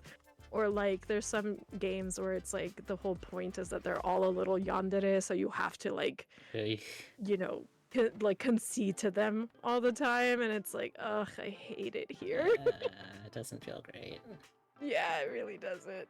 But then you have games like Amnesia where sometimes it is hard to get, you know, to not die, because sometimes it's as easy as you chose the wrong fork in the road and it killed you. Yeah. So sometimes you make a decision to trust someone and you end up getting locked in a cage for the rest of your life. And that still leads you to the good ending. That's fucked. I'm fist fighting Toma in my brain until the Nendroid comes out, because I did pre-order the Nendroid for the worst boy in that game. and now I'm gonna fist fight him physically. I really like though that actually like is the wrong word. I really hate that they gave the only character that looked like they had any kind of reasonable outfit the worst personality. I'm gonna put Toma in a cage, and yes, I agree. I'm gonna buy him a little cage, and I'm gonna put him in it, and he can live there now. But yeah, no, I agree. Like, he's the one who has the least stupid outfit. He has the, and what pisses me off, like me in particular, is that I went into the anime because the anime had come out and we didn't have licensing for the game over here. And so I went into the anime going, I'm gonna like this character because he's presented as like an older brother type of character. Like, he's like the kind and caring one. He takes care of everyone. He's, you know, the dad friend basically. And then like his root happens and he has full yandere vibes going on, and then he starts fucking like, he's like, oh, is bad things happening to you? You know what you should do? Come to my apartment. And I'm like, okay, sure, yeah, I'll go to your apartment. And then you leave his apartment and he goes, hey, you know what's a bad idea? Leaving my fucking apartment. And you're like, but you can't just keep me here. And he's like, oh, yes, I can. And so he starts drugging you. Oh no. Yeah, he like, this is canon. He drugs you. He slips sleeping pills into your like drinks and stuff. He starts drugging you, and then he eventually, when you figure out that he's drugging you and, you know, stop drinking the stuff that he's making for you, and you get out and you pretend that you're still drinking and whatever, and you manage to leave his apartment, he then goes, you know what? You're going in a dog cage. I bought a dog cage because I can't fucking trust you to not leave my apartment. And I'm like, sir, the fuck? And so he puts you in a dog cage and cuffs you. And like, yeah, like, and so you're sitting in here, and then he's like, I feel bad about putting you in a cage, but I'm not gonna do anything about it. So instead, I'm gonna buy you a bunch of plush toys and put them in the cage with you so that they make you feel better. Oh my god. I hate him so fucking much, y'all. Like, I went in and I was like, I trusted you. I feel personally betrayed by this man. It's so frustrating. And then, like, at no point does he get better. At any point in the game, can he get more beaten up or deader? Because I would argue that would be him getting better. I don't think there's a. I don't think any of the endings end with him dying, but he does get punched. I will say that. Well, like in the after that's story, good at least. We were playing the after story, and in the after story, he basically like confesses to their other childhood friend, because it's a trio. And so he confesses to doing all of this to the MC, to the other childhood friend, and the other childhood friend fucking just decks him. And I'm like, yes! Yes! Good. It's what he deserves! But the MC's like, no, but I love him. And I'm like, shut up! You don't know what's good for you! So yeah, and then like in the other, there's more after stories that we're playing through right now, and I did his stuff first because I just wanted to get it over with because I hate him so much. And so in his other after story, he's like, I feel bad about putting you in a cage, so you should lock me in the cage. And I'm like, okay, I hate this. You're not, like, whatever. Like, I wish I could really make you understand. Like, I'm not drugging you, dude. You're not getting drugged. You're not getting forced to be in here. You're, like, putting yourself in here as, like, quote-unquote, to repent. And then you're only gonna do it for, what, like, a day? And then you're gonna go back to work and school and shit? Like, I hate it here. I'm excited to give it a space in my head by one. God. I just... amnesia is a whole thing. Just lock it and leave. I wish, again, the MC the whole time is like, but I love him. I'm like, I hate this for you. You need better taste in men. And he says that at one point too. He's like, you need better taste in men. And I'm like, correct. Even yes. the trash the man, I can't say trash man, because there's nothing wrong with waste disposal, people. Even the man of trash knows this. Dude, yeah, like he himself knows that he's not a good guy. And he's like, but I love her so much that I don't want to like tell her to leave me. And I'm like, fuck off, dude. I'm gonna enter this game and fist fight this man. Oh, we're talking about questionable taste in otome game, men. Yeah. Otome games are fun, and then you like go through like that route or whatever, or like that particular game, and you're like, hate it here. Drugs, cages, and questionable writing, and men, yeah. No, and there's always that route in an otome game, is what I mean. Like, there's always like one where you're like, this is a little questionable. So, well, I say always, not always actually. There are some wholesome routes, but there's most of the time there's like a route where like this is a questionable relationship that I don't know how I feel about. But yeah, yeah. No, and it's a whole fucking thing because like I don't know. There's just like yeah, terrible dynamics. Like and like in Amnesia in particular, it really pisses me off because like the rest of the writing for the rest of the boys, it's fucking great. Like the rest of this game is wonderful. And then you get this fucker and it's like you ruined the whole thing, bro. Like yeah, I hate it here. And what sucks is that he's fucking popular. He's a popular character. Like, he's one of the most popular characters in Japan in particular. And I'm like, Oh gosh. And what's worse is that you find out as you get the bad endings and stuff that he's the cause of the bad, or some of the bad endings in the other routes. Wow. Yeah. Like, he causes some bad endings in other routes because he's in love with you and like all of the routes. Like, no matter which route you go for, he's in love with you. And like, this is true for the both of the childhood best friends, but the way he reacts to it, I'm like, bro. And it's also true for like the secret route character, but you know. Yeah. I have heard about this from Hunter x Hunter. I've heard about this.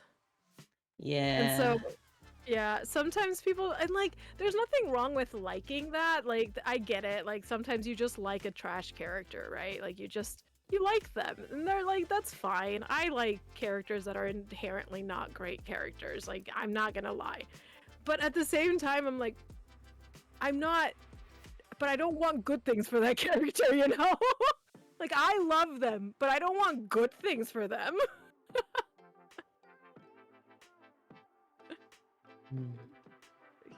Yeah, I've heard. Oh, yeah, I know. I've heard about that man from Hunter x Hunter. I have. It sucks so much because his like design is pretty rad. Like his design's pretty cool, and I'm just like, bruh. Yeah. As a fan of the series, it's something. Yeah, there's a lot where it's like it's very interesting to see how things go, and like it just feels so glaringly obvious in like a visual novel and like video and like otome game because of how they like how you have to consume that kind of media, and it's like you focus on like a certain or character at a time, and so when you get to the problem character, the entire time you're focusing on the problem, and it's like no. I hate it here. It's bad. So yeah, and like that's the case. That's just the one character in Amnesia. Yeah, like for normal people, quote unquote, you play the routes that you like and you move on. For people like me, I'm like, I have to know everything, so. I have to play all of the routes. I gotta do it. And like the same thing happened in like Variable Barricade, and like there's an underlying like questionable stuff going on in Variable Barricade from the beginning, because like the main character is in high school and the rest of like her entire harem are all adults, and I'm like, ugh. Like, you couldn't have waited for her to be in college at least before you started this game? Like, hello? That reminds me of that freaking, what was it? That reminds me of that freaking anime that came out last season where she's like the granddaughter of a Yakuza boss, and there's this guy who is like a solid 10 years at least older than her, who like he calls himself I'll be your father, your brother, your mother, whatever you need me to be. And then he just ends up inserting himself into her school life by posing as a student. Bruh. Yeah.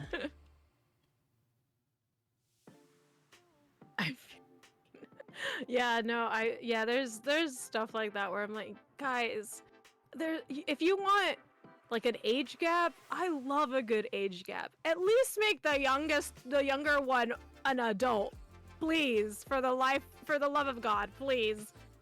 Like there's one that there's a manhwa. Yeah, it's a manhwa. There's a manhwa that it's a gay manhwa with a pretty big age gap, but the guy's an adult. Like, he's like 24 or some shit, and the older guy's like in his 30s, like in his late 30s or mid 30s or something. And like that romance is so fun to like read through and like experience that story. It is a lot of fun, and I'm like, yeah, it's fun because they're both adults. Why is this so hard? I think I'm gonna exit out of the game just so we don't have to keep hearing the loop. Yeah. Oh god. Yeah, I know, and it sucks, dude. It sucks.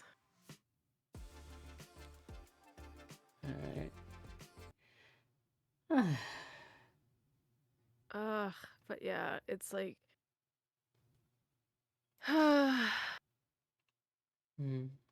Like, the West doesn't have its own... Oh, yeah, absolutely. Yeah, Twilight with its weird, like, fucking imprinting bullshit. Yeah. This problem just exists, like, throughout the world. It's just, like, with anime becoming so mainstream and prevalent, we're really seeing it in anime, and it's like, please stop. Please. I beg of you. I beg of you. Your prayers will not be answered. Yeah, it's just it's a lot, and I'm like, I'm gonna read the wholesome stuff over here. Yeah, I know. God, the racism along with it's all bad. It's all bad. But yeah, like I'm gonna sit alone with this like wholesome manga that I'm reading that just got its anime, and it's like on episode 4 or something. But if y'all are interested in a wholesome adult romance, it's called A Sign of Affection. The manga is also being released here, so I've been collecting it. But I love it. I've been reading it since it's been coming out a couple years ago now. And I have. Good. I just heard about this series. It looks so cute. Yes, it's so good. The anime just started coming out, and literally, like, it's on episode 4 or something. It's really, really cute. It's not quite lewd, I will say that. It's not the wholesome I'm stuff. curious, I do have stuff about like, that, but if they're how much they play within the medium of for those of you who aren't familiar with the series Sign of Affection, the main character, she is deaf. And I'm wondering, like, if it's from her perspective, how much do we actually hear as the audience? So you do actually hear quite a bit, because the voice actress who's playing like the voice in her head, basically, and because it's from her perspective, it's all her introspection, right? Right. So you actually do hear from her a lot. But it is a really cute series. Like B said, the main character is deaf, so she uses sign, and the male lead is interested in her immediately, and he doesn't beat around the bush about it, and he like starts learning sign language for her. All of my least favorite romance manga tropes get subverted because of the main character being deaf, because you have like, the other like female character who's trying to force a love triangle to happen, and she's trying to force like misunderstandings to happen, starts saying shit at her, but the girl doesn't hear her. She doesn't know that this is what's going on because she's deaf, and the other girl didn't know that. Oh no. So we're subverting all of these like miscommunication tropes, which is my least favorite trope in romance shit. And we're subverting it because the two main characters have to communicate with each other in order to talk to each other at all, because she's deaf. And so he's very like adamant about making sure he's including her and stuff and communicating and whatever, all this other stuff. And anytime he does keep something from her, he tells her, he's like, I'm keeping this from you, but I do want to eventually tell you. I just need to get to a point where I can do that. And she's very Aw. understanding about it. She's like, yeah, okay, I'll wait when you're comfortable to tell me things. And it's so good, y'all. It's such a good, wholesome series. And that's not to say that there isn't, like, conflict happening. There's definitely conflict happening, and there's interesting storytelling. And I'm just like, this is how I know that all of the fucking conflict doesn't have to be just from fucking misunderstandings. Oh, hey, Bunny Hearted. Oh, well, welcome, welcome. Thanks so much for swinging by.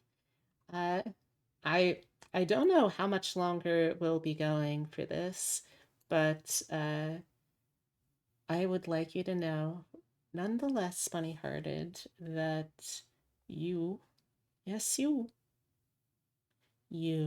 are my little PogChamp, and nothing that you do and nothing that happens to you that you can't control or anything like that will ever affect that.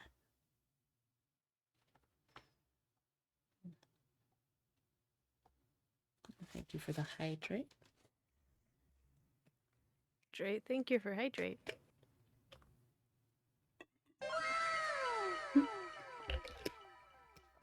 Nico.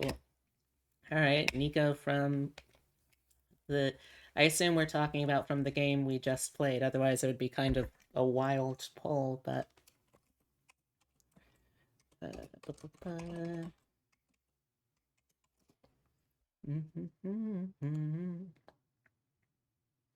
I mean, I can't find a good pic. Here's a picture of him. We'll use that one.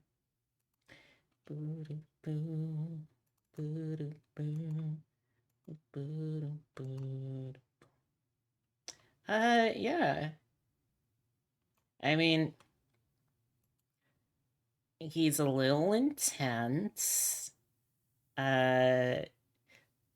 You missed it. What something actually? Yeah, he was actually on to something.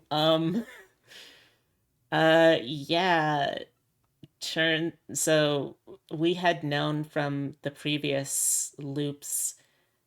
For anyone who's just coming in, we have been playing through Replay Boys, which is an otome game that is also kind of a stealth horror thriller game, where we play as Hannah, a 24-year-old video editor for big smash hit boy band group the Replay Boys. And you get a call one day that, oh, every part of the managerial staff, they have all gotten food poisoning. We need you to take care of the guys, to pick them up in the morning, make sure they get to the arena for their big concert, and make sure everything goes off without a hitch. The first time that this happened, we decided, actually, no, tomorrow's my already approved day off. So deuces, and we just pieced out of the entire plot. Spent a lovely day with our cat Cronut, and then heard about some concerning shit happening at the concert on the news. Then second route, we actually do our job. The boys are fighting, not really getting along, and the focus of that first route abducts us partway through and goes to hang out on the beach. Then the route after that route's focus ends up halfway through just asking, "Hey, you got any coke?" And sneaks off to a college party so he can get drugs because he cannot deal with shit. And all of these times, the route has ended where we've been watching the concert. They get to their second half, and they have a song that's been added to the set list, a cover of a song by this artist named Sovereign Smith, who's kind of like, from what I've seen of him in game, and from what it sounds like, he's like an analog for Michael Jackson. So they get to the song, and Hannah starts feeling dizzy, sleepy, can't really focus, and then we black out, and we don't even see the blackout, actually. We just hard cut back to the day before when she is working on the Replay Boys video. So then this latest route, we focused on Nico. That again is that Nico there. And well, turns out he might be talking with some people about investigating a criminal conspiracy cult that the production company that now owns the group he's in is a part of. When we first meet him, he pulls a knife on us. Then later on, after he's convinced that he can trust us, he shows, "Hey, check out my gun. I brought it to the concert, just in case." And then things pop off, but because Nico gave us a pair of earplugs, we're able to stay conscious through the part where it would normally cut back to the start of the loop again. And we see that the entire 15,000 plus people in the stadium, the crew, the support staff, the security, the audience, all mesmerized by this song. And the singer, Caleb, is not really looking like himself, and Nico's trying to stop him from finishing the song. And we have a tense encounter on stage where we give Nico his gun back that we were watching from his backpack, and he ends up sicking an arena full of brainwashed fans on us, and we fled to the parking garage, almost got captured and killed again, then escaped, in the process fatally shooting Caleb. Then we got arrested by the police, and we don't know what happened with Nico, and the ghost of Sovereign Smith showed up in our prison cell. And then we woke up at the start of the loop again. So It's been a time. Yeah, we've had routes introducing and focusing on 3 of the boys now. There's only one left, Caleb. He's the one that was possessed by the ghost of Sovereign Smith, seemingly through the last route. So, yeah. So the loop is actually happening, not just a game mechanic.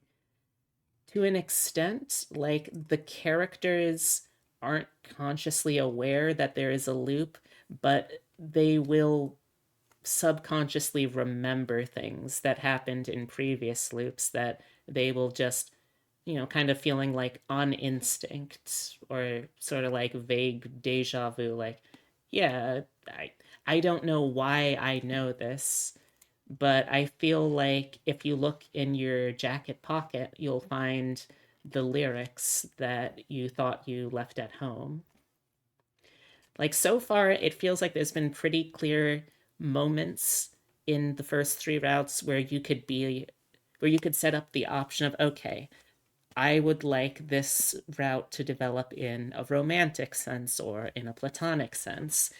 But since everything has always been tied to the end of the day and the restart of the loop, I I mean, I would have to go back at some point to see what those routes are like, but I don't have any idea what that really changes yet, unless it changes something later down on the line. If, like, on instinct, the boys are like more or less close to you as a result of the choices you made. So, yeah, we don't really know.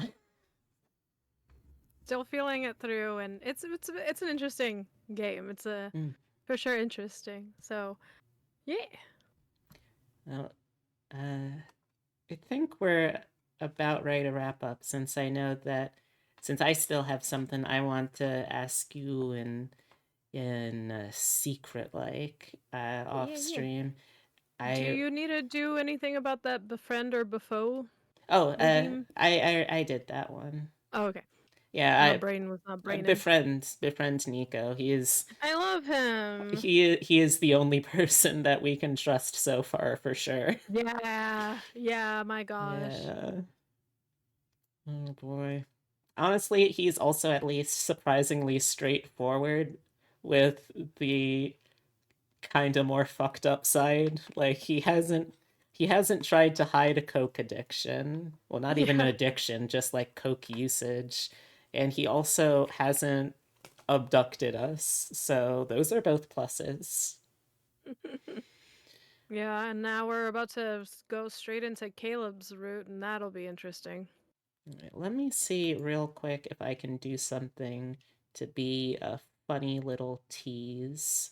Oh, that's neat. Effects that I put on myself affect both of us. Oh. Whoa.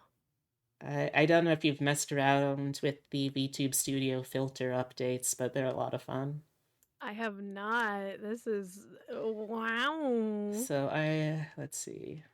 Let's see if I can remember which one of these. No, that's not it. Bloom, maybe? Oh, God!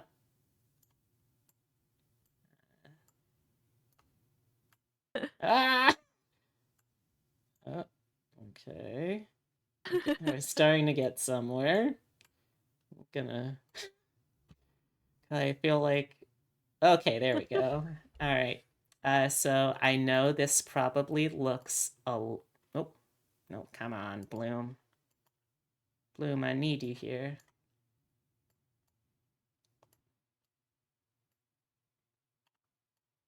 Oh, God. Whoa. There we go.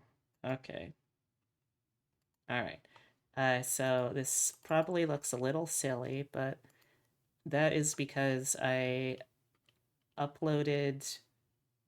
Oh gosh, I don't think... no, it hasn't shown up in here yet. I've uploaded the 3.0 model to my live 2D. Oh, really? Really? I'm not even here. I honestly don't know if that will even work. Well. Oh, yep, there. We're gone. Yep. Okay. Cool. Bye. Oh, gosh. Well. This will take a minute, probably.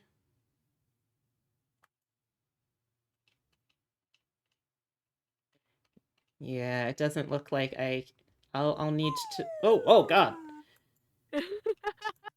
I'll need to refresh to load and unload and all that, but yeah. So, let me disable shadow puppet mode at least for now. I'll show it off.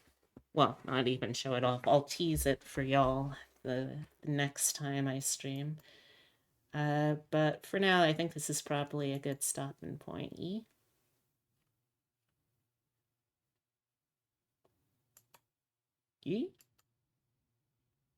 Ye- Okay. By the way, do you have any suggestion for raid targets tonight? Let's see who's on for me from my side of the world.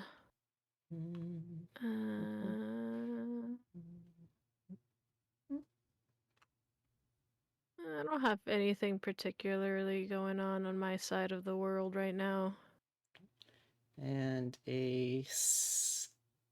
ad break has just come, so now I guess I'm delaying for another couple of minutes. Oh boy. Let's see, what can we raid into? You're a fan of the Yakuza games still, yeah? I need to play them, but I am very interested in them. I didn't used to be, that's the funny thing. And then I watched someone play a part of it, and I was like, you know what? I am interested in this. Yeah.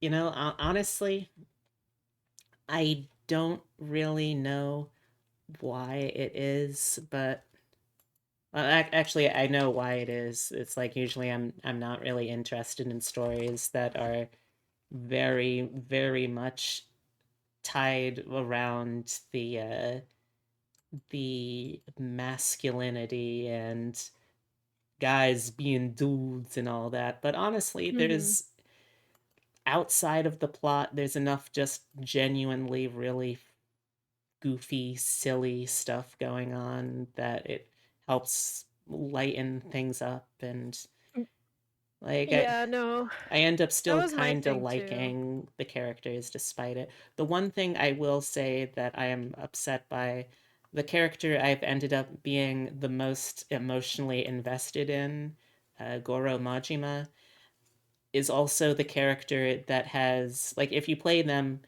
in terms of story order, you have the prequel game, Yakuza 0. It's like, okay, well, when I started playing, it's like, all right, well, obviously, if I want to understand the story, I would have to start there. And I started, and like half the game is focused on Majima, and he's this really interesting, conflicted, dynamic character. And it's like, oh my gosh, that's awesome. I can't wait to see more of him in the games to come. And then I talk with someone, it's like, oh yeah, Yakuza 0 is like the only full game where you can play as Majima outside of like the spin-off zombie apocalypse game. So yeah, that's pretty much everything. And now I just have to live with the knowledge that it will not get better for me as a Majima primary fan. Yeah, no, and I didn't when I heard about Yakuza, it didn't feel like my kind of game because it's like, fighting. It's like just like a hack and slash type of situation, and I was like, ugh, I don't know how I feel about like this style of game where you just go around beating people up. Like it's not my thing, right? And I'm like, I don't know if I'm gonna like the story, and I don't know. So I wasn't interested in it at all. And then like I recently watched my friend play parts of it, or at least I watched parts of them playing it, and I was like, no, you know what? I'm invested. I like these characters. They're a lot of fun, and I'm having a good time, so I am actually interested. So I'll probably end up playing them. I already bought some of them, so like, Same. so I Yeah, definitely plan on they playing go them. on sale surprisingly frequently. By the Yeah, way, yeah. here you can come up Whoa. on here if you like. Hello. We're sharing. Yeah. Alright, so it looks like the ad break has ended for me and ended for the person I am looking at rating.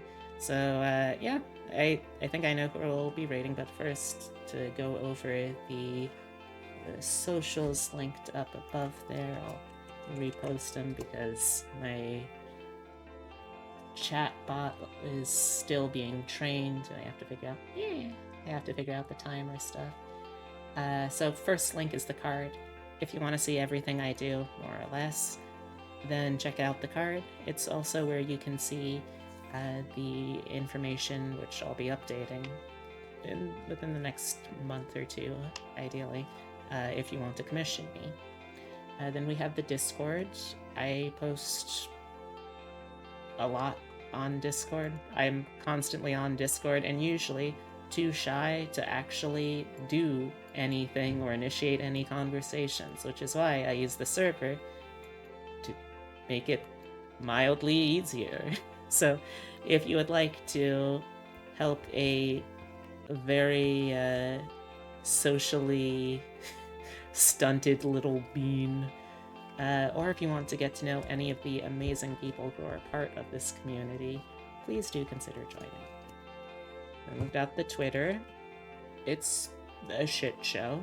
It's Twitter. Y'all know the issues there. But if you are interested in keeping up to date when I post schedules, new artwork, stuff like that, then it's not the worst place to check out. And then finally, YouTube, where I put my VODs when I remember, hey, I should probably put my VODs somewhere so I don't keep losing all of them. Next stream is going to be tomorrow, around 6 o'clock. Honestly, I don't totally know what I'm gonna be doing. This has been a very loosey-goosey week for me, because I know that I'm going to be spending time with Gyaru Garo, who is my girlfriend, and also is celebrating her birthday, which was yesterday. And yeah, I don't know what she's planning on doing, but we'll figure it out, I guess. And I'll figure out something to do in the background while that's happening. Okay, yeah, then we have the... Oh, right, that's it, actually. My schedule is, I'm gonna be going live on 6 to do something. Don't really know what, but hope to see you there. If you want to see me acting flirty and cute and blushy because I got a forgiving girlfriend. Yeah. Alright. Also, I want to make sure I give my absolutely fantabulous friend here a moment of your time as well. Please make sure that you're also following knightadora. He is a fantastic streamer, fantastic friend, expert on all things otome and K-pop, which makes for just a phenomenal co-pilot experience for a game like this. Do you have anything coming up that you want to promo? Not really. I am taking a break from streaming for a little while because of my procedure coming up. Nice. So I'll probably not be up for streaming for the next like 2 weeks or so. I'll let you know. We'll see how it goes and how everything goes for me to recover and all that stuff. But I should be back up on it in about 3 weeks, and halfway through February. I don't have anything to promo just yet, but if you want to check out a game that I've been in, check out She Was the Cat, or I Was the Cat, which is a very fun game. And then I will be at some point recording soon for another game, so Ooh. watch out for news for that. Exciting. But yeah. Yeah, I know. I'm excited about it. The game's already out, but I will be a DLC character, so that's going to be an exciting thing. So go ahead and check out Head Over Heels. It's a monster girl dating game. It's gay. Aw. It's a gay monster girl dating game. That sounds awesome. Yeah. Head so over if you're heels, interested in huh? it, yeah, Head Over Heels. The joke is that the main character is a dualon. Ow. Yeah. It's up on Itch.io, so check it out and prepare to hear me in it soon. Yay. All right. And let's see. I don't know how much longer she is going for, but let's see. Do you want? Oh, I don't know if I have introduced you directly to my girlfriend. Have I? At least on You stream. and no, I don't believe so. No. All right, then we'll raid on over to her. Oh, imagine getting to date Adora. Oh, that is a vanishingly rare thing in the flesh tuber realms. Yep. But that is an option if you go play. I Was the Hey. Cat. Yeah, if you play I Was the Cat, I am indeed the love interest. So go for it. Well, if you're coming along for the raid, here's some options.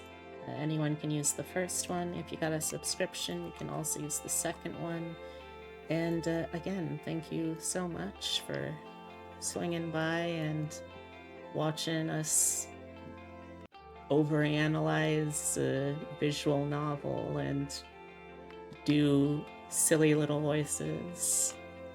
I hope you all had a wonderful time, and I don't know when specifically the next one of these will be, but we'll keep you up to date if you're keeping an eye on Twitter or Discord. And yeah, here is a hug. Smooch if you prefer.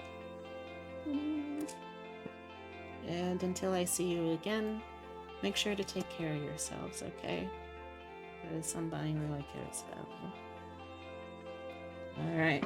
I love y'all. Goodbye.